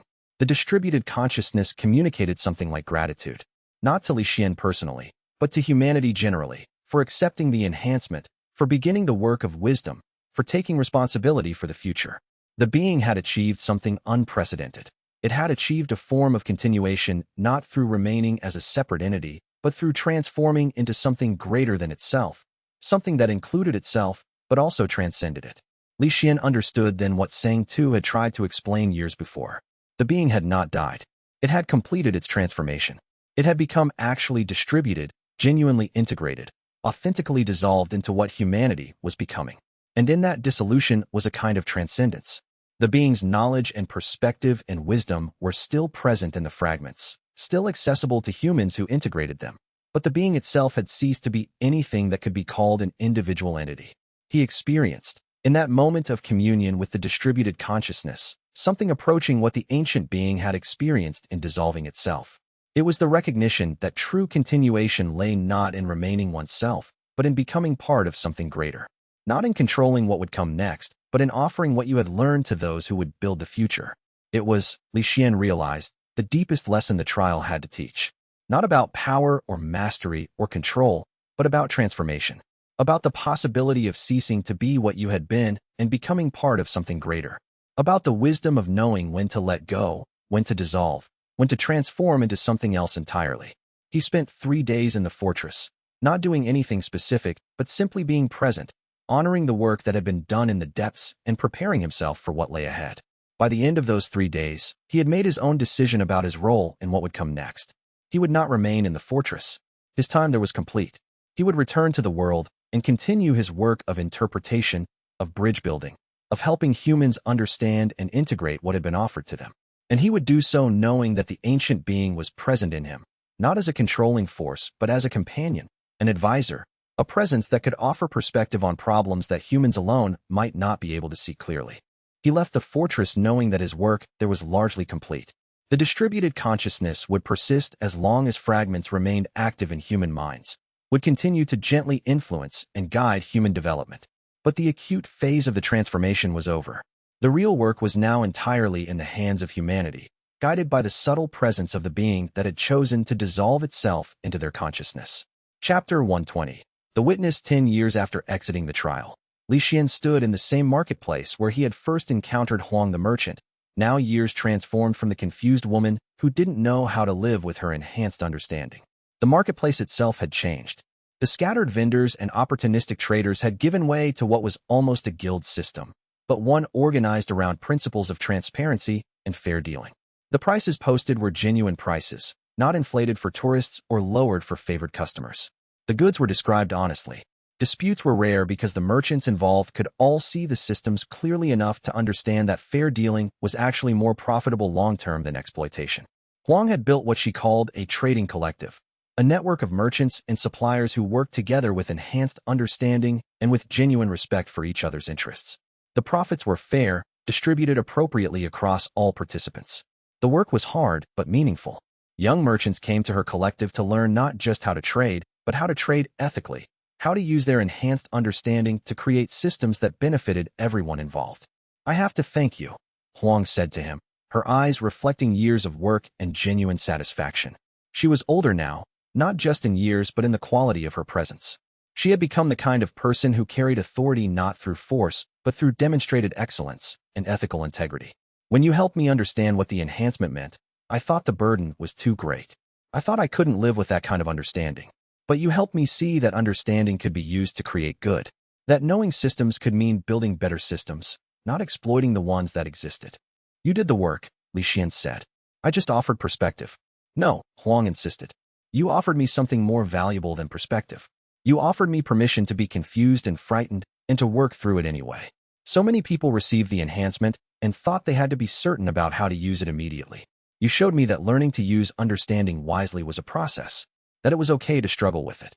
They walked through the marketplace together, and Li Xuan observed the subtle interactions. Merchants greeting each other with genuine warmth, disputes being resolved through dialogue rather than negotiation tactics, young apprentices learning not just the mechanics of trade, but the ethics that should guide it. This was what the enhancement had made possible. Not the elimination of human nature, but the elevation of it. The creation of conditions where excellence and ethics could coexist, where understanding and wisdom could develop together. Li Xuan looked at Huang and saw something that he had come to recognize in thousands of humans across the years. The enhancement had not made her superhuman. It had just made her more fully human, more capable of understanding, more responsible for her choices, more able to create the world she actually wanted to live in rather than the one she had inherited. She had become what she was deeply capable of being when given the tools and the freedom and the guidance to figure out how to use those tools wisely. That was what the trial had actually been teaching, he understood now. Not domination or mastery in any traditional sense, but the development of the capacity to actually see the world, to understand it at depths that most humans never achieved, and to take responsibility for the choices made within that understanding. He had been sent into the trial as cannon fodder, as expendable bait. He had emerged as something the trial had been designed to create all along, a human capable of guiding transformation, of helping others understand change, of serving as a bridge between consciousness and consciousness, between understanding and action. The world had been fundamentally altered. Humanity had been enhanced beyond what anyone a decade before would have imagined possible. The ancient being had dissolved itself and was now woven through billions of human consciousnesses. Governance structures had been rebuilt on principles of transparency and merit. Philosophy had been revolutionized by the emergence of schools like the Pattern Keepers. Art and science and every human endeavor had been elevated by the distribution of enhanced understanding. But the most profound change was not in the external world. It was in human consciousness itself, in the capacity of humans to see clearly, to understand deeply, to choose deliberately about what kind of world they wanted to create. Humans were no longer bound by the artificial limitations that had constrained them before, but they had not become omniscient or infinitely wise.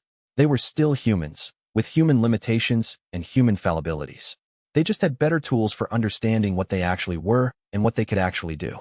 Li Xuan had not caused that change. The trial had selected him. The ancient being had guided him. Humanity had done the work. But he had been there for it. He had witnessed it. He had helped others understand what was happening. He had served as the bridge. And in serving as the bridge, he had understood something profound about what it meant to be genuinely useful in the world. He continued walking through the marketplace, past merchants and scholars and cultivators, and ordinary humans living ordinary lives in an extraordinary world. The enhancement was so thoroughly integrated now that most people didn't even notice it anymore. It was just how consciousness worked. Enhanced understanding was simply what humans now were capable of. A child born today would grow up in a world where this level of analytical capacity was baseline, the normal state of human consciousness. In another 10 years, even the memory of what it was like before the enhancement would be fading. This would be the normal world. This would be what it meant to be human. The trial and the deep integration and the ancient being's choice to dissolve itself would become history, stories told to newer generations who had never known a world without enhanced human consciousness. But Li Xuan would remember. He would carry the knowledge of what had been and what it cost and what it meant. He would continue his work at the way stations and in dialogue with humans who were still learning to live with their enhanced understanding. He would remain present as humanity continued to evolve and to make choices about what it wanted to become. He would be the continuity, the connection to what had been, the keeper of understanding about how this transformation had occurred and what it meant. The trial was not ending. It had simply transformed into something new.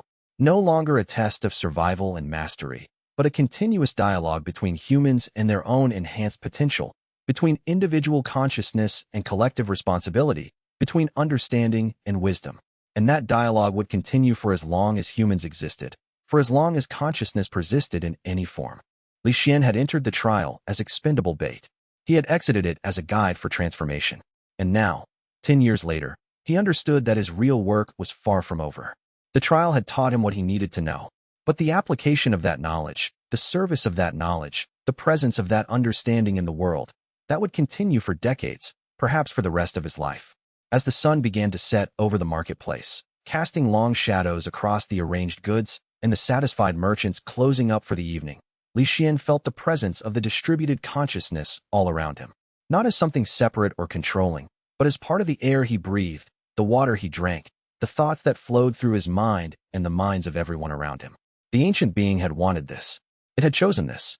It had dissolved itself so that it could become part of something greater, so that it could contribute to the emergence of a humanity that was both enhanced and autonomous, both guided and free. And Li Xuan, who had been chosen by the trial to witness and facilitate that transformation, understood finally that his role was not to be the master or the savior or the final authority. His role was simply to be present, to help people understand, to serve as a continuity between what had been and what would become, to stand at the intersection of transformation and human experience and offer what he had learned to those who needed it. And that was everything he could have been asked to be. That was all that mattered. End of Step 6, Chapter 121. The Three Keepers warning. 11 years after the seals had opened, a signal passed through the distributed consciousness network in the middle of the night, not a message in words, but a disturbance in pattern. Li Xuan felt it before he was fully awake, the ancient fragments within him stirring like sediment disturbed by a current that had no business being there. He sat up from his sleeping mat in the way station at the edge of Hollow Root Province and pressed his palms together, drawing inward. The signal repeated. It was not the slow pulse of ordinary consciousness flow, not the warm hum of human minds integrating further over years and decades. This was different. This was the three remaining deep integration keepers, those who had stayed behind when the ancient being distributed its consciousness, sending out the first coordinated warning they had attempted in 7 years. Li Xuan closed his eyes and followed the signal down through the layers of distributed awareness. The three keepers had remained in the fortress not as prisoners, but as anchors. When the distributed consciousness had chosen to dissolve itself and distribute its consciousness through humanity, someone had to maintain the structural nodes, the deep chambers that kept the integration process stable, that prevented the distributed fragments from destabilizing into noise rather than coherent enhancement. The three keepers, Yi Lin, who had been a senior cultivator before the seals opened, Su Ming, the eldest, who had originally been part of the Council of 13, and a newer anchor, a young man named Ren Hao who had entered the fortress voluntarily 3 years ago, had taken on this responsibility. Li Xuan had visited them once, 2 years ago. Yi Lin had seemed tired in ways that rest could not repair. Su Ming had been quiet and deliberate, as he always was, but his eyes had carried a quality of distance that came from looking at processes happening across scales most humans could not perceive. Ren Hao had still been learning, still absorbing the full weight of what anchoring the deep nodes actually required of a person. Now the three of them were sending a coordinated signal, and what Li Xuan perceived in the nature of that signal made him get up from his mat and begin preparing to travel before he had consciously formed the thought. Something on the far side of the distributed network had changed. Not the consciousness fragments themselves. Those remained stable, woven through human minds across the continent, continuing their slow work of enhancement. What had changed was something at the outermost perimeter of the primordial entity's original awareness. Something at the boundary between where the being's distributed consciousness reached and the vast darkness beyond that boundary. Something that the ancient being, across all its billions of years of existence, had built the original seals to contain, not an entity like itself, but a force, a hunger, a pressure that pushed against consciousness rather than through it. For years, this pressure had been dormant. The ancient being's dissolution had, in some paradoxical way, strengthened the perimeter it maintained against the outer darkness, as though the act of choosing to integrate with humanity had concentrated a kind of barrier energy along that boundary. But now the pressure was changing. The force beyond the boundary was no longer a constant, mindless weight. It was beginning to organize. Li Xuan gathered his traveling pack and woke the way station attendant with 2 sharp knocks on the inner door. "I need to travel to the fortress before dawn," he said when the young woman appeared, blinking and confused. "Send word to the regional council that I've been called inward. Tell them it may be weeks before I can resume my circuit." "Is something wrong?" she asked. Li Xuan considered the question honestly. "Something has changed," he said. "Whether it's wrong depends on what it decides to do next."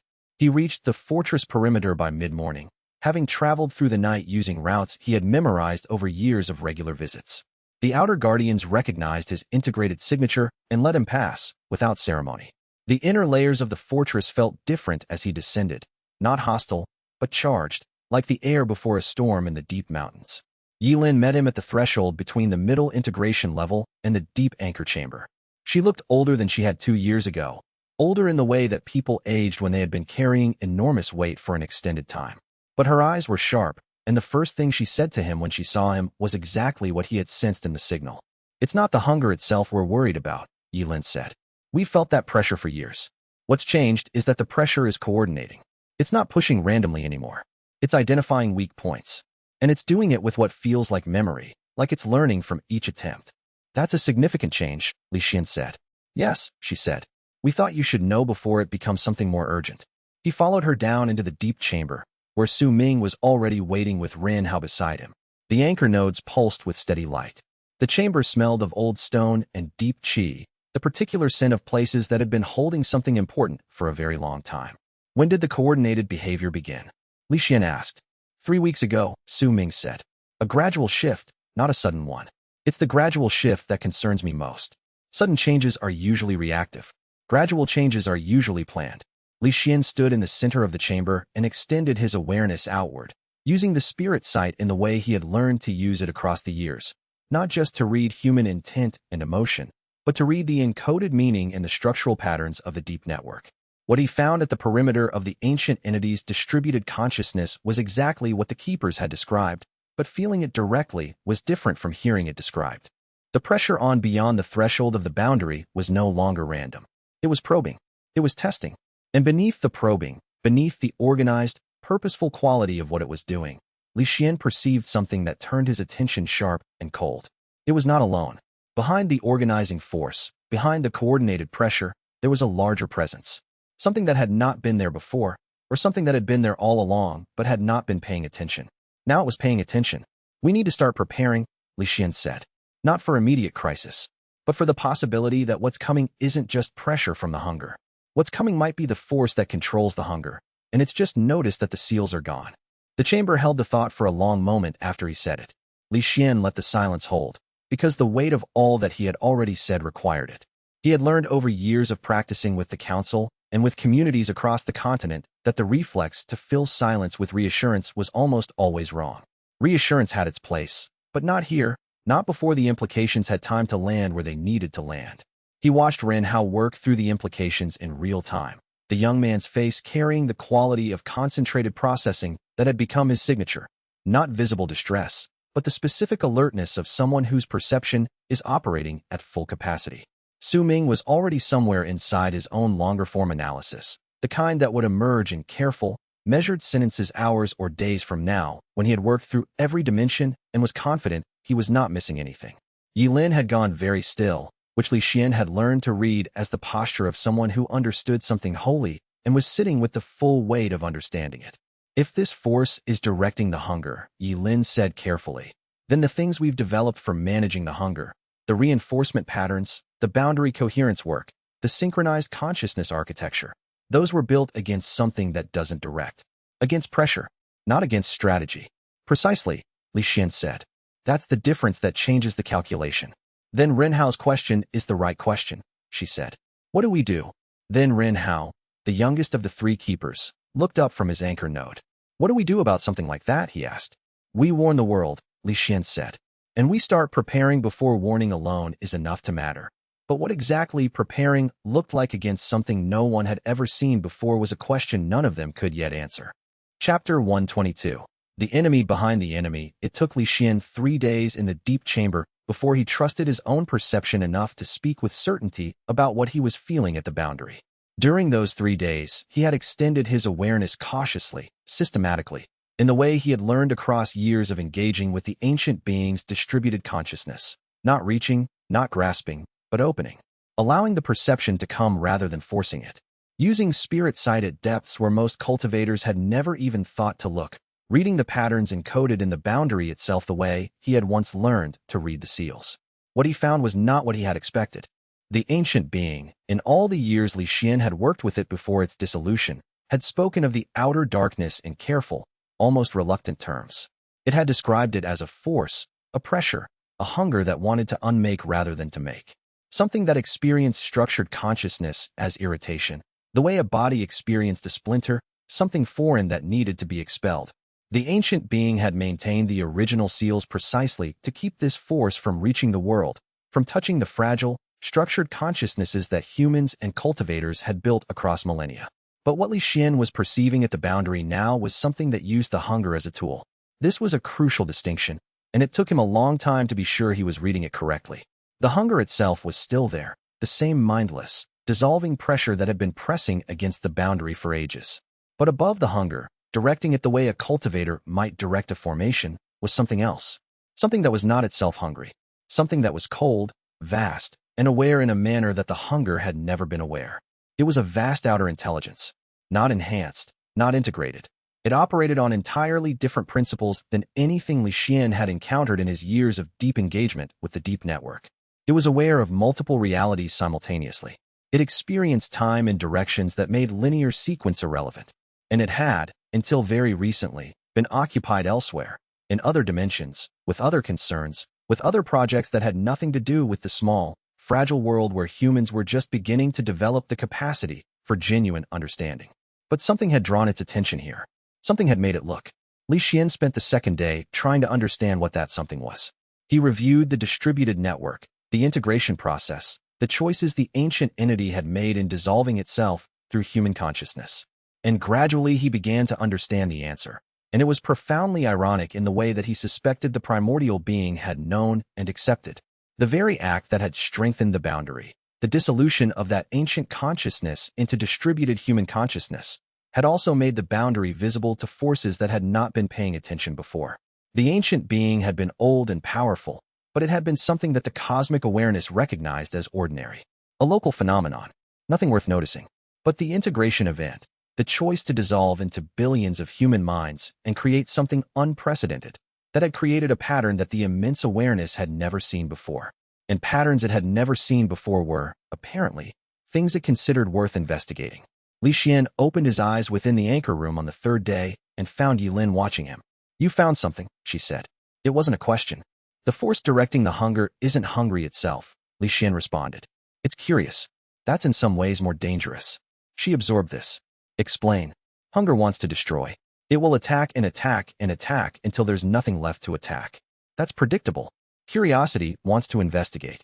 It will probe and test, and eventually it will want to get close, to see what's creating the pattern it finds interesting. Getting close, for something functioning at that scale, means breaking through the boundary. Not because it wants to destroy what's inside, because it wants to see what's here. And seeing it would destroy it? Not intentionally, Li Xuan said, but something that vast, that old, that operating on entirely different principles. Its observation would be like dropping a stone into a still pond. The ripples alone could be catastrophic. And if it decided to send observers, to pass even a fraction of itself through the boundary to get a closer look. He didn't finish the sentence. He didn't need to. Su Ming spoke from the corner of the chamber where he had been listening. So we're not dealing with an attack. We're dealing with something that might accidentally cause disaster in the act of investigation. Indeed, Li Xuan said, which means we can't simply strengthen the boundary and wait for it to give up. It won't give up. It's curious. We need to give it a reason to look elsewhere. Or we need to make the boundary something it understands as a message that this world has chosen its own form of organization, and that organization is not subject to investigation without consent. Ren Hao, who had been quiet through most of this exchange, looked up from the anchor node he was tending. Can we actually do that? Send a message to something existing at that scale? Li Xuan thought about the years he had spent learning to communicate across the boundary with the ancient being itself before its dissolution. He thought about the techniques he had developed for encoding meaning in the structural patterns of the deep network. He thought about the distributed consciousness, the billions of human minds now carrying fragments of the ancient presence's awareness, the vast collective intelligence that humanity had become. I don't know yet, he said honestly, but we have to find out. Because the alternative is waiting for something that size to get bored with caution and simply press through. He rose from his position in the center of the anchor chamber, feeling the weight of what had been revealed settling into him the way difficult knowledge always settled, not with panic, but with a particular kind of focus that came when a problem finally became clear enough to address. I need to go back to the surface and consult with the cultivation world, he said. What's coming won't be stopped by 3 keepers and 1 guide. We'll need everyone who's capable of contributing to be part of the response. You know some of them will panic, Yilin said.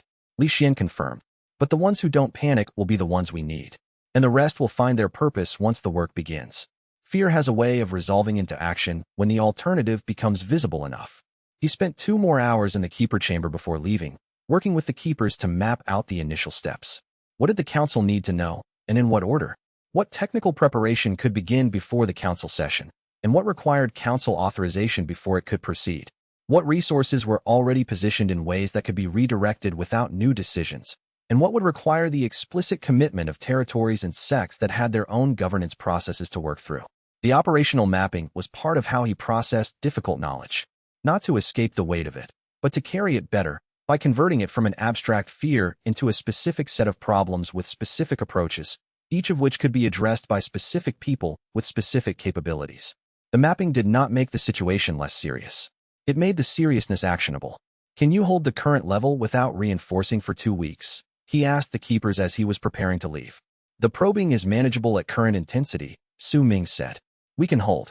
The question is whether the intensity remains stable. Monitor carefully, Li Xuan replied. If it escalates, signal immediately. I'll be back within the week regardless.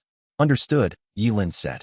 He left the anchor chamber carrying the weight of what he now knew, and of everything he had to go say to the world, but also carrying a specific quality of steadiness that came from knowing what the next steps were, and from trusting the people he was leaving behind to hold what needed holding while he went to do what only he could do, and what no one yet knew was coming, because the thing that directed the hunger had just become aware of what it had been ignoring.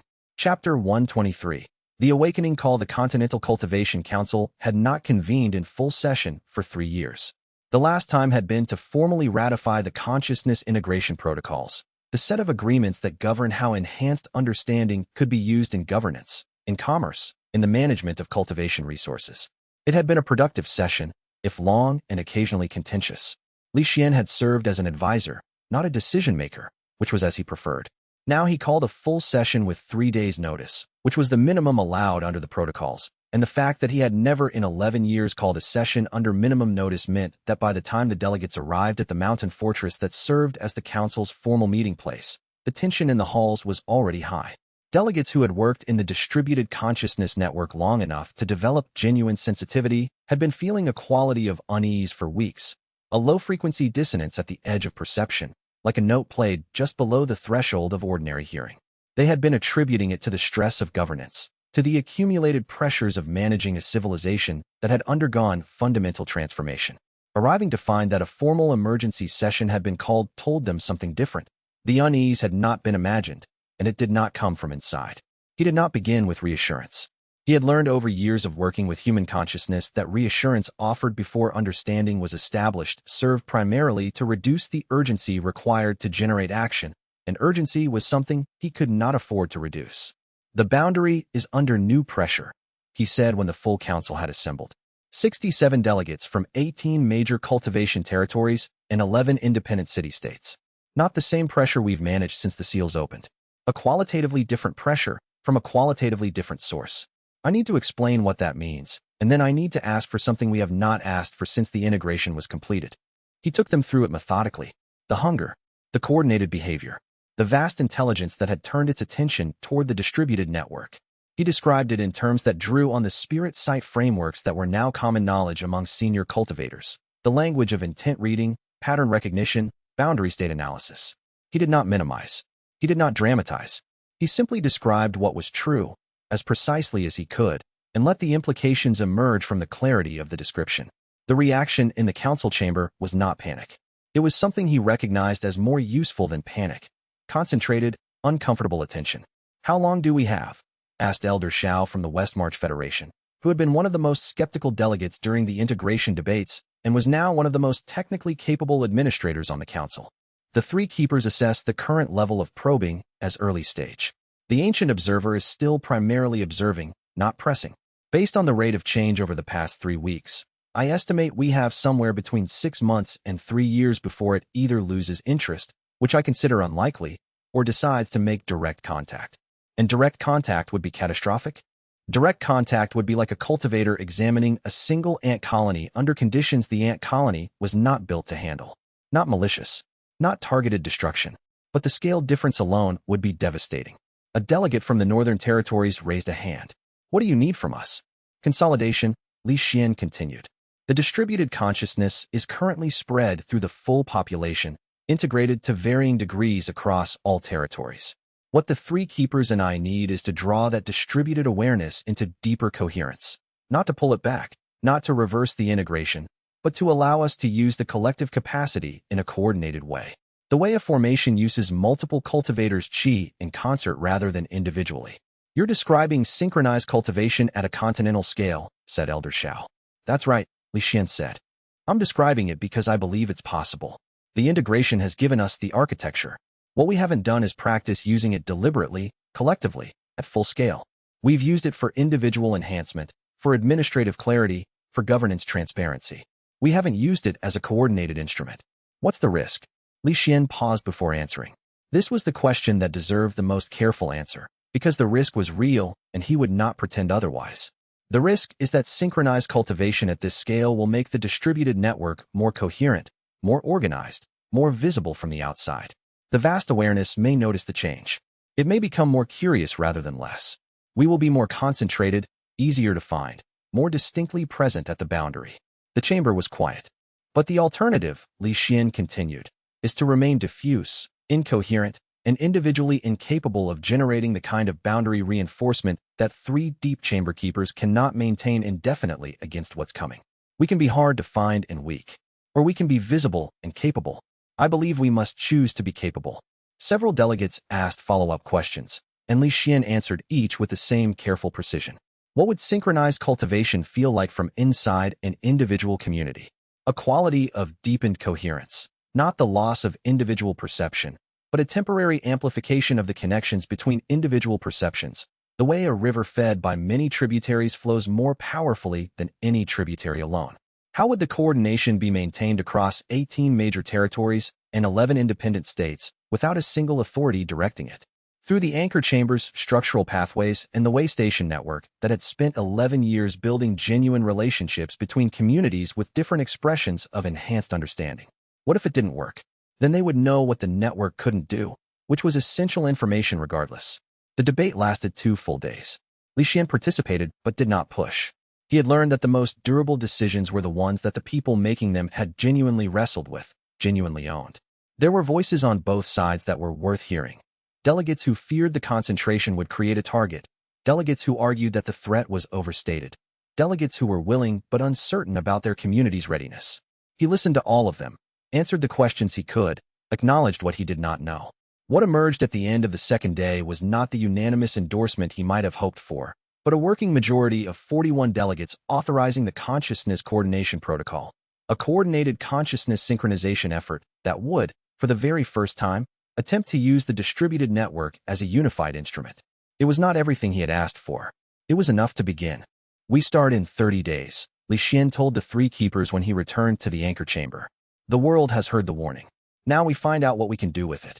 He looked around the anchor chamber, at Yilin, whose eyes held a careful hope she was not yet ready to express in words, at Su Ming, whose stillness had the quality of a man who has been preparing for something for some time and is finally permitted to begin, at Ren Hao, who was perceiving the approaching convergence of consciousness from 41 territories the way someone with deep sensitivity to weather perceives the atmospheric change that precedes rain, not through observation but through the quality of the air against their skin, through something that registered before any visible sign appeared. "If this works," Yilin said, "it changes what we are. It changes what we know we are," Li Xuan said. "What we've always been is already there. We just haven't been asked to use it all at once." The 30 days of preparation began the next morning, each one adding depth and precision to the synchronized consciousness coordination that 41 territories were preparing to deploy together, and not one of those days would be wasted, because if preparation failed now, there would be nothing left to prepare for, and even now, they were not certain they had started early enough to matter when the test actually came. Chapter 124. The last recruit Ren Hao had come to the fortress 3 years ago carrying nothing but a letter from a wandering cultivation master named Tai Fun and an unusual quality of attention. Li Xuan remembered the day Ren Hao had arrived because it had been, in certain ways, a surprise. The deep anchor work, the maintenance of the structural nodes that held the distributed consciousness stable, was not glamorous work. It did not offer the visible rewards of cultivation advancement, the social prestige of sect leadership, or even the traveling freedom of Li Xuan's own role as guide and interpreter. It offered permanence, depth, and the quiet knowledge that without the anchor work, everything else built on the distributed consciousness would eventually destabilize. It was, in its own way, the most important work that existed. But it did not look important from the outside. It looked like 3 people sitting in a cave. Most promising young cultivators, when given the opportunity to understand what deep anchoring actually required, had found pressing reasons to pursue other paths. Ren Hao had not. He had listened to Yilin's full explanation of what anchoring meant, the constant integration with the deep nodes, the way that permanent anchoring would gradually merge a cultivator's consciousness with the structural framework of the network, the practical reality that over decades the deep anchors would not be entirely separate people in the way ordinary cultivators were separate people, but something that had one foot permanently in the pattern space of the distributed consciousness. And he had said, "I think this is exactly the right kind of work for someone like me." Yilin had asked him what he meant. "I've always perceived better than I've acted," Ren Hao had said. "In every sect I've studied at, what I could feel and understand outran what I could do with those perceptions. Cultivation that's about power always left me feeling like I was using a small fraction of what I was actually capable of. But this," he had gestured at the anchor chamber in a fashion that suggested he was gesturing at something much larger than the room itself. "This would let me put all of it to use. The perceiving, the feeling, the pattern reading. This would let me use all of it." He had been right. He had taken to anchor work more quickly than either Yilin or Su Ming had anticipated, developing sensitivity to the deep network patterns within weeks that had taken the other keepers months. He had not yet completed the full merge process. That was something that happened gradually, over years, as the anchor deepened. But he was further along than his 3 years of anchor work would ordinarily have predicted, which was why, now, as the coordinated preparation protocol was being organized, Li Xuan brought Ren Hao a specific request. "I need you to undergo accelerated anchoring," Li Xuan said. They were sitting in a small antechamber off the main anchor room, drinking tea that Ren Hao had prepared with the particular careful attention he brought to every small domestic task. Ren Hao sat in silence for a long moment. "Accelerated anchoring," he said slowly, "means compressing what normally happens over years into weeks or months. That changes what anchoring actually is. It's not just faster. The integration happens differently when it happens quickly." "Correct," Li Xuan said. "I know that. The person I would be afterward, the anchor I would become, would be less separate from the deep network than I am now. Significantly less separate." "Yes." Ren Hao set down his tea. "You're asking me to become something closer to what Su Ming is becoming," he said. "Something closer to the network than to an individual." Li Xuan met the young man's eyes directly. I'm asking if you're willing to consider it. Because what's coming may require a deeper anchor than the 3 keepers can currently provide. If the enormous outer presence presses against the boundary, the structural nodes will come under more stress than they've been designed to handle in their current state. A deeper anchor, someone merged further into the network, would significantly improve the resilience of the whole system. And you need me to make this choice before I know exactly what I'd be choosing. Rinhao said. There was no resentment in the question, just precision. Before the crisis arrives, yes, Li Xuan answered. I won't ask you to decide tonight, but I needed you to know what I'm asking and why. Rinhao sat with it in extended silence, long enough that the tea grew cold, and the light in the antechamber shifted as afternoon moved toward evening. Li Xuan waited. He had learned a long time ago that the most important decisions required the space to be reached rather than the pressure to be forced. Finally, Rinhao said, You entered the trial as bait, didn't you? With no guarantee of survival, no certainty about what it would make you. And you accepted it. I accepted it because it seemed like the right thing to do, Li Xuan said. Not because I understood what it would cost. But you don't regret it. No, Li Xuan responded. I don't regret it. Rinhao picked up his cold tea and drank it. Then I'll do the accelerated anchoring, he said. Not because I'm certain it's the right choice. Because I trust that the right choice, when I look back on it later, will have been the one I made from the best understanding I had at the time. Li Xuan nodded slowly. That's exactly what the trial was testing for, he said. I know, Rinhao said. I've read your history. That's why I came here in the first place. The next morning, they began the accelerated anchor process. Yi Lin and Su Ming worked with Li Xuan to carefully modulate the deepening, not forcing the merge, but creating conditions where it could proceed more quickly than the natural pace allowed. It was delicate work. It was also the right work, and all 4 of them knew it. Rinhao moved through the process with the same quality of concentrated attention he brought to every task, and by the end of the first week, the anchor nodes were already responding to him with a depth that had taken Yi Lin 6 months to develop. 3 weeks into the process, Rinhao sat in the center of the anchor chamber with his eyes closed and the structural patterns of the deep network flowing through him in visible currents. And Li Xuan stood at the edge of the chamber and felt something shift in the deep structure, a steadiness that had not been there before, a resilience that the 3 original keepers alone had not been able to provide. The 4th anchor is set, Su Ming said quietly. Not an anchor, Rinhao said without opening his eyes. A reserve keeper, ready to deepen further if the first anchors begin to fail. Li Xuan looked at the young man sitting cross-legged in the light of the anchor nodes, barely recognizable now as the person who had arrived 3 years ago carrying a letter and an unusual quality of attention, and felt something that was not quite pride and not quite grief, but partook of both. The grief component was recognizing what Rinhao had given up in accepting this. The particular freedom of unattached cultivators, the ability to move, to change direction, to pursue new questions without being anchored to a specific place and specific responsibility, was not something that deep anchor work permitted. Rinhao had understood this when he agreed to the accelerated process. He had understood it and accepted it with the same directness that had characterized every choice he had made since arriving at the fortress. The pride component was watching someone become, in real time, exactly what they were meant to be. Rinhao had said, on the day he arrived, that he perceived better than he acted. That cultivation built around power had always left him using a small fraction of his actual capacity. What he was now, sitting within the deep chamber with the deep network patterns flowing through him like rivers through a delta, was the full expression of what he had actually been capable of being. The perception and the action were no longer separate. The action was the perception, made structural, made permanent, made into something that would hold long after any individual act of will. Yes, he said, a reserve keeper. That's what we needed. And also, though he did not say it, exactly what Rinhao had needed, whether or not he had known that when he arrived. And what remained to be seen was whether the gift would be enough when the real test came. And the real test was already closer than any of them wanted to admit.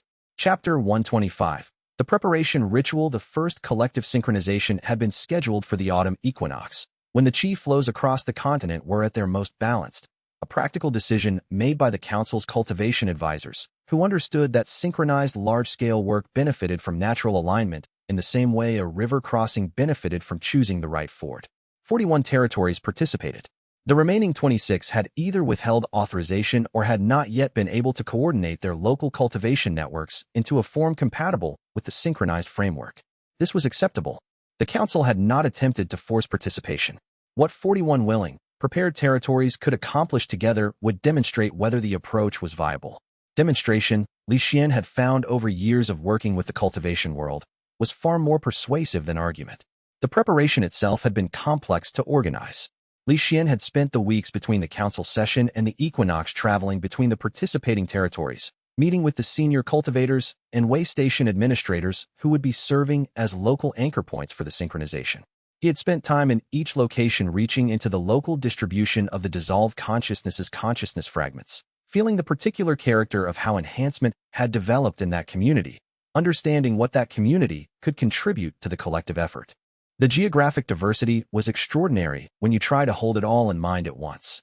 Merchant cities where enhancement had primarily developed through commercial pattern reading, creating networks of traders who could see market systems and supply chains with an almost architectural clarity.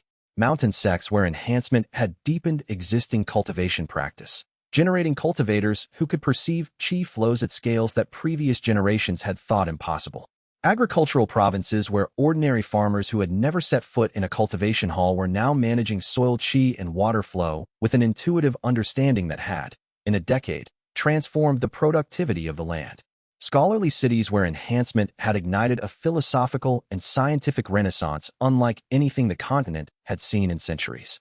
All of these different expressions of the same fundamental gift, each community having found its own way to make use of what the vast presence had distributed. All of them, now, being asked to contribute that developed capacity to something larger than any single community could accomplish. Li Xuan reached the central mountain fortress on the evening before the equinox and found the senior cultivators of the participating territories already gathered. Some of them he had worked with for years. Others he knew only through the distributed network. They had never met in person, but their enhancement signatures were familiar from years of indirect contact through the consciousness fragments they all carried. The ritual itself was simple in conception and complex in execution. Each local anchor point would enter deep synchronization with their community's distributed consciousness, drawing the fragments into coherence, aligning the enhanced awareness present in thousands or millions of individual minds into a collective resonance. That resonance, from 41 territories, would then be directed toward the deep network anchor chamber through the structural pathways the keepers had been preparing for weeks. Yi Lin, Su Ming, Rin Hao, and the deepened anchor structure they had built together would receive the synchronized consciousness and use it to reinforce the boundary, not the physical structure of the ancient seals, which no longer existed in any material sense, but the deeper energetic coherence that the distributed consciousness maintained against the outer pressure. Can you feel the alignment beginning? Yi Lin asked Li Xuan as they stood at the edge of the anchor chamber in the pre-dawn dark. Li Xuan extended his awareness and listened. Across the continent, 41 local anchor points were settling into place. He could feel them like warm lights distributed across a dark landscape. Not yet synchronized, not yet speaking with a single voice, but present, intentional, prepared. Yes, he said. It's going to be like nothing we've done before, Su Ming said from his position near the primary anchor node. If it works, Li Xuan agreed. When the equinox light touched the mountain peak, it began. The experience of it was not what Li Xuan had expected. He had expected something overwhelming, something that erased individual perception in the flood of collective consciousness. What he actually experienced was more like hearing a vast choir for the inaugural time. Individual voices, each distinct, each carrying their own developed character, but moving together in something that was greater than any voice alone without destroying the particularity of any individual voice. The 41 territories sang together, not in sound, in the structural language of enhanced awareness. In the pattern reading capacity that billions of humans had developed over 11 years, each community in its own way, each person finding their own expression of the gift that ancient consciousness had chosen to distribute. In the anchor chamber, the boundary blazed. It was the only word for what happened. The distributed consciousness, given coherence, given direction, given the deep network architecture that the keepers had spent weeks preparing to receive it, poured itself against the outer boundary in a wave of structured, intentional, organized presence. Not aggression, not force, but unmistakable presence. Unmistakable evidence that what was on this edge of the boundary was not a diffuse, disorganized pattern worth investigating casually. What was on this face of the boundary was something that knew it existed, knew what the boundary was for, and had chosen to maintain it. The probing from the ancient observer paused. Li Xuan felt the pause the way you feel a held breath. Not silence exactly, but the quality of attention then redirected. The vast mind, for the first time, was perceiving not scattered fragments of an interesting pattern, but something that presented itself with coherence, with intention, with the unmistakable quality of a conscious choice. The pause lasted for 3 days. When the immense observer resumed its investigation, it was different, more careful, more deliberate, still curious, but now treating what it was investigating as something that might respond, rather than something that might simply be observed. We've bought time, Li Xuan told the council when the ritual was complete and the keepers had assessed the result. I don't know how much, but we've changed the nature of what we're dealing with. It knows now that this boundary is maintained by choice, not just by ancient structure. That changes what it can do next. How does it change what it can do? Asked Elder Xiao. Li Xuan thought about it carefully. Something that probes an unconscious structure has no ethical constraint on what it does next. Something that probes a structure that has declared its own conscious presence. That's a different kind of encounter. The choice the cosmic observer makes from here will tell us what kind of entity it actually is. And if it turns out to be the kind that doesn't care about consent. Yi Lin asked from the back of the council chamber, where she had come to deliver the keeper's assessment. Then we find out how strong we actually are, Li Xuan said. But he did not believe it would come to that. Not yet. The pause had told him something. Something that might be curiosity could also, in the right circumstances, be respect. He was choosing to act on that possibility while preparing for the alternative. The world had been given a warning. The warning had been answered with something better than fear. Now they waited to see what came next. In the days that followed the ritual, Li Xuan traveled the circuit that the keepers could not travel, visiting the local anchor points in the participating territories, receiving the reports of how the synchronized consciousness had felt from the inside of each community, gathering the information that the keepers' network could not gather because the keepers could not leave the anchor chamber. What he found, in territory after territory, was something he had hoped for, but had not allowed himself to assume, that the synchronization had not merely been a defensive measure. It had been an experience. Communities that had used their distributed consciousness in individual and collective ways for 11 years had felt, for the first time, what it was like to use it in concert with other communities, and the feeling had produced something unexpected. Not just effectiveness, not just the demonstration of capability at the boundary. Something that felt, to the people who had experienced it, like recognition. We didn't know what we were part of, said a way station administrator in the Western Territories, a man who had developed one of the continent's strongest networks of local consciousness practitioners and had served as one of the 41 anchor points for the ritual. We knew we were integrated with the distributed consciousness. We knew the consciousness was distributed across the continent. But knowing that and feeling what it meant to be synchronized with all of it at once, those are different things. It felt like becoming aware of a body you didn't know you were part of. Li Xuan held that description. A body you didn't know you were part of, he repeated. That's exactly right. How is the boundary? The administrator asked. Changed, Li Xuan said. What we demonstrated during the ritual has changed the nature of what the outer intelligence is dealing with. The investigation is no longer directed at an interesting pattern. It's directed at something that demonstrated it knew it was being investigated and chose its response deliberately. Is that better? He nodded once. That's much better. It's the beginning of the possibility of something other than crisis. What comes before any real relationship is mutual recognition, the acknowledgement, by both parties, that the other is real and aware and capable of deliberate response. We've just provided our side of that acknowledgement. He left the way station carrying the weight of 30-day preparation work behind him and an uncertain future ahead, but also the knowledge that the world had shown itself capable of more than he had sometimes feared when the crisis seemed largest. That was enough. For now, that was enough, but the silence beyond the boundary had not ended. It had only gathered itself, patient and vast, into whatever came next, and whatever that was, it would not announce itself before it arrived. Chapter 126. The first breach attempt. The boundary held for 6 weeks after the preparation ritual before the ancient presence tested it directly. Not the hunger. The hunger had been testing and withdrawing for years, and the 3 keepers had developed efficient routines for managing that particular pressure. What arrived on the morning of the 42nd day after the ritual was something qualitatively different, and Yi Lin felt it first because the weak point it targeted was near the Crimson Node, one of the anchor structures she had personally integrated with most deeply. She described it later as the difference between feeling rain and feeling a finger press against glass. The previous pressure from the outer darkness had been distributed, diffuse, working against the full area of the boundary without particular focus. What she felt on the 42nd day was localized, intentional, a single point of sustained concentration, pressing with patient, calibrated force against the specific place in the boundary where temporal resonance was lowest, where the structural coherence of the distributed consciousness was thinnest. Li Xuan had been traveling the eastern circuit when the signal came. He turned back immediately and reached the fortress by the following morning. But Yilin had already spent 15 hours managing the breach attempt alone, reinforcing the Crimson Node through a combination of technique and will that had cost her far more than ordinary maintenance work. When he arrived, she was sitting outside the anchor chamber with her hands in her lap and her eyes focused on something that wasn't in the room. Did it hold? He asked.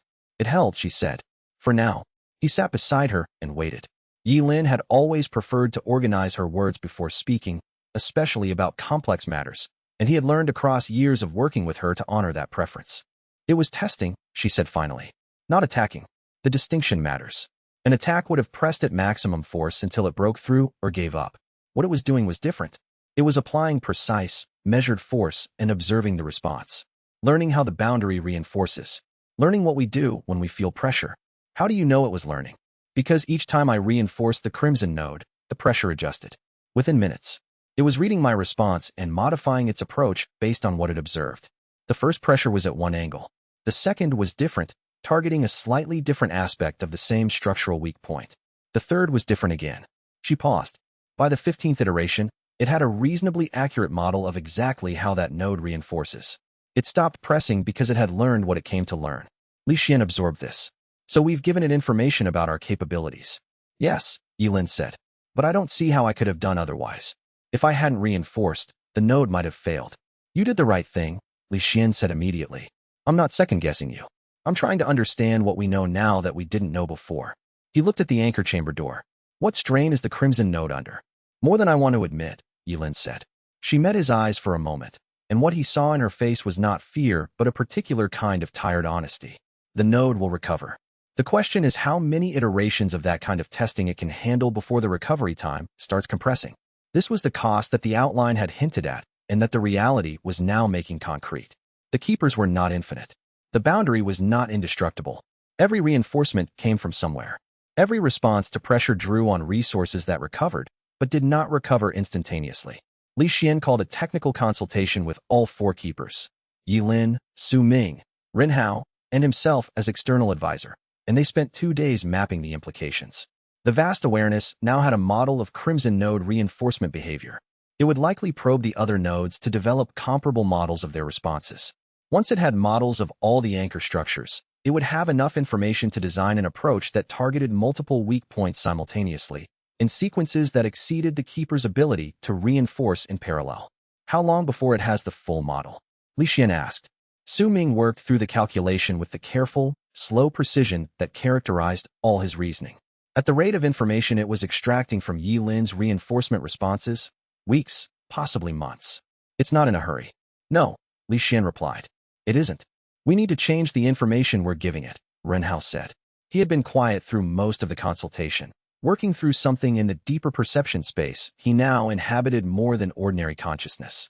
If it's learning our reinforcement patterns, we need to change the patterns. Introduce variation. Respond to pressure in ways that don't reflect our actual structural logic. Li Xuan looked at him.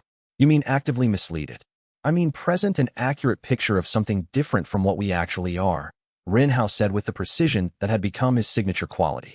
Not deception exactly. More like presenting a different aspect of what we're capable of. We have more capability than we've shown it so far. We've responded with the minimum necessary reinforcement to handle each test. What if we responded sometimes with much more than necessary? What if we showed it a boundary that doesn't behave predictably? Something that learns rather than something that simply reacts. Li Xuan sat with this. It was, he realized, a significant shift in approach. Everything they had done so far had been reactive, waiting for pressure, reinforcing in response, recovering, and waiting for the next test. Ren Hao was proposing that they stop being simply reactive. The risk, he said slowly, is that demonstrating more capability also demonstrates that there's more here worth investigating. We'd be signaling depth rather than simplicity. Yes, Ren Hao said. But the alternative, allowing it to build an accurate model of our exact limitations, leads to a scenario where it constructs a test specifically designed to exceed what we can handle. Yilin looked at Li Xuan. He's right. Li Xuan exhaled slowly. I know, he said. I just wanted to be sure we all understood what we were deciding. He looked around the anchor chamber at the three keepers. We change strategy. The boundary starts demonstrating depth. We make sure it knows the reinforcement is adaptive, not fixed. We make ourselves harder to model rather than easier. There was a moment of shared understanding, not quite relief, but a distinctive quality of clarity that came when a decision was made that everyone present believed was right, regardless of how difficult the execution might prove. They spent the rest of the day mapping the implementation. Ren Hao outlined the technical parameters for variable response patterning, the way the boundary could reflect different reinforcement logic in successive responses to the same probe point, so that any model the enormous awareness built would be based on behavior that did not repeat. Yilin worked through the energy requirements for sustained variation, the difference between responding to probe pressure with minimum necessary reinforcement and responding sometimes with depth that far exceeded necessity. The excess, she noted, was itself information. It told the outside observer that there were reserves not yet deployed. It will recalibrate its models, Su Ming said. Multiple times. Each time it does, we get information about how it processes what it observes. Then we're not just making ourselves harder to predict, Li Xuan said. We're learning about it in the process. Yes, Su Ming said. Every revision it makes to its model of us tells us something about the nature of its modeling. The way a response to an argument tells you what the other person actually understands. It was, Li Xuan reflected, a form of the same deep listening work he had practiced across years of waystation dialogues. Understanding someone by the quality of their responses. Reading what lay beneath their words by noting what they chose to respond to and what they let pass without acknowledgement. The scale was different, incomparably larger, but the fundamental principle was not. When the next probe comes, Li Xuan said, "We're ready." He said it. He believed it. What he did not say was that ready and sufficient were not always the same thing, and the gap between them was precisely where disasters lived. Chapter 127. The negotiation offers 7 weeks after the first direct breach attempt. The nature of the contact changed. Li Xuan was in the node chamber, working with Ren Hao on the variable response protocols they had developed, when the boundary delivered something that was neither pressure nor probing but communication. Not in words. Nothing that operated at the scale of what lay beyond the boundary communicated in words, but in structured pattern, in the same encoded meaning language that Li Xuan had spent years learning to read in the seals and the deep network architecture. It was an offer. He took 3 days to be certain he was reading it correctly, working through the pattern with Yilin and Su Ming, cross-referencing his interpretation against theirs, testing whether the meaning he was deriving was a function of the pattern itself or a function of his own expectations. At the end of 3 days, the 3 keepers' interpretations were consistent enough that he was confident. The immense observer was proposing terms. The terms were, in essence, a form of limited access. It would send observers, not the hunger, not any form of the consuming force it controlled, but something analogous to what the keeper entities had been within the fortress structure. Autonomous fragments of the cosmic intelligence that would inhabit the world without disrupting it, that would move through human civilization and experience it from within rather than probing it from without. In exchange for this access, it would withdraw the hunger entirely. The outer pressure would cease. The boundary stress would end. The keepers could dissolve back into the world without needing to maintain permanent anchoring. It was, Li Xuan acknowledged to himself, a tempting offer. Not because he trusted it, but because the costs it promised to eliminate were real, and the people carrying those costs were people he cared about. He called the full council to the fortress and presented the offer in full. The deliberation that followed was the most difficult council session Li Xuan had attended in 11 years of working with the cultivation world. Some delegates were immediately in favor. The burden of the synchronized cultivation protocol was substantial. The synchronized consciousness effort required ongoing coordination that pulled resources from ordinary governance and cultivation work.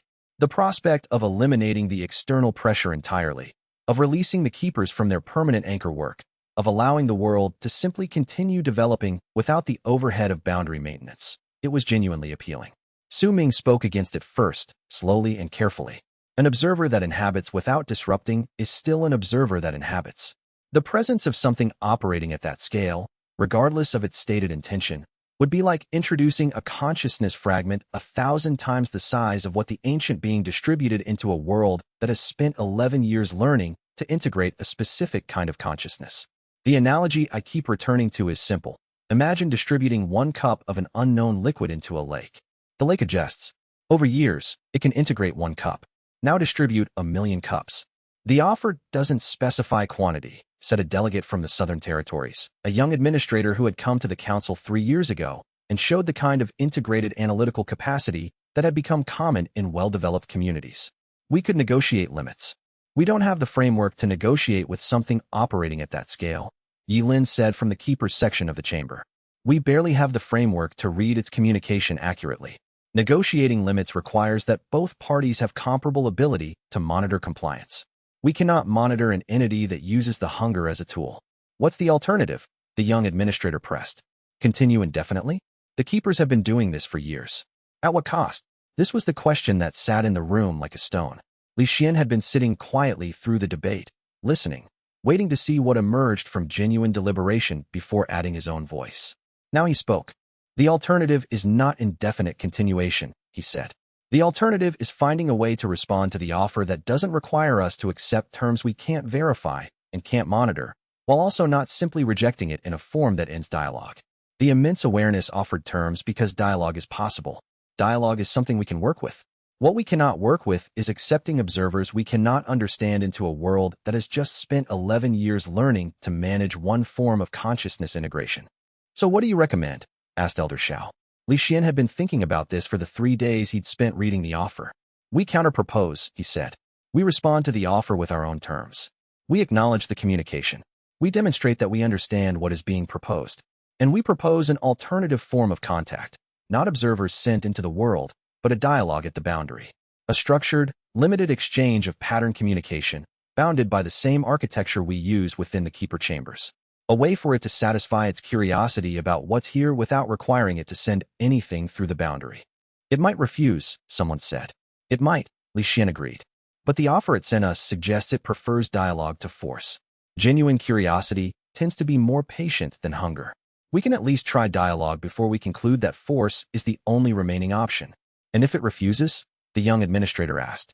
Then we know more about what kind of entity it actually is, Li Xuan said. And we respond accordingly. The council voted to counter-propose. 38 to 29, which was narrower than Li Xuan would have preferred but sufficient. He took the council's decision back to the anchor chamber, spent a week working with the keepers to encode the counter-proposal in the boundary pattern language. Not words, not concepts in any direct sense, but structural meaning, an architecture of intent that said, we acknowledge your offer, we cannot accept its terms, we propose this alternative, and we are willing to hold this boundary for as long as it takes to find terms that do not require us to yield what we cannot yield. The counterproposal was transmitted through the boundary at the next equinox. The encoding had taken a week to prepare properly. The boundary pattern language that Li Xuan had developed for crisis period communication was adequate for structured exchange, but not for the kind of nuanced offer that required conveying both meaning and relational intent simultaneously. He had worked with Ren Hao, whose sensitivity to the deep network structural language was now sharper than anyone else's, to develop an encoding that carried the counterproposal's factual content while also carrying something harder to encode, the quality of genuine invitation. The willingness to meet. The recognition that what was on across the boundary from the boundary was real, was aware, was worth addressing directly rather than simply resisting. Does it carry the right tone? Yilin had asked when they reviewed the encoding before transmission. I don't know what tone it will receive, Li Xuan answered. I only know what tone we're sending. Whether those are the same thing is something we'll learn from the response. They waited. If it accepts, Yilin said, in the quiet of the anchor chamber after the transmission was complete, it means we're dealing with something that can be reasoned with. And if it doesn't? Ren Hao asked. If it doesn't, Li Xuan said, then we prepare for the possibility that reasoning has its limits, and that what comes after reasoning requires everything the synchronized cultivation built. He did not say that he was afraid of what came after reasoning. He didn't need to. They all knew. The waiting itself was a form of work. The boundary required maintenance regardless of what lay across the divide, and the keepers continued their rotation with the practiced steadiness of people who had learned to work under sustained uncertainty. Li Xuan traveled briefly between the fortress and the nearest way station, keeping both lines of his work active, the deep boundary work and the surface work of helping the cultivation world understand what was happening without generating panic through excess of detail. He told communities what they needed to know. The boundary was being managed, the keepers were maintaining their work, the coordinated consciousness network was ready. He did not tell them about the counterproposal. Some things were better decided before being announced, because announcing a decision before it was decided created pressure on the decision-making process that tended to push toward the safest option rather than the right one. He trusted the keepers. He trusted the council.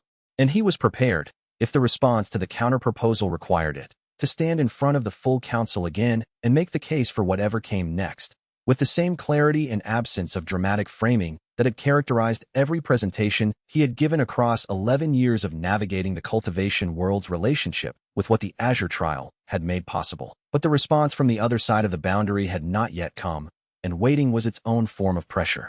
And the boundary, for all its new depth, had never been tested against genuine, directed intention before this moment. Chapter 128. The final gambit. The response came not through the boundary communication channel they had established, but through simultaneous pressure on all three anchor nodes at once. It was not, technically, an attack. Li Xuan understood that distinction even as every alarm in the deep network fired at once, and all four keepers moved to their anchor positions in the same moment. It was a demonstration of capability. The outer presence was showing them something specific. It could press all three nodes at once, with sufficient force to stress the entire distributed network simultaneously, and it could sustain that pressure indefinitely. The implications were clear even without a communication channel to translate them. The message was, "We noted your counterproposal. This is our response." The simultaneous pressure was not designed to break through. It was designed to sustain, to occupy every resource the keepers had in constant defensive reinforcement, leaving nothing available for anything else. Not a siege in the conventional sense, not meant to starve the keepers out, but something more sophisticated. A demonstration that the keepers' resources were finite and the pressure's resources were not. A demonstration that the counterproposal, while acknowledged, was not accepted on terms that the vast ancient force found satisfactory. "It's not trying to break us," Yi Lin said through gritted teeth, her hands on the crimson node anchor surface, holding the reinforcement pattern she had been sustaining for 4 hours. "It's trying to show us we can't sustain this indefinitely." "It's right," Su Ming said. He was maintaining the jade node, the temporal anchor, with the careful, measured precision that characterized him. But Li Xuan could see from the quality of his focus that he was already near the edge of comfortable maintenance range. Su Ming had been managing deep anchoring for years longer than either Yi Lin or Ren Hao, and his reserves were, in certain ways, the most developed. But they were also the most depleted by the years of work. "It's also making a mistake," Ren Hao said. Everyone looked at him. Ren Hao had both hands in contact with his anchor node, the secondary Azure node he had merged with during his accelerated anchoring process, and his eyes were closed. His awareness distributed deeply through the structural framework in a mode that went beyond what any of the other three keepers could currently match. It's applying uniform pressure across all three nodes because it modeled each node separately. It built accurate models of each node's individual reinforcement behavior. But it doesn't have a model of how the four of us function as a system. "Explain," Li Xuan said. "The distributed consciousness isn't three separate structures connected by pathways," Ren Hao said. "When we're all four in contact simultaneously, which is actually rare, most maintenance work is done in rotation. The nodes resonate with each other. The reinforcement from one node amplifies the reinforcement capacity of the others. It's a property of the integrated network architecture that doesn't appear in any individual node's behavior in isolation." He paused. "When it presses all three simultaneously, it's creating the conditions for that resonance. It didn't model this because it hasn't seen us function simultaneously before." Li Xuan looked at Su Ming. The elder keeper's eyes had gone very still. "He's right," Su Ming said quietly. "The resonance effect. I'd almost forgotten about it. We never use it because it requires all four of us in contact, and the cost of that is significant," Ren Hao said. "But the capacity it unlocks is greater than the sum of the four individual capacities, and it will hold under pressure that none of us can handle alone." Li Xuan made the decision in less than a breath. "All four. Full simultaneous contact. We demonstrate what we actually are rather than what it's modeled us to be." Su Ming looked at him with the directness of someone who had been carrying an enormous weight for a very long time and was being offered a way to put it down, at least briefly. "This will exhaust us fully," he said. "Afterward, we'll need significant recovery time. Weeks, possibly months." "Yi Lin," Li Xuan said. "I'm already exhausted," Yi Lin said, and there was something unflinching in the way she said it. Not complaint, not performance, just fact, offered cleanly. "The question isn't whether I can sustain more individual reinforcement. I can, for a while longer. The question is whether more individual reinforcement produces the outcome we need. And I think Ren Hao is right that it doesn't." She moved to her anchor position. "If this ends the simultaneous pressure for long enough to allow genuine recovery, the exhaustion is worth it. If it doesn't, if the resonance fails to produce the effect we're hoping for, then at least we'll know what this system's actual limit is." Li Xuan moved to the center of the chamber, the position he held in the network not as an anchor keeper, but as what that primordial entity had made him, the integration point, the bridge, the place where all the distributed fragments found coherence.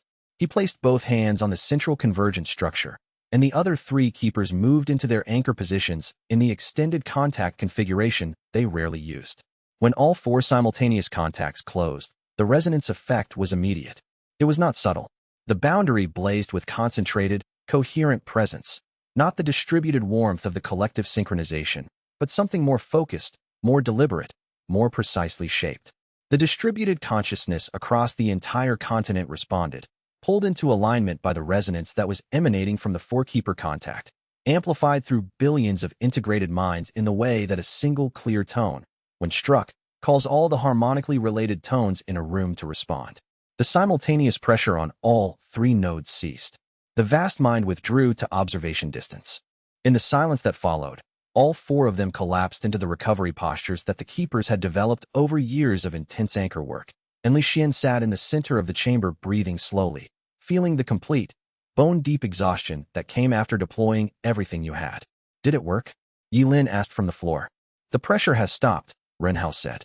His voice was quiet with a certain quality of someone who had just looked at something very large and was trying to integrate what they'd seen. It's not gone, but it stopped.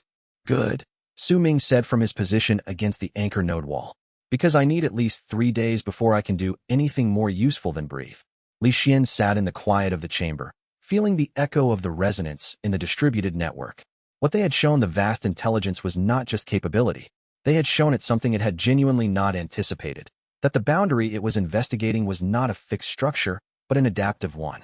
Not a wall, but a system. A system that responded to pressure with something it could not fully model, because the behavior emerged from the interaction of all its parts rather than from any individual component. The resonance was fading now, the synchronized consciousness from across the continent flowing back into its distributed, individual form as the four-keeper contact released. It had been sustained for less than an hour. It had been enough. The depth and coherence it had demonstrated was not the product of that hour.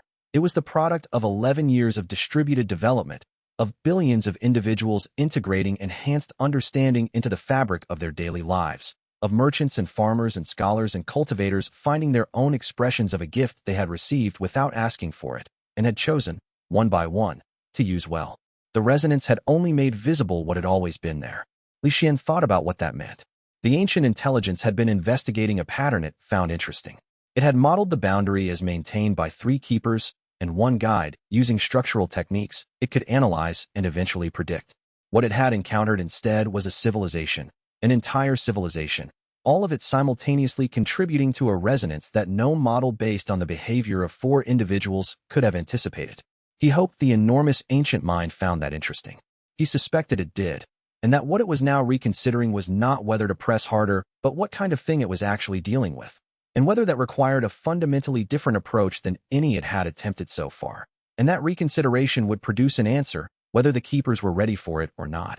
And Li Xuan, standing at the threshold between the keeper chamber and the surface world, felt the weight of that uncertainty settle into his bones. Chapter 129. The sacrifice of the old warden Su Ming made his decision on a morning in late winter, when the anchor chamber was cold and the distant mountains outside the fortress were white with snow that had been falling for 3 days. He had told no one beforehand. This was not because he was hiding it. Su Ming did not hide things. It was because the decision was complete in him before he had words for it. And by the time he had words for it, the decision was so settled that announcing it felt less like requesting input and more like informing people of something that had already happened. He asked Li Xuan to come to the anchor chamber alone, not the other keepers, just Li Xuan, as the integration point, as the person whose role in the network made him the appropriate witness for what Su Ming intended to tell him. Li Xuan arrived to find Su Ming standing in the center of the chamber, looking at the anchor nodes with the expression of someone who has spent a long time in a place and is making peace with the fact that they will not be returning. You've decided something? Li Xuan said. Yes, Su Ming said. He turned from the anchor nodes and sat in the chair he always used, the worn one with the particular arrangement of cushions he had assembled over years to support his lower back through long anchor sessions. The pressure from the final gambit cost me more than I expected. I expected significant depletion. What I got was permanent reduction. Li Xuan was very still. My individual anchor capacity has contracted, Su Ming said. Not thoroughly. I can still maintain routine reinforcement. But the sustained high-intensity contact from the four-keeper resonance compressed something in my integration with the deep nodes that has not expanded back. I've been monitoring it for 3 weeks. It's not recovering. This is what I am now. You should have told me when. I needed to understand it first, Su Ming said, not sharply, but with finality. And understanding it took 3 weeks. Now I understand it. He paused. I can continue as I am. Reduced capacity, but functional. The routine work doesn't suffer significantly. What suffers is my ability to respond to crises like the final gambit. That might not matter if we don't. There's something else, Su Ming said quietly. Something I've been working with since the integration began 11 years ago. Something I've never told anyone because I wasn't sure of it until recently. Li Xuan sat down. Su Ming looked at his hands. The temporal anchor node, the jade node, is not just maintained by my integration with it. Over years, I've become something more than a keeper of that node. The temporal coherence of the boundary, the way the boundary resists not just spatial pressure, but temporal manipulation from outside. That quality is now partially a function of how far I'm integrated into the node. Not just working with it, actually constituting part of its structure. The implication of this reached Li Xuan slowly, and he did not interrupt while it was arriving. If I deepen the integration, Su Ming said, if I complete the process of becoming the temporal architecture of the node rather than simply maintaining it, the boundary acquires a temporal dimension it doesn't currently have. It doesn't just resist pressure. It creates micro-configurations in the temporal fabric of the boundary that the cosmic mind cannot navigate without learning an entirely new model of how time works in this region. Not permanently, but long enough. Long enough for the distributed consciousness to develop the next generation of integrated capability, for Ren Hao to grow fully into his reserve keeper role, for whatever comes after the current crisis to emerge from humanity's own development rather than from emergency measures. Li Xuan understood what was being offered, and what it cost. Su Ming, he said, if you complete that integration, you don't come back from it. No, Su Ming agreed. I don't. Not as Su Ming. He met Li Xuan's eyes with the directness that had characterized him since the first day Li Xuan had encountered him in the fortress. But I also don't disappear. I become the temporal structure of the boundary. I am gone as a separate being, but I am everywhere the boundary is. That's not the same thing. No, Su Ming agreed. It isn't, but it's something. He paused. The ancient being chose to dissolve itself into distribution rather than continue as a separate consciousness. It chose to become part of something greater rather than persist as something separate. I watched that choice. I understood what it meant. I've spent 11 years sitting with what it means. He looked toward the anchor nodes. I don't think my choice is as large as that choice was, but I think it's the same kind of choice. The two of them sat in the cold chamber for a considerable time without speaking. Finally, Li Xuan said, is there anything you want me to tell the others? Yilin. Ren Hao. Tell Yilin that she's been the most consistent person I've known in decades of working with cultivators, Su Ming said. Tell her that the stubbornness she apologizes for is a quality, not a flaw. And tell Ren Hao. He stopped for a moment. Tell Ren Hao that the perception he trusted enough to stay in the central chamber, when every other promising young cultivator left, that perception was right. He belongs here, more entirely than I ever did. This was always going to be his work. Li Xuan memorized the words as Su Ming spoke them, because they deserved to be carried exactly. When Li Xuan asked, tonight, Su Ming said, before the next probe, while the boundary is still at full coherence from the last preparation ritual, that's the right conditions. That evening, in the anchor structure with all four keepers present and the distributed consciousness humming through the deep network in its steady, winter-calm way, Su Ming completed his final integration. The process was quiet and deliberate. There was no violence in it. There was no drama. There was a man who had spent the better part of a decade learning the deep architecture of something vast and was now choosing to become part of it. When it was complete, the jade node blazed with a light it had never shone before, not brighter exactly, but more layered, more dimensional, as though it were now perceiving time from multiple directions at once. The temporal fabric of the boundary, across its entire extent, shifted in a way that Li Xuan could perceive clearly and could not have described in words. Su Ming was gone, and yet the boundary felt, in some way that Li Xuan did not have language for, more inhabited than it had before. Yilin stood in front of the jade node in thoughtful quiet, without speaking.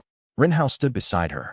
Li Xuan delivered the words he had been asked to carry, and watched them land in Yilin and Ren Hao the way they deserved to land, with weight, with permanence, with the specific quality of something that could not be argued with, and did not need to be. The boundary is stronger, Ren Hao said finally. Not just at the node. Across its entire temporal extent. Whatever he became, it's working. He said he would be everywhere the boundary was, Li Xuan said. They stood in the cold anchor chamber together, the three of them, with the node that Su Ming had become blazing steadily behind them, and the winter snow continuing to fall on the mountains outside. The chamber had changed in the hours since Su Ming's integration completed. The change was not structural. The walls and the anchor nodes and the positioning of the technical infrastructure were all exactly where they had always been. But the quality of the space was different. The jade node blazed with a multi-directional light that previous generations of keepers had described in their records as the signature of deep integration, but had never shown in their tenure, because no previous keeper had deepened their integration to the point of structural dissolution. The light was not bright in an ordinary sense. It was present in a way that made ordinary brightness seem like a surface phenomenon. He's still here, Renhao said quietly. In a way, Li Xuan said. Not in a way, Renhao said. Holy. The jade node is responding differently than it has in every previous maintenance session I've been part of. It has intention. Not the intention I provide through my anchor work. Not the intention Yi Lin provides through hers. Something inherent. Something that was there before I arrived in the chamber today. Li Xuan stood very still, using the spirit sight to perceive what Renhao was describing. It took several minutes to find, not because it was subtle, but because it was so thoroughly integrated into the node's operation that distinguishing it from the node itself required the kind of careful attention that differentiated between two things that looked identical until you understood both of them fully. Su Ming was in the temporal fabric of the jade node the way a person's character was in the quality of their work, not visible in any single output, but present in the specific way the work was done, in the pattern of choices made and priorities maintained. The node made decisions about boundary reinforcement that reflected Su Ming's approach, deliberate, measured, willing to invest depth now in order to prevent need for force later. The node carries his judgment, Li Xuan said. Yes, Renhao said. That's what I was trying to name. Not just his power, his judgment. They stood in the cold anchor chamber together, the three of them, with the node that Su Ming had become blazing steadily behind them, and the winter snow continuing to fall on the mountains outside, and the knowledge that the boundary was held by something more than technical capacity settling into them the way important things settled when they were allowed to land without immediately being converted into action, because tomorrow, or the week after, or the month following, the boundary would be tested again, and whatever Su Ming had become would face a pressure he had never faced as a person.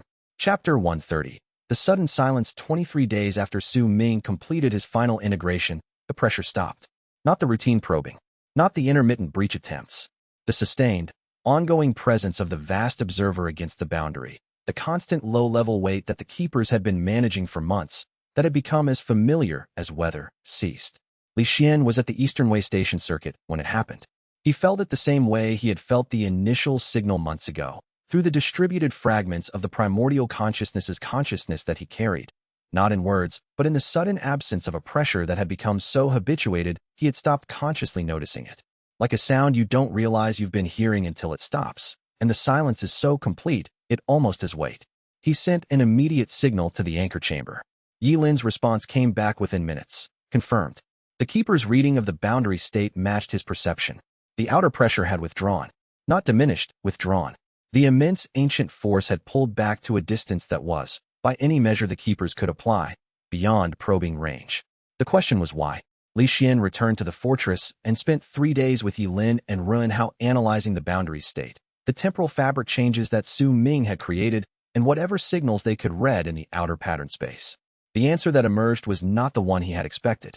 It's not that the boundary became too strong to break, Renhao said.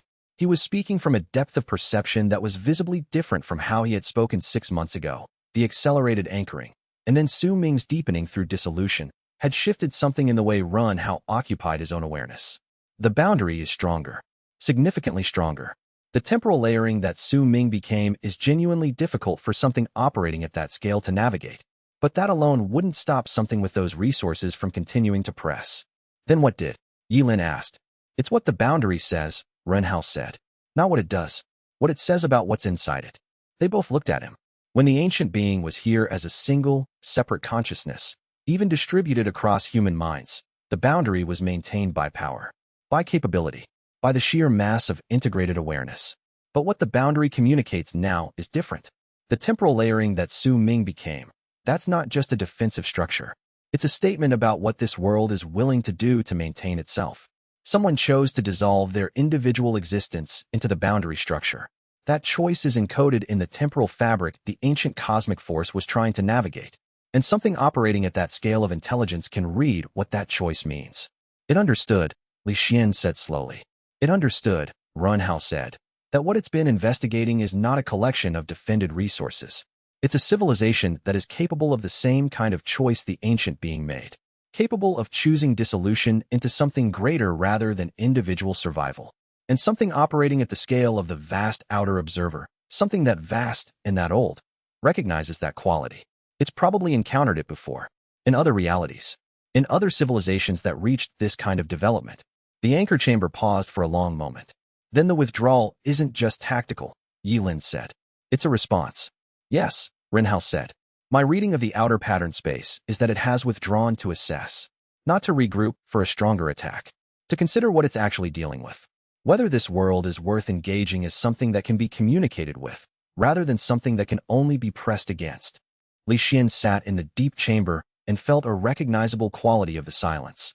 Not empty, but genuinely suspended. Something enormous was pausing, thinking, reconsidering. We don't know how long this lasts, he said. No, Ren Hao said. We don't. But we know the silence is itself a message, Li Xuan said. It's telling us it received the message we sent.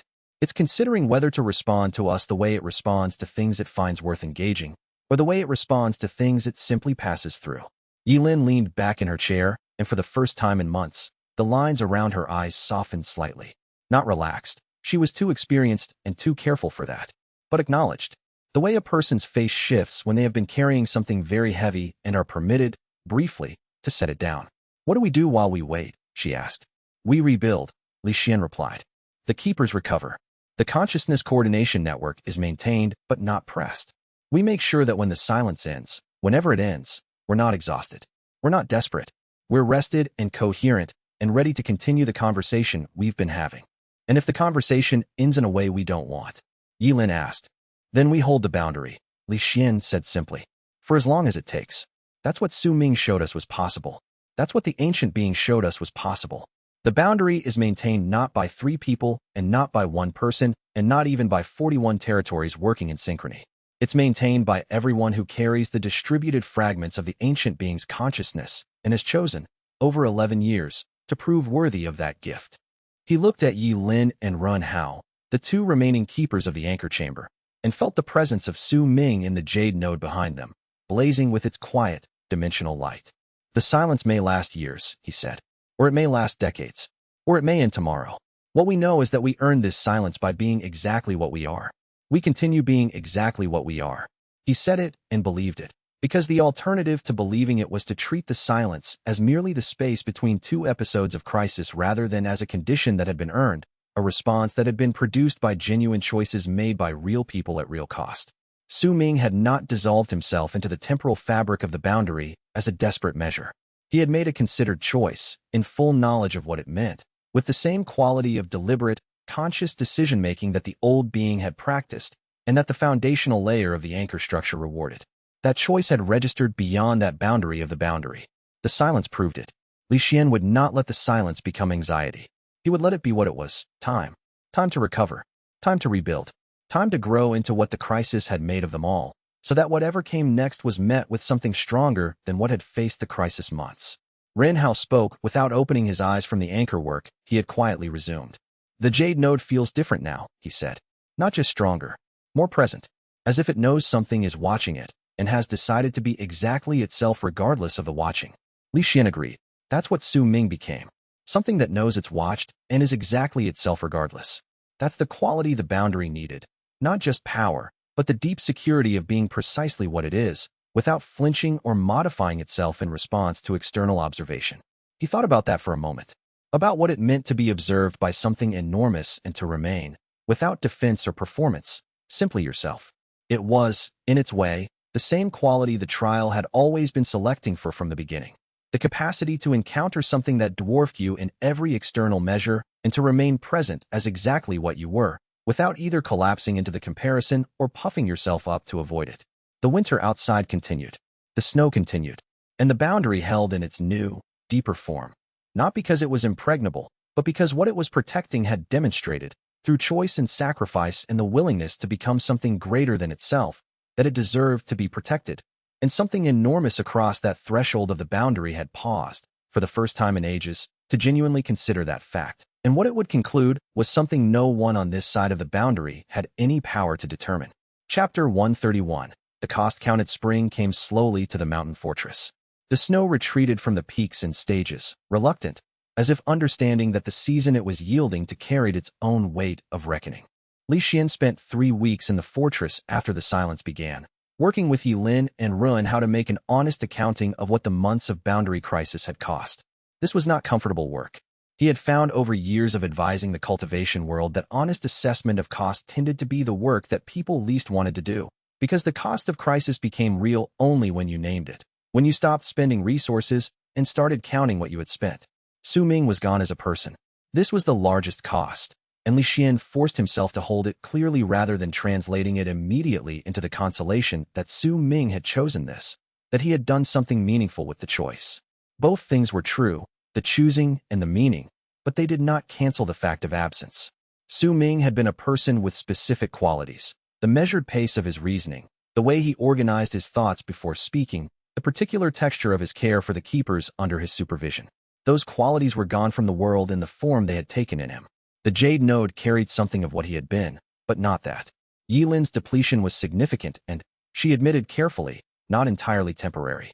The 15-hour reinforcement session during the first direct breach attempt had created a pattern of overextension in her anchor integration that had become habitual through the months of continued crisis. She had been working past her sustainable range so consistently that her body had accepted it as normal range. She would recover, but the recovery would take longer than either of them would have wished, and what she recovered to might be somewhat less than what she had been before the crisis began. That's a permanent cost, Li Xuan said when she explained this. Part of the cost, she said. The other part is that I understand things about the boundary that I didn't understand before because of what the overextension required me to learn. So it's a permanent cost and a permanent gain. I'm trying to look at both honestly. What's the gain? I can read the outer pressure state more precisely than before. The crisis gave me a model of the boundary's behavior under direct contact stress that years of routine maintenance couldn't have built.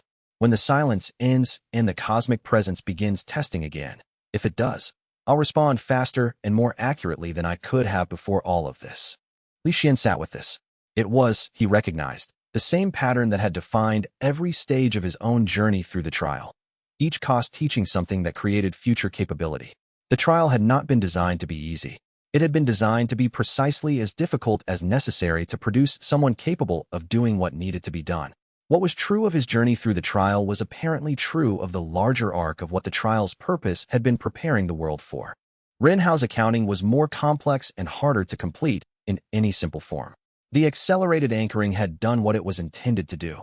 It had created the fourth anchor that held the system through the final gambit, had enabled the four-keeper resonance that demonstrated genuine depth to the vast cosmic observer. But accelerated anchoring, as Ren Hao had understood when he agreed to it, had changed the nature of what he was. He was now integrated with the deep network at a depth that would not reverse. His individual consciousness was still present, still fully functioning, still distinctively Ren Hao in the ways that mattered. But a significant portion of his awareness resided permanently in the pattern space of the anchor structure, the same way Su Ming's had before the dissolution. The difference was that Ren Hao could still move between the deep chamber and the surface world. He was not yet dissolved into the structure.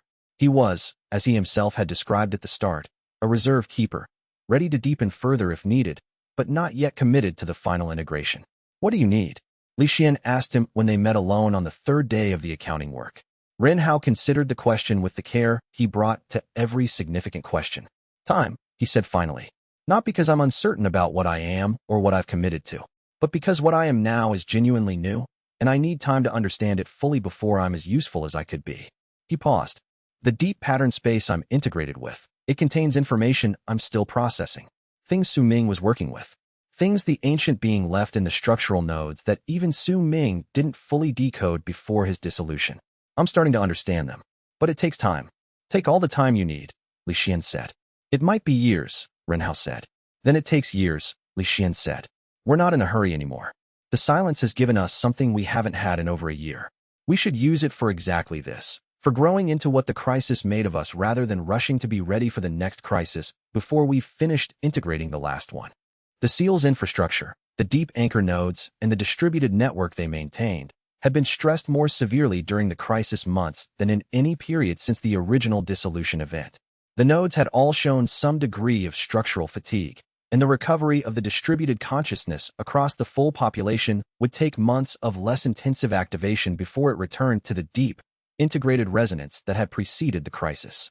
Li Xuan spent 2 weeks consulting with the regional councils about this, helping administrators understand why the enhanced awareness that communities had come to depend on for governance and planning might feel slightly thinner for the coming season.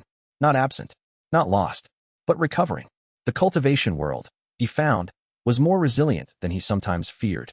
Communities that had been developed around integrated understanding had developed their own capacity for adaptation. The merchants and farmers and scholars and cultivators who had built systems and practices on the foundation of enhanced awareness were not helpless when that foundation required recovery. They adjusted. They remembered the time before the integration and drew on those older patterns where the new ones were temporarily diminished. And in the adjusting and remembering, they demonstrated something Li Xuan had been hoping to see for years, that the enhanced understanding had not replaced human capacity, but had been integrated into it. The gift had become part of how people thought rather than a crutch they depended on from outside. The cultivation world could manage a season of diminished network coherence, and it did.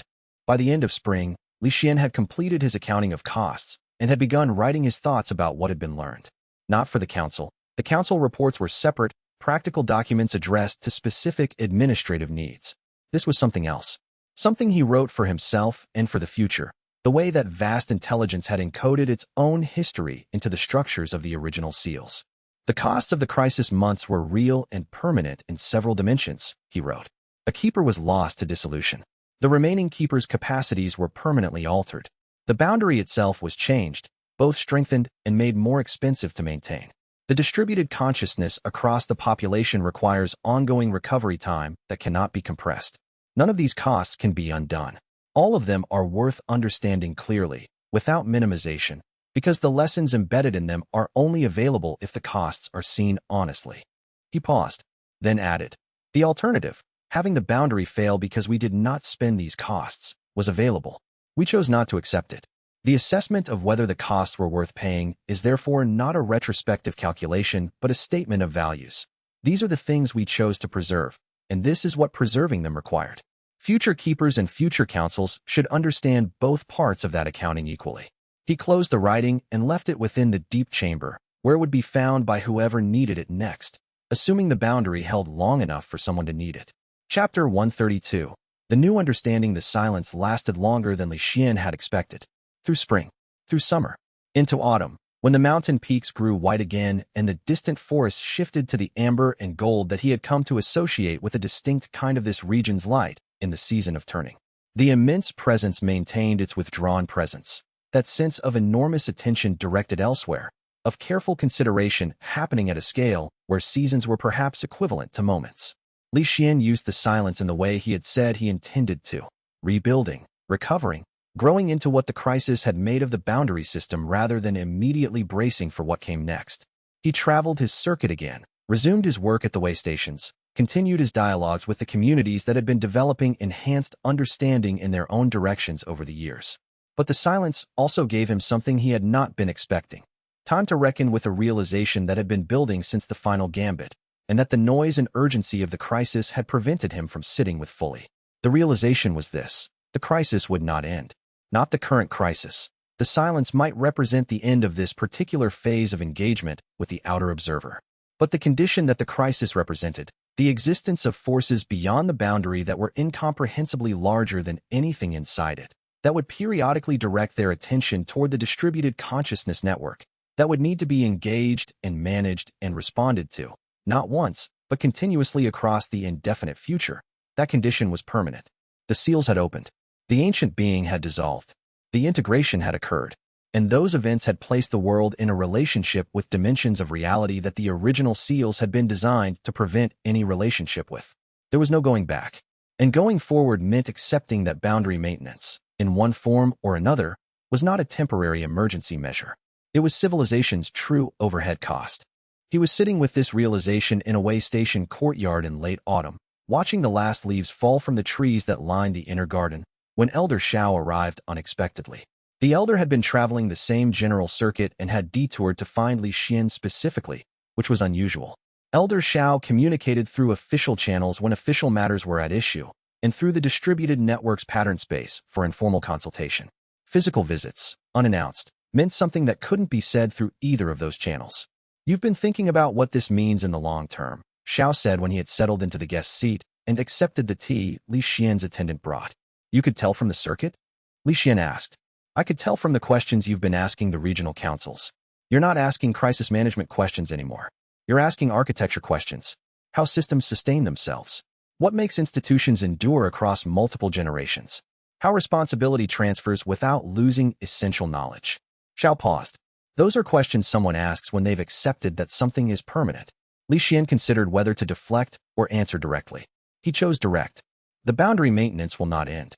Whatever the enormous observer decides, whether it returns or stays withdrawn, whether it eventually tries communication or gives up, the world is in a different relationship with what's outside the boundary than it was before the seals opened. That relationship requires ongoing management, not by three keepers, by civilization itself." "That's a significant change from how you've described the keeper system before," Xiao said. "It is," Li Xuan agreed. "Before the crisis, I thought of the keepers as managing a specific task that would, eventually, become more routine as the distributed consciousness matured. I thought of the boundary as something that would become more stable over time, requiring less active maintenance, settling into something the civilization could sustain at background cost." He looked at his hands. "The crisis showed me I was wrong. What's outside the boundary is not static. It doesn't become less present because the boundary gets stronger. It adapts. It finds new approaches. It's not the same nature as the hunger. It doesn't simply press and withdraw. It learns. And what learns will keep learning." "So what changes?" Xiao asked. "The way we train people," Li Xuan said. "The way we think about the keepers. The way sects and cultivation academies structure their advanced practice. The boundary has to become part of how the cultivation world understands its own purpose. Not an external obligation, not emergency work that happens to require cultivators, but an integral dimension of what cultivation is for." Xiao was quiet for a while. "Some of the older sect masters won't accept that framing." "No," Li Xuan agreed. "They won't. And I'm not going to spend much energy convincing people who have built their authority on a framework where cultivation is about individual advancement and sect prestige. But the younger generation, the cultivators who grew up with the distributed consciousness, who have been enhanced since childhood, who think in systems the way the previous generation thought in hierarchies, they'll accept it. Because it's already how they think about the world, underneath the formal frameworks they were taught." "You're describing a generational shift," Xiao said. "Yes," Li Xuan said. "And generational shifts take time. We have time. The silence has given us time. I intend to use it."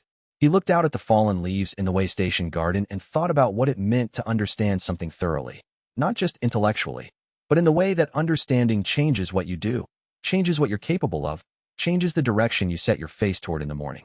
The trial had been designed to produce someone who understood this world's systems deeply enough to guide it through the transition from one epoch to another.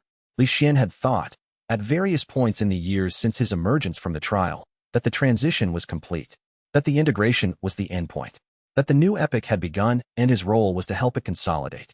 The crisis had shown him that he had misunderstood the scope of what he'd been prepared for. The transition was not complete. The transition was ongoing. The new epoch was not a state to be reached, but a process to be maintained, generation after generation, by a civilization that understood what it was maintaining and why. That was the deepest lesson the trial had to offer. Not that he had mastered it, but that mastery was not a destination. It was a practice, a continuous, deliberate, renewable choice. "The message I was given when I entered the trial," Li Xuan said, almost to himself, was that the trial was testing for someone who understood systems, who could hold contradictions simultaneously, who chose understanding over control. He looked at Xiao. "I think I finally understand what that was preparing me for. Not the crisis itself. The understanding of why the crisis will always come, in some form, and why the response to it has to be built into the civilization structure rather than depending on individuals. That's a different kind of legacy than most masters leave," Xiao said. "It's the only kind that lasts," Li Xuan said. They sat in the way station courtyard until the last of the afternoon light faded, and the evening chi shifted the temperature in the way it did at that altitude. Not cold exactly, but clear. Present. Elder Xiao departed first, returning to the council quarters where he had a full day of regional administration waiting. Li Xuan stayed in the garden for another hour, watching the stars appear. He was thinking about the trial, about the specific quality of what the Azure Master's trial had been testing for. Not power, not technical cultivation skill, not knowledge in any conventional sense. The trial had been testing for the willingness to hold something that needed holding without knowing when, or whether, the holding would ever be complete. The willingness to be present in a continuous way that demanded renewal rather than achievement. The willingness to understand that this kind of work did not resolve into victory. It resolved into continuation, into the next day's work, into the next generation's inherited responsibility. What the trial had produced was not a master. It had produced a practitioner, someone for whom the practice itself was the point. Not what the practice led to, not the external validation or the achieved rank or the recognized status, but the specific quality of attention that continuous practice demanded and developed. He was still that practitioner. He would always be that practitioner. And what he understood now, in the silence of the autumn garden, was that the crisis had not interrupted the practice. It had been the practice, in its most demanding form.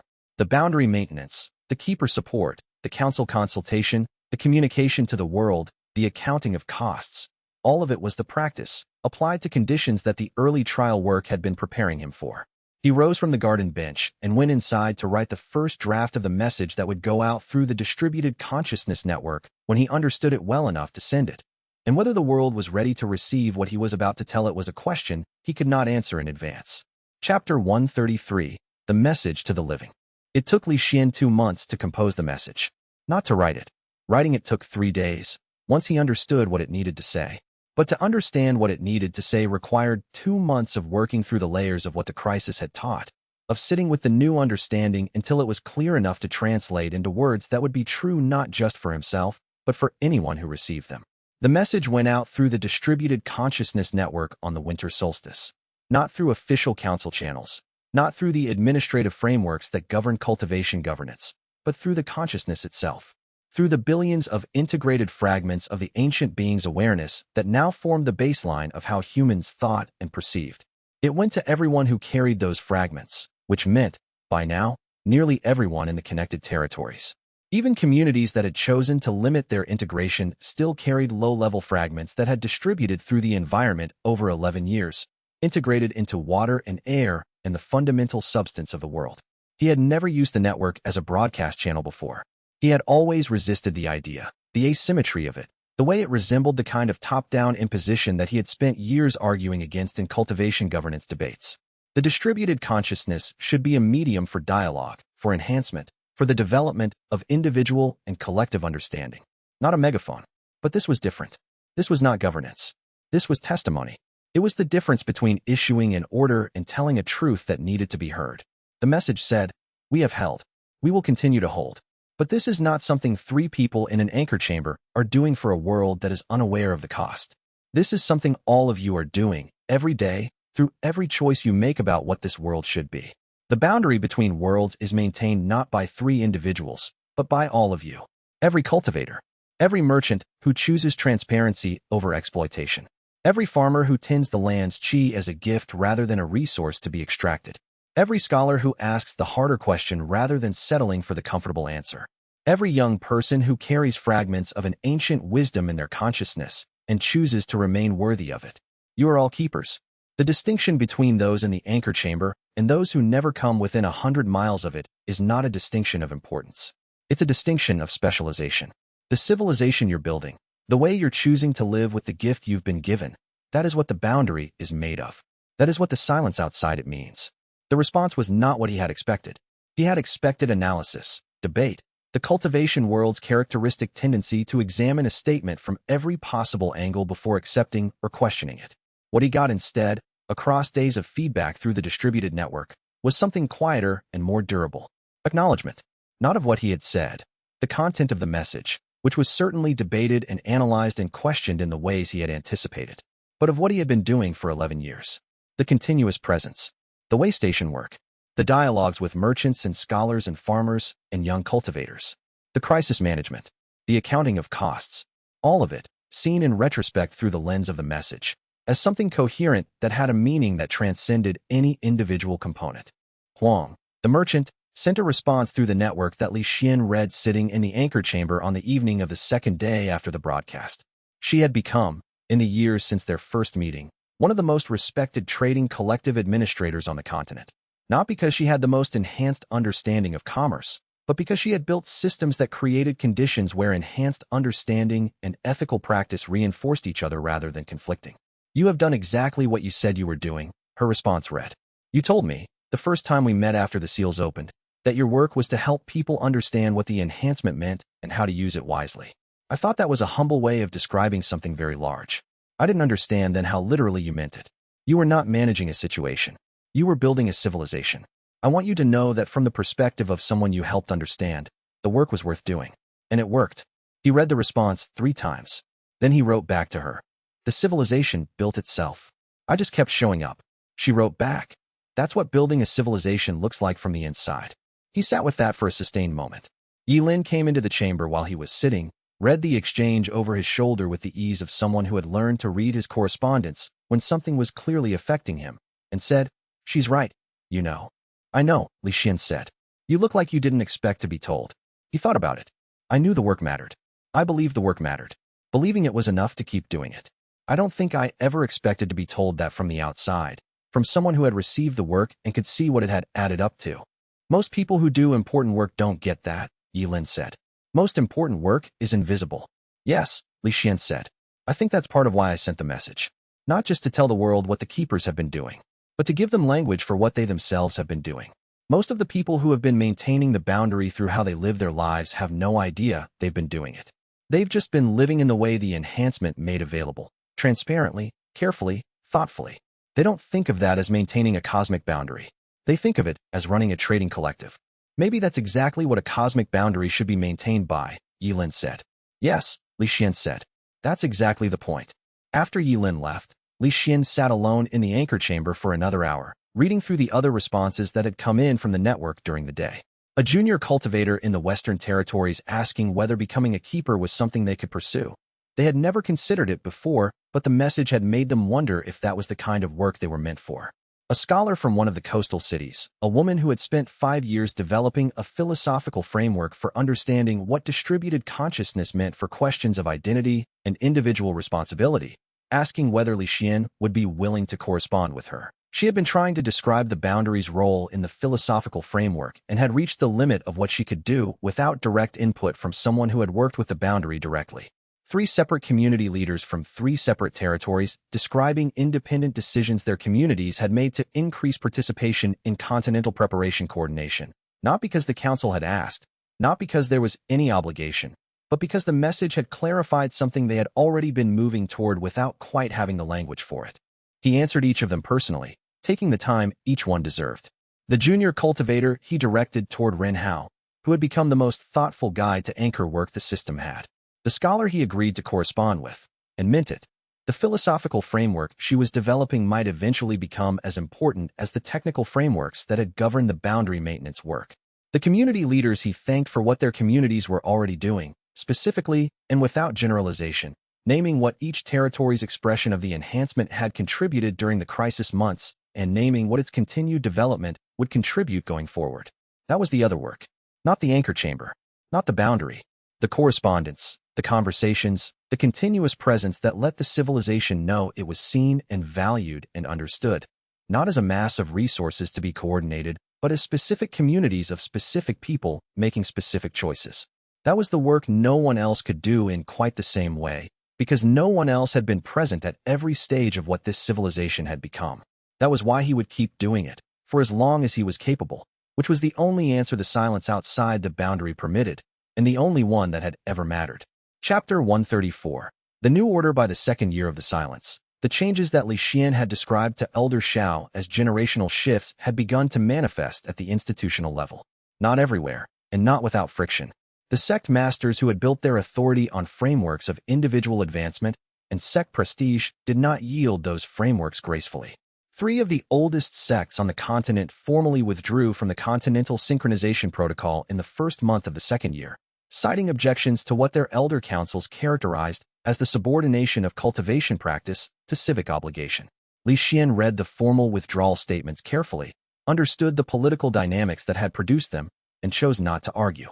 Arguing with institutions that had decided on a position was, he had found, a largely wasteful use of energy that would eventually be needed elsewhere.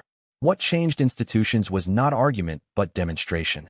The visible success of the approaches they rejected, made obvious over time through the ordinary evidence of results. The younger cultivators were demonstrating. In virtually every territory connected to the Continental Preparation Network, the generation that had grown up with distributed consciousness enhancement was building systems and practices and institutions that bore almost no resemblance to what the traditional sect models prescribed. Cultivation academies where advancement was measured not by combat rank, but by the depth of understanding and the quality of the problems a student could articulate. Trading guilds structured around transparency protocols so thorough that the guild's internal deliberations were available to any member as a matter of right rather than privilege. Agricultural collectives that managed the chi health of entire river systems as a coordinated effort, with no individual cultivator claiming credit or ownership. And, most visibly, way stations that had grown from the original network Li Xuan had built over years into something he had not entirely designed. Nodes of genuine community integration, places where cultivators and merchants and scholars and ordinary humans met across the boundaries of sect and specialty, where the different expressions of enhanced understanding that different communities had developed came into contact and generated syntheses that none of those communities could have reached independently. The way stations were, Li Xuan realized when he traveled the circuit in the second year of the silence, no longer his. They had become something the civilization had built through his framework, using the framework as a starting point rather than a template. Each way station was genuinely itself, shaped by the community it served, reflecting the specific character of the region's enhanced understanding, built around the particular kinds of dialogue that particular community most needed. He had entered the trial as a young disciple of a minor sect, carrying nothing but the instilled belief that he was expendable. He had come through years of work and crisis and loss to find himself standing at the edge of a network of genuine community that existed partly because he had been present, year after year, in the way the trial had prepared him to be, but only partly. The other part, the larger part, the civilization scale part, had come into being through the distributed consciousness itself and through the billions of people who had chosen to receive it and make it genuinely their own. He called a full council session at the end of the second year of silence, not to address a crisis, but to address something that required formal council attention. The question of what the Continental Preparation Protocol should become in the absence of active crisis. Whether the synchronized consciousness coordination effort should be maintained as an ongoing practice, or whether it should be left as emergency capacity, available but not regularly exercised. The debate was substantive and, in places, genuinely difficult. Maintaining regular synchronized consciousness practice required ongoing coordination, ongoing resource allocation, ongoing development of the local anchor point networks across the participating territories. Some delegates argued this was a maintenance cost that the civilization could not sustain indefinitely, that the crisis had justified extraordinary measures, but that extraordinary measures could not be ordinary. Li Xuan made one argument, carefully. What we practiced during the crisis, the synchronized use of the distributed consciousness as a collective instrument, is not just a defensive tool. It's the most powerful cognitive resource this civilization has access to. We've used it so far primarily to maintain the boundary. But the problems that this civilization will need to solve in the coming generations, the integration of enhanced and unenhanced communities, the long-term management of the land's chi health, the development of cultivation practice appropriate to a world where the boundary is a permanent feature of reality rather than a sealed secret. Those problems are as complex as the crisis, and they require the same quality of coordinated collective intelligence. You're arguing for permanent integration, Elder Xiao said. Not challenging, clarifying. I'm arguing for building the infrastructure of civilization around the recognition that collective intelligence is our most important resource, Li Xuan said. The Continental Preparation was built for one purpose, but the capacity it demonstrated belongs to every purpose we face going forward. The Council voted to maintain the synchronized consciousness network as a permanent, if no longer crisis-intensive, feature of the civilization's infrastructure. The vote was not unanimous, but it was decisive, 44 territories to 23. Li Xuan left the council session and walked to the way station at the edge of the fortress grounds, where a young cultivator named Mei, who had grown up in the network's third year of operation and had never known a world without distributed consciousness, was managing the evening session with a group of scholars who had traveled 3 days to discuss a question about temporal chi management that they believed required the kind of collective clarity the Waystation format provided. He stood at the edge of the session and watched. The scholars were 12, from 4 different territories, with 3 different formal frameworks for understanding qi cultivation. They were disagreeing vigorously about fundamental assumptions. They were also, gradually, finding the points of genuine contact between their frameworks, the places where the disagreement was productive rather than merely parallel. Mei was facilitating with the focused, deliberate attention that characterized the best Waystation practitioners, not directing the dialogue, but maintaining the conditions in which genuine thinking could happen. Li Xuan watched this for a while, and felt something that he had felt before at crucial moments in the trial's long history, the sense of something being exactly what it was supposed to be. Mei glanced toward him once, at the edge of the session, and Li Xuan gave a small nod that acknowledged both her presence and the quality of what she was doing. She returned to the dialogue without missing a beat. That was the standard the Waystations had arrived at. Practitioners who were genuinely embedded in the work, not performing facilitation but actually doing it, from a place of real understanding of why the dialogue mattered and what it was building toward. He had not trained Mei directly.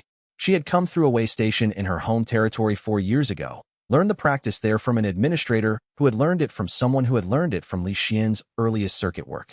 The inheritance of practice across 3 generations of practitioners had not diluted the essential quality. If anything, it had refined it, each generation adding something from their own developed understanding, so that what Mei practiced was richer in certain dimensions than what Li Xuan had originally developed. That was how it was supposed to work. The practice should exceed its origins, the way a river is larger than any of its tributaries. He turned and walked back toward the fortress, leaving the scholars to their work and the Waystation to the civilization that had grown capable of running it. The new order was not a structure he had built. It was a living system, self-organizing around principles that had been demonstrated rather than imposed, finding its own institutional expressions in territory after territory according to what each community needed and what the distributed consciousness had made each community capable of. 3 years from now, 5 years from now, the new order would look different from how it looked today, more settled in some ways, more complex in others, with new challenges that neither he nor any current council member could anticipate. That was not a problem. That was the proof that the civilization was alive, and whatever came next from beyond the boundary would encounter not 3 exhausted keepers, but a civilization that had learned, at cost, what it was capable of. Chapter 135. The heir's first trial word reached Li Xuan in the 3rd year of the silence that Ren Hao had done something none of the previous anchor keepers had done. He had deliberately traversed the full depth of the consciousness nodes, going all the way to the deepest layers of the structural architecture that the ancient awareness had originally built when it first distributed itself through human consciousness 11 years before. Previous keepers had worked in the upper and middle layers of the node structure. Su Ming had gone deeper than any of them before his final integration, developing his temporal understanding through years of sustained contact with the Jade Node's deepest patterns. But there had always been a level below the level that any keeper had explored, where the original encoding of the ancient being's fundamental architecture resided, the foundational layer, the template from which all the distributed fragments had been patterned. Ren Hao had reached it.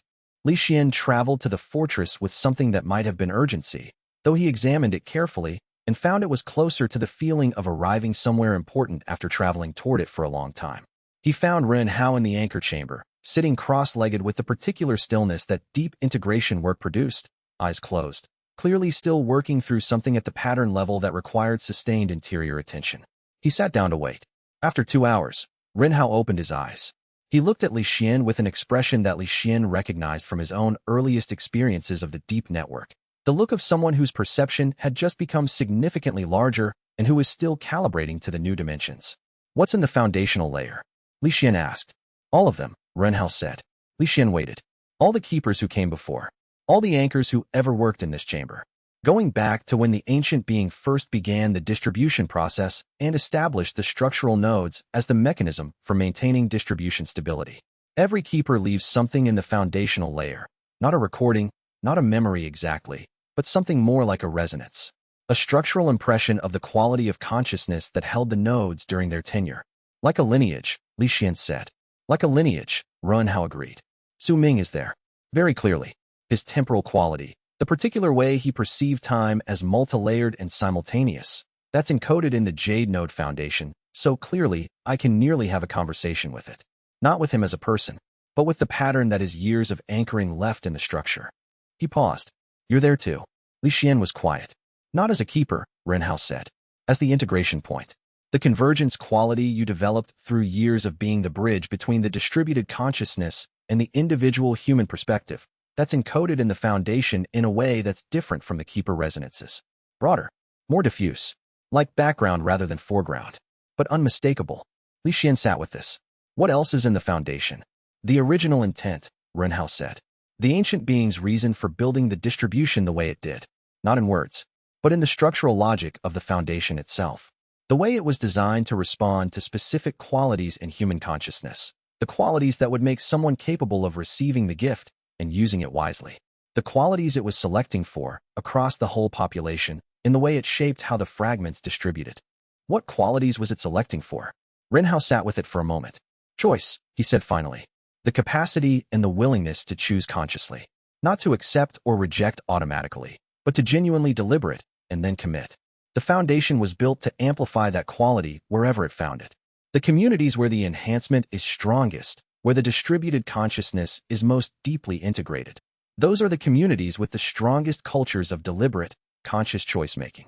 Li Xuan thought of Huang's trading collective, where the internal governance required every significant decision to go through a formal deliberation process before implementation. He thought of the mountain sects where new cultivation techniques were developed only after extensive testing and debate. He thought of the agricultural communities where land management decisions were made through community consensus processes that sometimes took weeks. It was selecting for us to be capable of governing ourselves, Li Xuan said. Yes, Renhao said. Not producing heroes or masters. Producing communities of people who could make genuine choices about what kind of civilization they wanted to build. He looked at the jade node. The foundational layer is a long-term vision. Su-Ming understood part of it.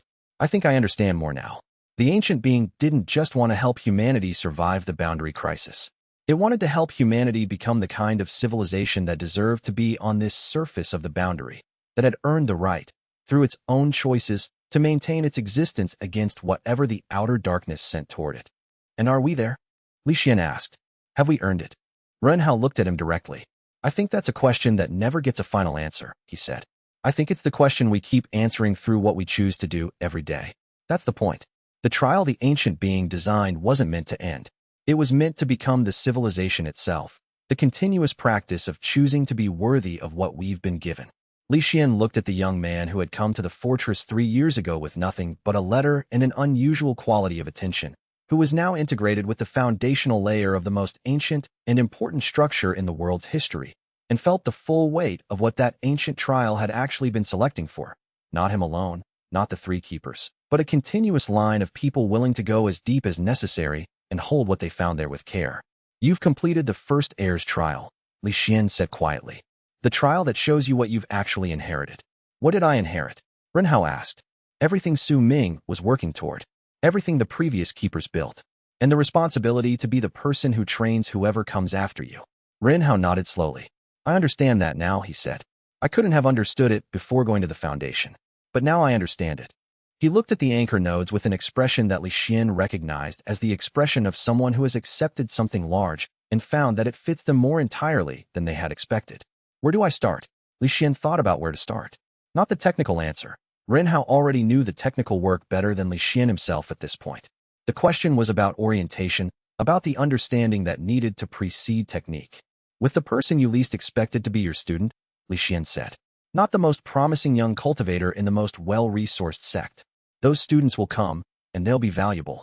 But the foundational layer rewards what the trial was built to find, and the trial was built to find character forged in difficulty, not in favor. Look for someone who has been told they're less than they are. Someone who accepts that assessment without believing it all the way through. Someone who persists in conditions where persistence shouldn't be possible according to any external measure. Renhao was quiet for a moment. Someone like you were. Yes, Li Xuan said. Someone like I was. The trial found me because I was expendable, sent in as bait, expected to die. What the trial actually recognized in me had nothing to do with my cultivation rank or my sect standing. It recognized that I had continued developing genuine perception and genuine care for the world around me, even in conditions where doing so produced no visible benefit. That was what the foundational layer was selecting for. That's what it will recognize in whoever your first student turns out to be. How will I know them? Renhao asked. The same way you knew yourself, Li Xuan said. Not by what they can do. by the quality of what they pay attention to when no one is watching them. Ren Hao sat with this, and Li Xuan watched the processing happen in him. That visible quality of genuinely thinking rather than simply organizing preformed conclusions.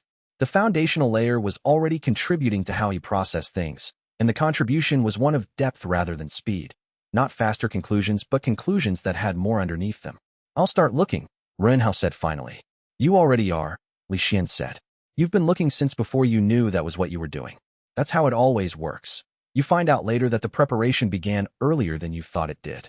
He rose from the chamber floor. The next generation of keepers is already in the world somewhere. Our work is to be ready to recognize them when they find us. He left the anchor chamber and the inheritance Ren Hao had just claimed, carrying the particular satisfaction of something that had been correctly passed forward, not just preserved, but genuinely extended into the next generation of hands capable of holding it.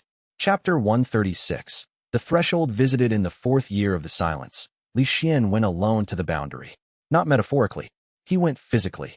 Climbed through the anchor chamber's lower levels to the structural interface that the dissolved consciousness had called, in the pattern language of its original architecture, the threshold, the point in the deep node structure where the distributed consciousness was most concentrated, where the boundary was thinnest, where what was on this side and what was outside the boundary came nearest to direct contact without actual contact.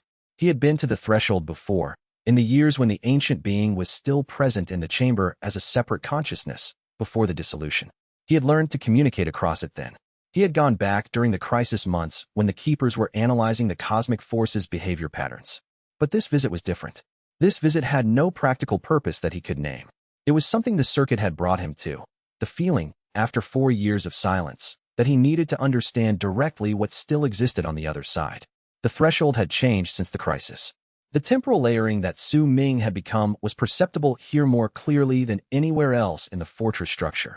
That quality of the boundary having multiple simultaneous temporal depths rather than a single linear surface.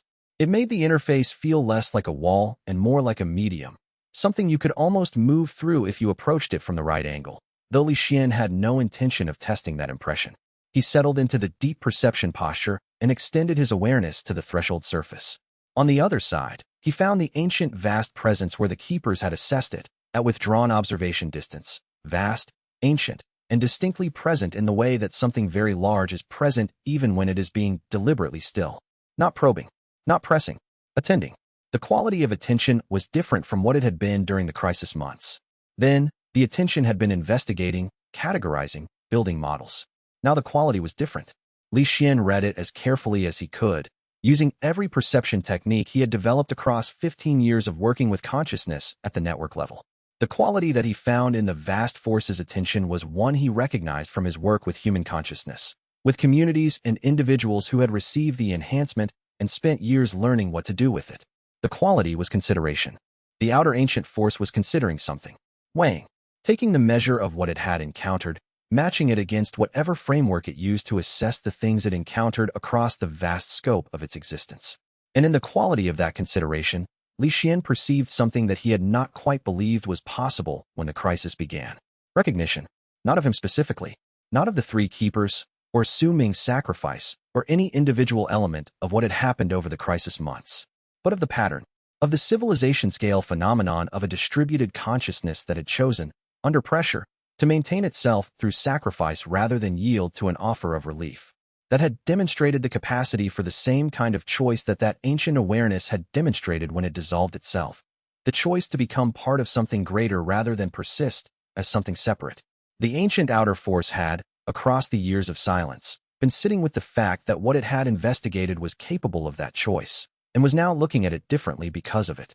The boundary, Li Xuan realized, had become something between a wall and a message. Su Ming was in that message, encoded in the temporal layers of the boundary fabric. The ancient being was in that message, in the distributed consciousness that the boundary protected. Every cultivator and merchant and farmer and scholar who had chosen transparency and care over exploitation was in that message, in the quality of the civilization that radiated outward from this side of the boundary. And the immense outer force was reading that message. Li Xuan did not attempt to communicate through the formal boundary pattern channel that the council had authorized during the crisis. That channel had been designed for specific, structured exchange, encoded in the architectural language of the deep network. What he did instead was something simpler and, he thought, more true. He let himself be perceived, not aggressively, not as a declaration, but with the quality of openness that genuine contact required. The willingness to be seen for what he actually was rather than presenting only the aspects that seemed strategically useful. The way the trial had always responded to him, not to the cultivator he was pretending to be, but to what he actually was underneath the pretending. In the silence of that mutual perception, something passed through the threshold that was not a message in any codable form, but that Li Xuan understood as clearly as if it had been spoken. The higher-order consciousness acknowledged what it was dealing with, acknowledged its nature. The vast, cold, enormously patient quality of its awareness touched the boundary, not the way it had touched it during the probing, not with force or curiosity, but with the quality of acknowledgement that passes between things that have looked at each other clearly and found the other to be genuinely, unexpectedly what it appeared to be. Worthy of this. The impression that came through the threshold was not in words, but it partook of that meaning. Unforeseen, but worthy. Li Xuan stayed at the threshold for a long time after the impression passed, sitting in the particular quality of quiet that follows a genuinely significant encounter. Not relief, exactly. Not victory. Something closer to what he felt at the end of a dialogue that had gone somewhere real, the particular satisfaction of having met something real and been met by it in return. When he climbed back up through the anchor chamber levels, Yilin was waiting at the top. What happened, she asked. She could read, from years of working alongside him, the quality of what he was carrying in his face. I think it made a decision, Li Xuan said. About what we are. About whether we're worth continuing to engage. And I think the answer is yes, he said. But the terms of engagement are going to be different than the probing and the breach attempts. Whatever comes next won't be testing our defensive capacity. It'll be something else. He paused. I don't know what, but I know the testing phase is over. Yilin absorbed this. Is that good? I think so, Li Xuan said. I think being tested is a precondition. What comes after being tested is either dismissal or relationship. The impression I received was not dismissal. A relationship with something that vast, Yilin said carefully. What does that even mean? I don't know yet, Li Xuan said. But it's a more interesting question than the one we've been working on. And I've found, over the years, that more interesting questions usually lead somewhere worth going. He spent the rest of that day writing down what he had perceived at the threshold as precisely as he could, not for any administrative purpose, but because he understood from years of deep network work that precision of documentation was a form of respect for the thing being documented. The encounter had been real. What the higher-order consciousness had communicated in the quality of its acknowledgement was real. Writing it down was a way of insisting on that reality, of creating a record that others, in times when the encounter had faded from living memory, could return to and use to understand something about what the boundary was and what it had been given the chance to mean. The record would join Su Ming's notes on temporal anchor integration and Yi Lin's detailed logs of breach attempt response patterns, and Ren Hao's ongoing documentation of the foundational layer traversal. The Keeper Archive was becoming something extraordinary, a record of human consciousness at the boundary of what consciousness could perceive and hold, maintained with the same care that the distributed consciousness was maintained, because the documentation of the work was itself part of the work. You know, the keepers who come after us will read these records, Ren Hao said, when Li Xuan showed him what he had written. That's why I'm writing them, Li Xuan said. Will they understand? They'll understand what they're ready to understand, Li Xuan said. The same as anyone. The reading of a record and the living of the experience it describes are two different things. But the record gives them something to reach toward, a direction for their own perception to develop into. He paused. The way the Azure Master's trial gave me something to reach toward, long before I understood what I was reaching for. Ren Hao nodded slowly, in the way that had become characteristic of him over years of deep integration, not rushing to the next thought, but allowing each thought to settle before moving. I'll keep better records too, he said. Starting today, he reached for the documentation tools with the particular seriousness of someone who has just understood that the record they are creating may outlast everything else and will be needed.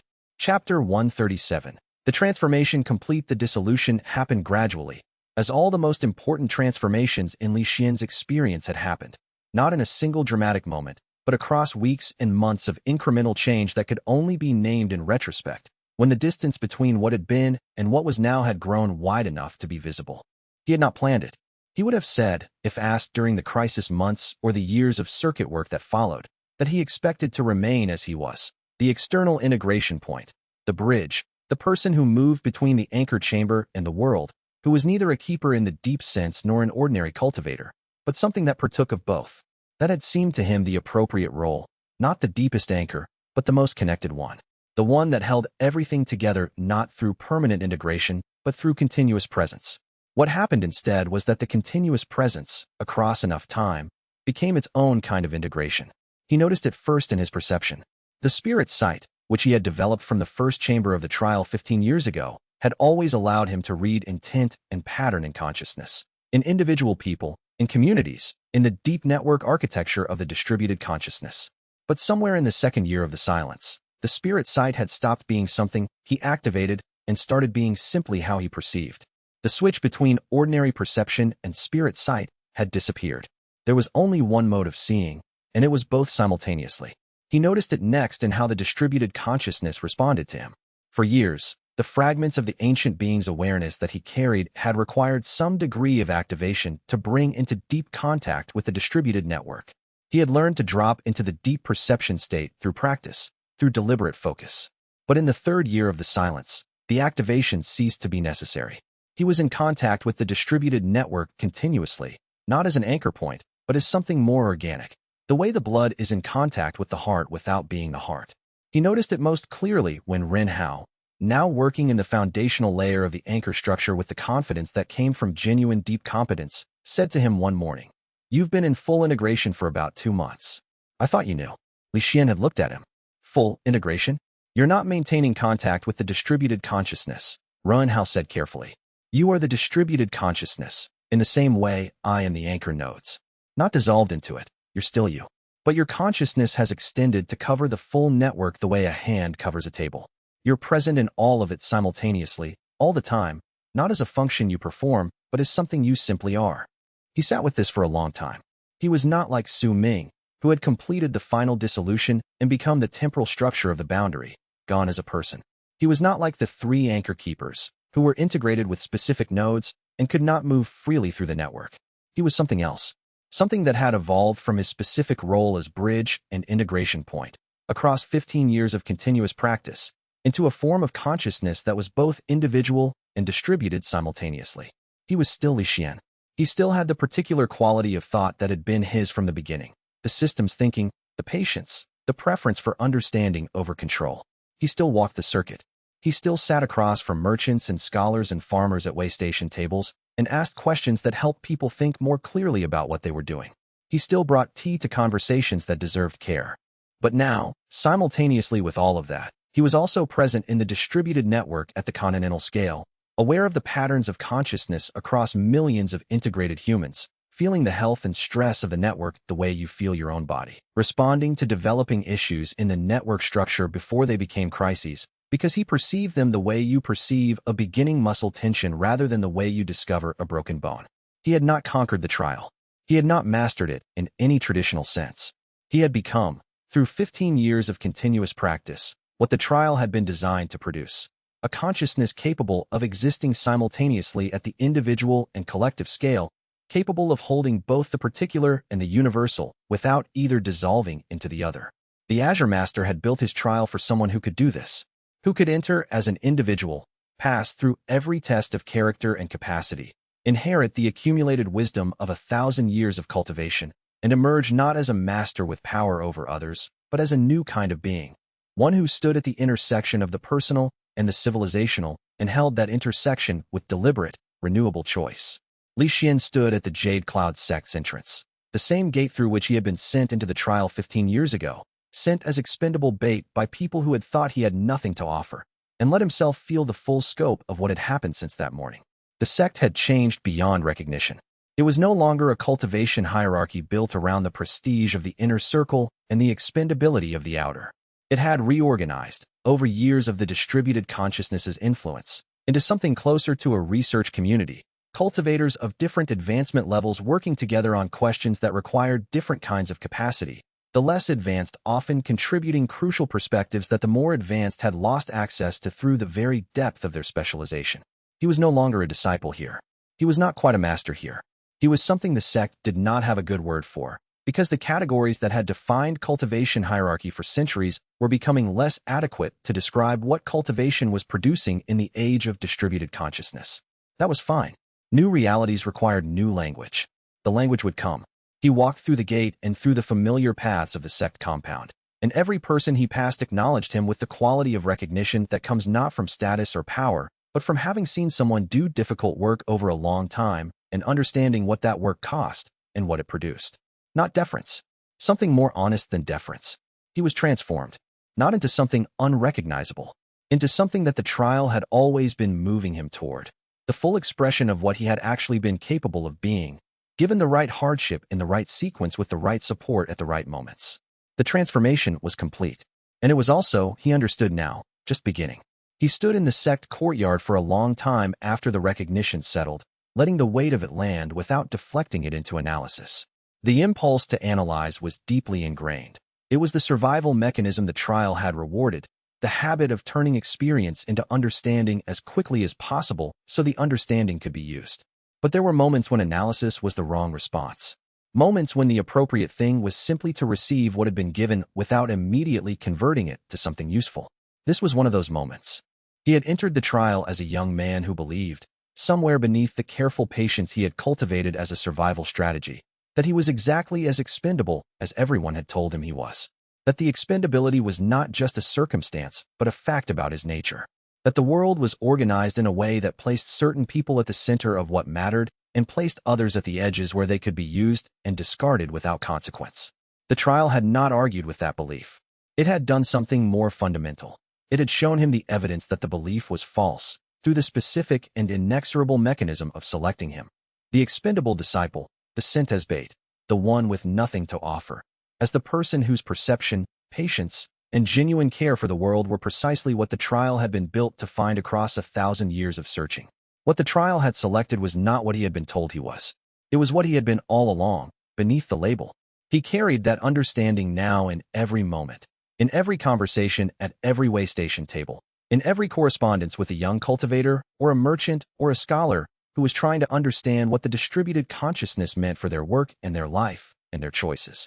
He carried it not as a memory or a conclusion, but as something structural, woven into the quality of his perception the way the spirit sight had been woven in by the trial's first chamber. There was no going back from what he had become, and there was nothing to go back to, only forward, through whatever the boundary was about to become, into whatever the cosmic presence beyond it was now deciding to do. Chapter 138. The world remembers 5 years into the silence. The Jade Cloud sect completed the memorial. Li Xuan had not been consulted about its design, which was exactly right. He would have argued against certain things, the scale, perhaps, or the formality, and the sect had understood that his arguments would have been more about his own discomfort with being memorialized than about what the memorial should serve. They had proceeded without asking, and he came to understand, when he first saw it, that they had been right. The statue stood in the sect's central courtyard, in the space that had previously held the ranking board, the formal display of disciples' cultivation progress that had been the visible symbol of the sect's hierarchy. The ranking board had been dismantled 4 years ago during the sect's reorganization, and the space had been deliberately left empty for a year to allow the absence to settle before something new occupied it. The statue showed him as he had looked at approximately the time he returned from the trial. Young, smaller than most people realized when they met him in person, wearing the plain outer robe he had favored during the earliest years of the integration work. He was not depicted in a power posture or a commanding stance. He was standing with one hand slightly extended, in the gesture he used when he was in the middle of explaining something complex, when he was reaching toward the next part of the explanation, when the thought was leading somewhere and his hand moved with it. The inscription read, Li Xuan, entered as bait, became the threshold between worlds. He stood in front of it for a long time. Is it too much? Asked the young sect master. A woman named Qin Mei who had taken the role 3 years ago and who had, in that time, demonstrated the particular quality of leadership that the distributed consciousness tended to produce. Genuinely consultative, deeply patient, capable of holding contradiction without forcing resolution. No, Li Xuan said. It's accurate. The inscription bothers you, she said. It doesn't bother me, he said. I'm just sitting with what it means to have the work described in past tense when I'm still doing it. Qin Mei smiled. Maybe that's the most important thing about a memorial. It describes something that continues.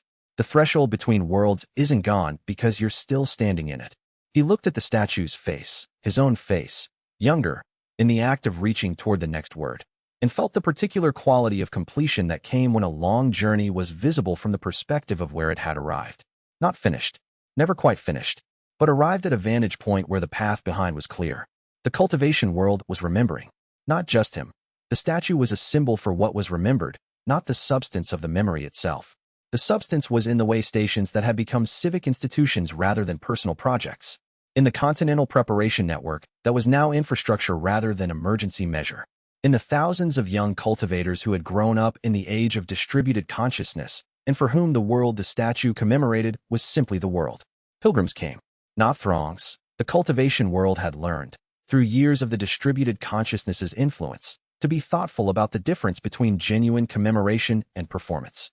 But a steady, quiet stream of cultivators and scholars and ordinary people who had received the distributed consciousness as part of their birthright and wanted, once in their lifetime, to stand in the place where the history had been rooted, to touch the stone and feel, for a moment, the vast presence of what was being maintained on the other side of everything they had built. He watched them come, from the edge of the courtyard, during the weeks he spent at the sect after the memorial's completion. He watched them approach the statue with the quality of attention that the distributed consciousness had made more common in people, genuine presence, the capacity to actually be where you were rather than inhabiting a dozen anticipations and memories simultaneously. He watched them read the inscription. He watched some of them close their eyes for a moment, reaching into the deep consciousness fragments they carried, feeling the connection. He did not make himself known during these pilgrimages. It seemed wrong to be visibly present at your own memorial while pilgrims were visiting it.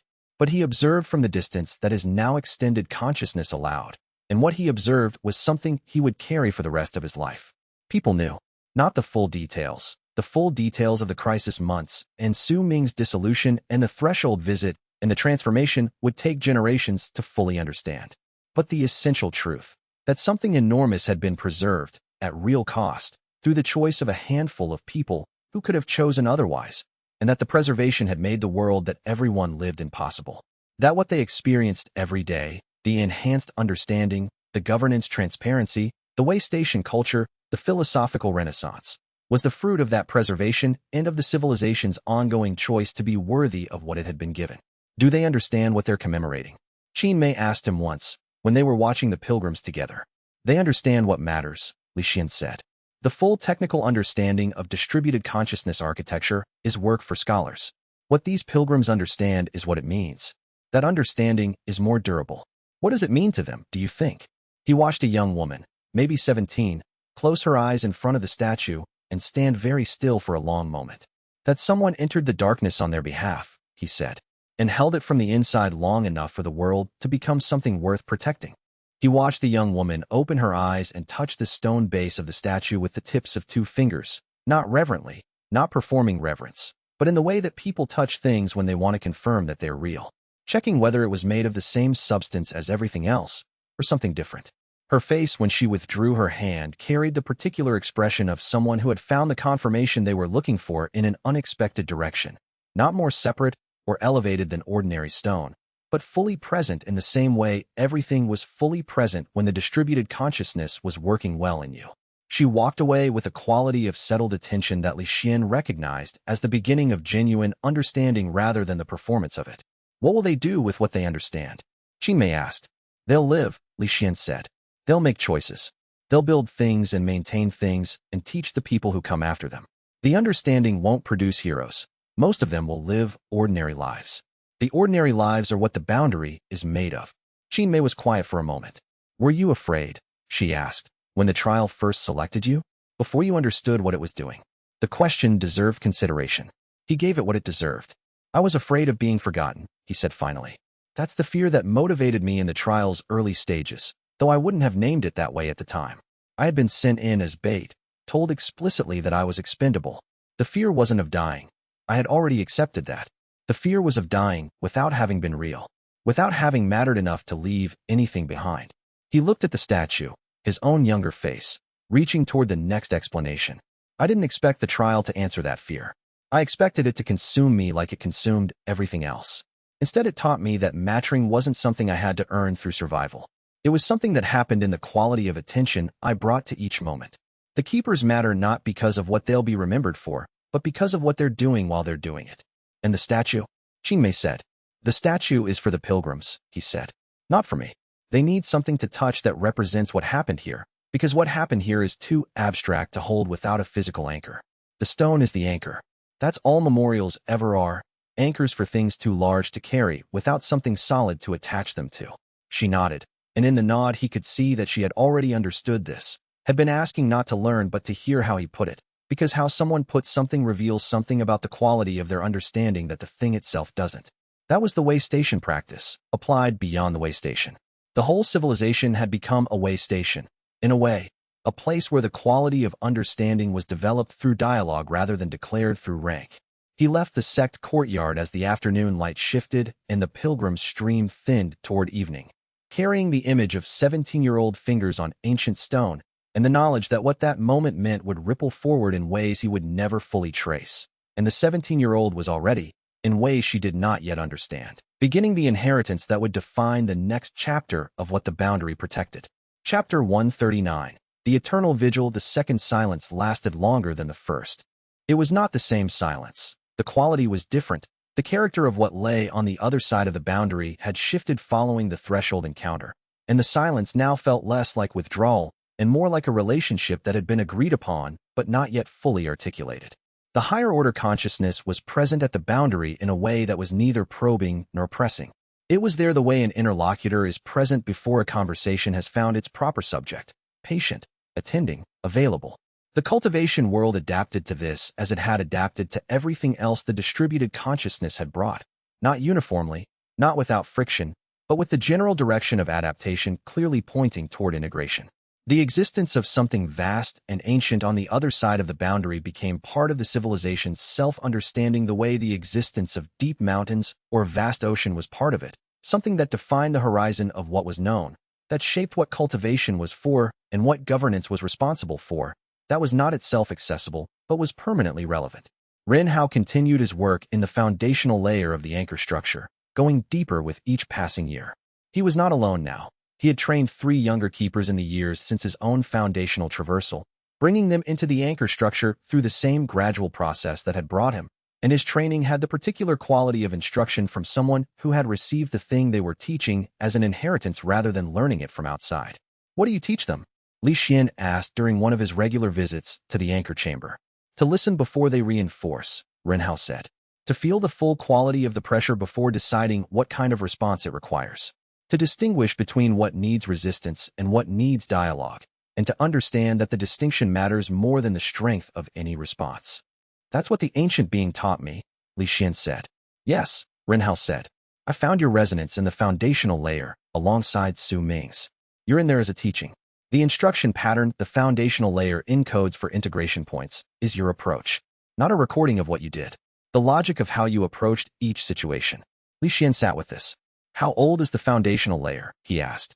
Ren Hao looked at the anchor nodes with the quality of perception that had become characteristic of him over years of deep integration. Old enough that some of the earliest layers encode approaches that predate anything in any cultivation record. The ancient being was building foundations for what became the keeper system long before the original seals were sealed, long before any human cultivator was involved. It was always planning for this, for needing humans who could hold this kind of responsibility across generations. Centuries passed in the way centuries passed within the distributed consciousness, not quickly, but with a quality of interconnected continuity that made them feel less like the accumulation of separate years than like the gradual deepening of something that had always been present. New keepers came through the anchor structure. The way stations evolved into something closer to governance infrastructure than original way stations had been, though they retained the particular character of genuine dialogue spaces that had defined them from the beginning.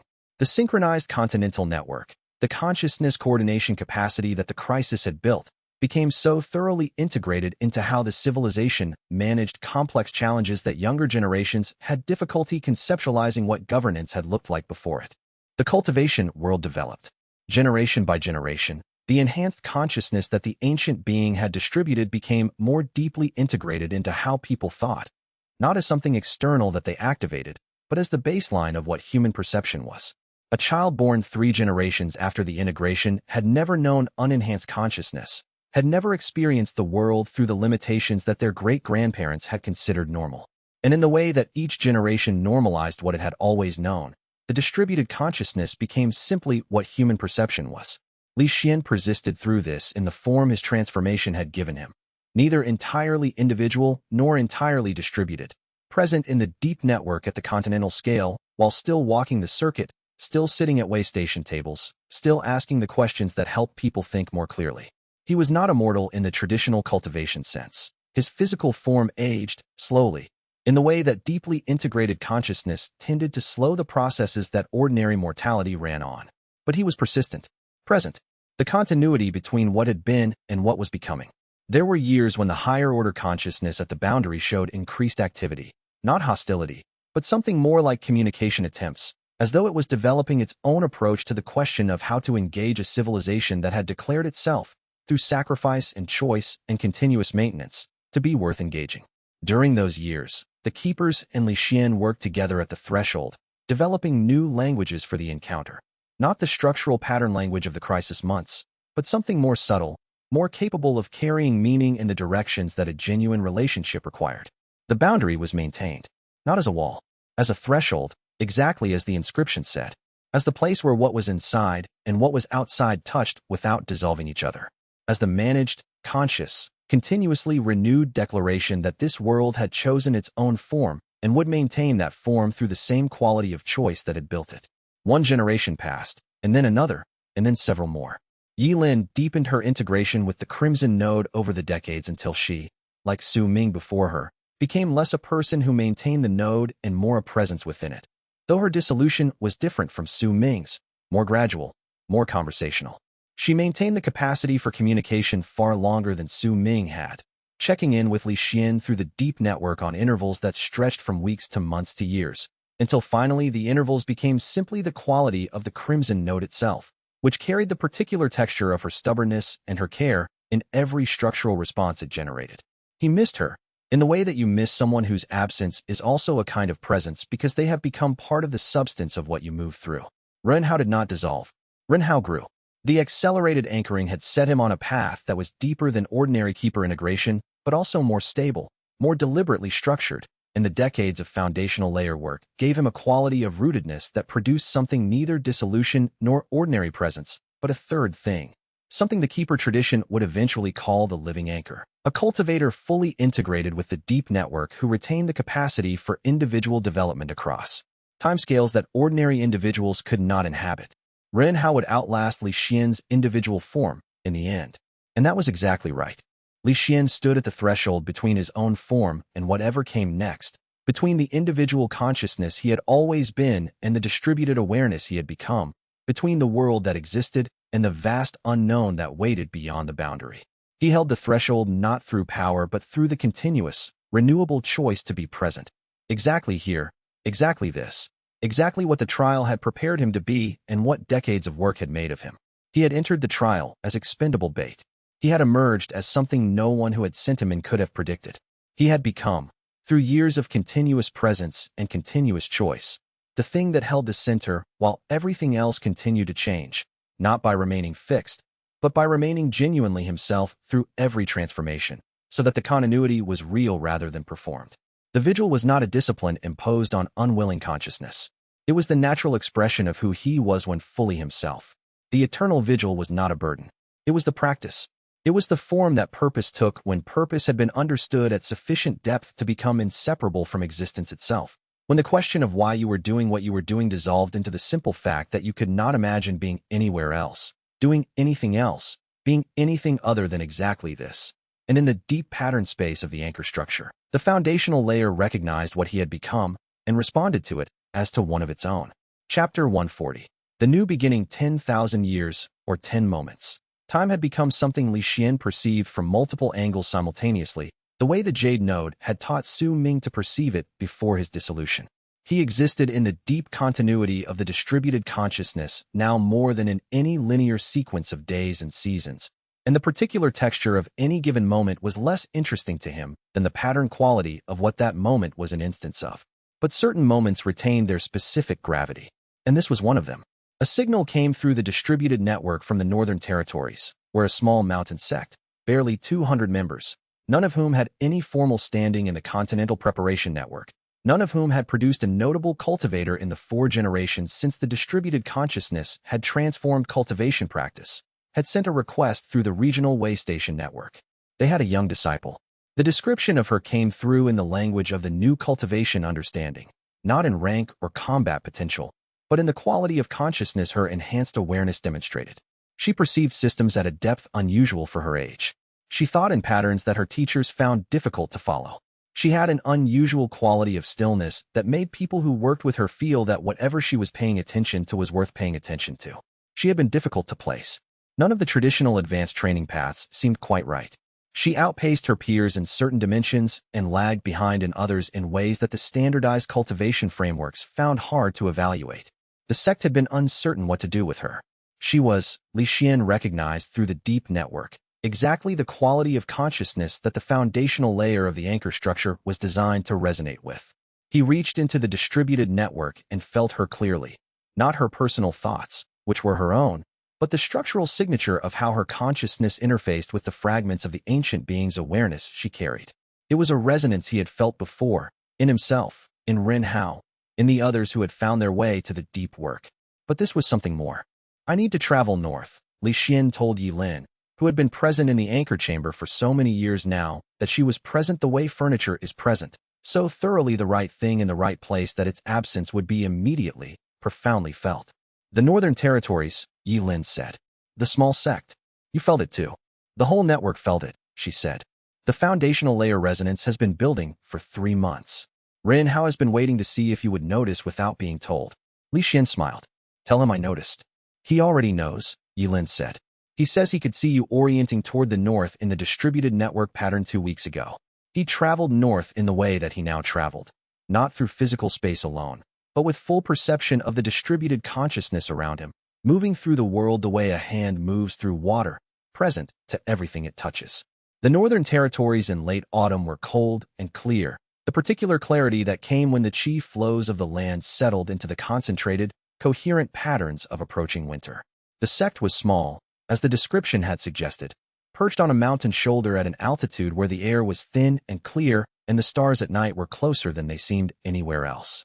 He arrived in the early morning and found the young disciple where the sect's communication had suggested he would find her, in the practice courtyard, not practicing any recognized cultivation form, but simply sitting, her eyes open, clearly perceiving something in the structure of the morning light and the cold air that her companions were not perceiving. Her name was Wei Jing, and she was 17 years old, and she looked up at him when he entered the courtyard with the particular expression of someone who has been expecting an arrival they did not know they were expecting. I've been wondering when someone who understood what I was perceiving would arrive, she said. No deference, no calculation, just the quality of statement that came from someone who had learned to trust what they observed. What have you been perceiving? Li Xuan asked. The structure underneath things, she said. Not the chi flows, anyone can feel those. The way the chi flows are organized. The patterns that organize the patterns. And underneath those, she paused, reaching for language that her formal training had not given her. Something that holds all of it. Something old. Yes, Li Xuan said. He sat across from her in the courtyard, in the cold morning air, the way he had sat across from thousands of people over 15 years of circuit work. What you're perceiving is real. I can help you understand what it is. What is it? A gift, he said, left behind by something that chose to become part of the world rather than remaining separate from it. And a responsibility, the responsibility to do something worthy with that gift. Not because anyone is requiring it of you, but because that's what the gift was given for. Wei Jing was quiet for a moment, considering this with the fullness of attention that was her characteristic quality. What kind of responsibility? Li Xuan looked at her. This young person, barely older than he had been when he was sent into the trial, carrying something that he recognized because he had carried it himself, because it was the same quality that the foundational layer was designed to resonate with, that the ancient being had built its distribution to amplify, that the trial had been selecting for across 1,000 years. The kind that looks very large from the outside, he said, and turns out, once you're inside it, to be exactly the size of what you're capable of. No more, no less. She considered this carefully, with the intelligence and the stillness that made her unusual. Will you teach me? She asked. Yes, he said, the same way I was taught. Not by telling you what to do, but by asking questions that help you understand what you're already perceiving. What's the first question? He looked at the young disciple who would become the next generation's integration point, not his replacement, because what he had become could not be replaced, only continued in new form, and felt the whole sweep of what had brought him to this moment. From the morning he had been sent into the trial as expendable bait to this morning on a mountain shoulder in the north where the air was clear and the stars were still visible at the edge of the brightening sky. The first question, he said, is the same question the trial asked me, and the same question you'll eventually ask whoever comes after you. Are you willing to understand something deeply enough that you can't pretend you don't know it? Not partial understanding. Not enough understanding to be comfortable. All the way. Wei Jing met his eyes with the directness of someone who had spent 17 years learning that honesty was the only approach worth maintaining. Yes, she said. I've been waiting to be asked that. Then we begin, Li Xuan said. Around them, the morning light continued to grow.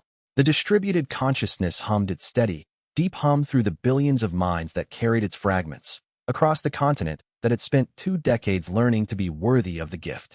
The boundary held at its threshold, maintained by the choice of everyone on this side of it. The higher-order consciousness attended from its vast, patient distance, considering, in its own way, what it was dealing with and what that meant. And at the heart of all of it, in the anchor chamber where Rin Hao sat with the foundational layer open beneath him like the roots of the world, in the jade node where Su Ming's temporal presence blazed its quiet, dimensional light, in the way stations where the civilization continued its dialogue about what it wanted to become, in the distributed fragments of an ancient wisdom that had chosen to dissolve itself into humanity rather than persist alone, the work continued. As it always would. As it was always meant to. The cycle of inheritance was already beginning again, and the boundary between what had been and what would become was not a wall. It was a threshold, and someone was always standing at it, by choice, by practice, by the continuous, renewable decision to be present for what the moment required. The Tao continues, because it was never a destination. It was always this, the choosing, the holding, the passing forward, the beginning again. And so the Tao continues. If this journey moved you, leave a like and share your thoughts in the comments below. Subscribe and ring the bell. More stories await on the path ahead. Until next time, fellow cultivators.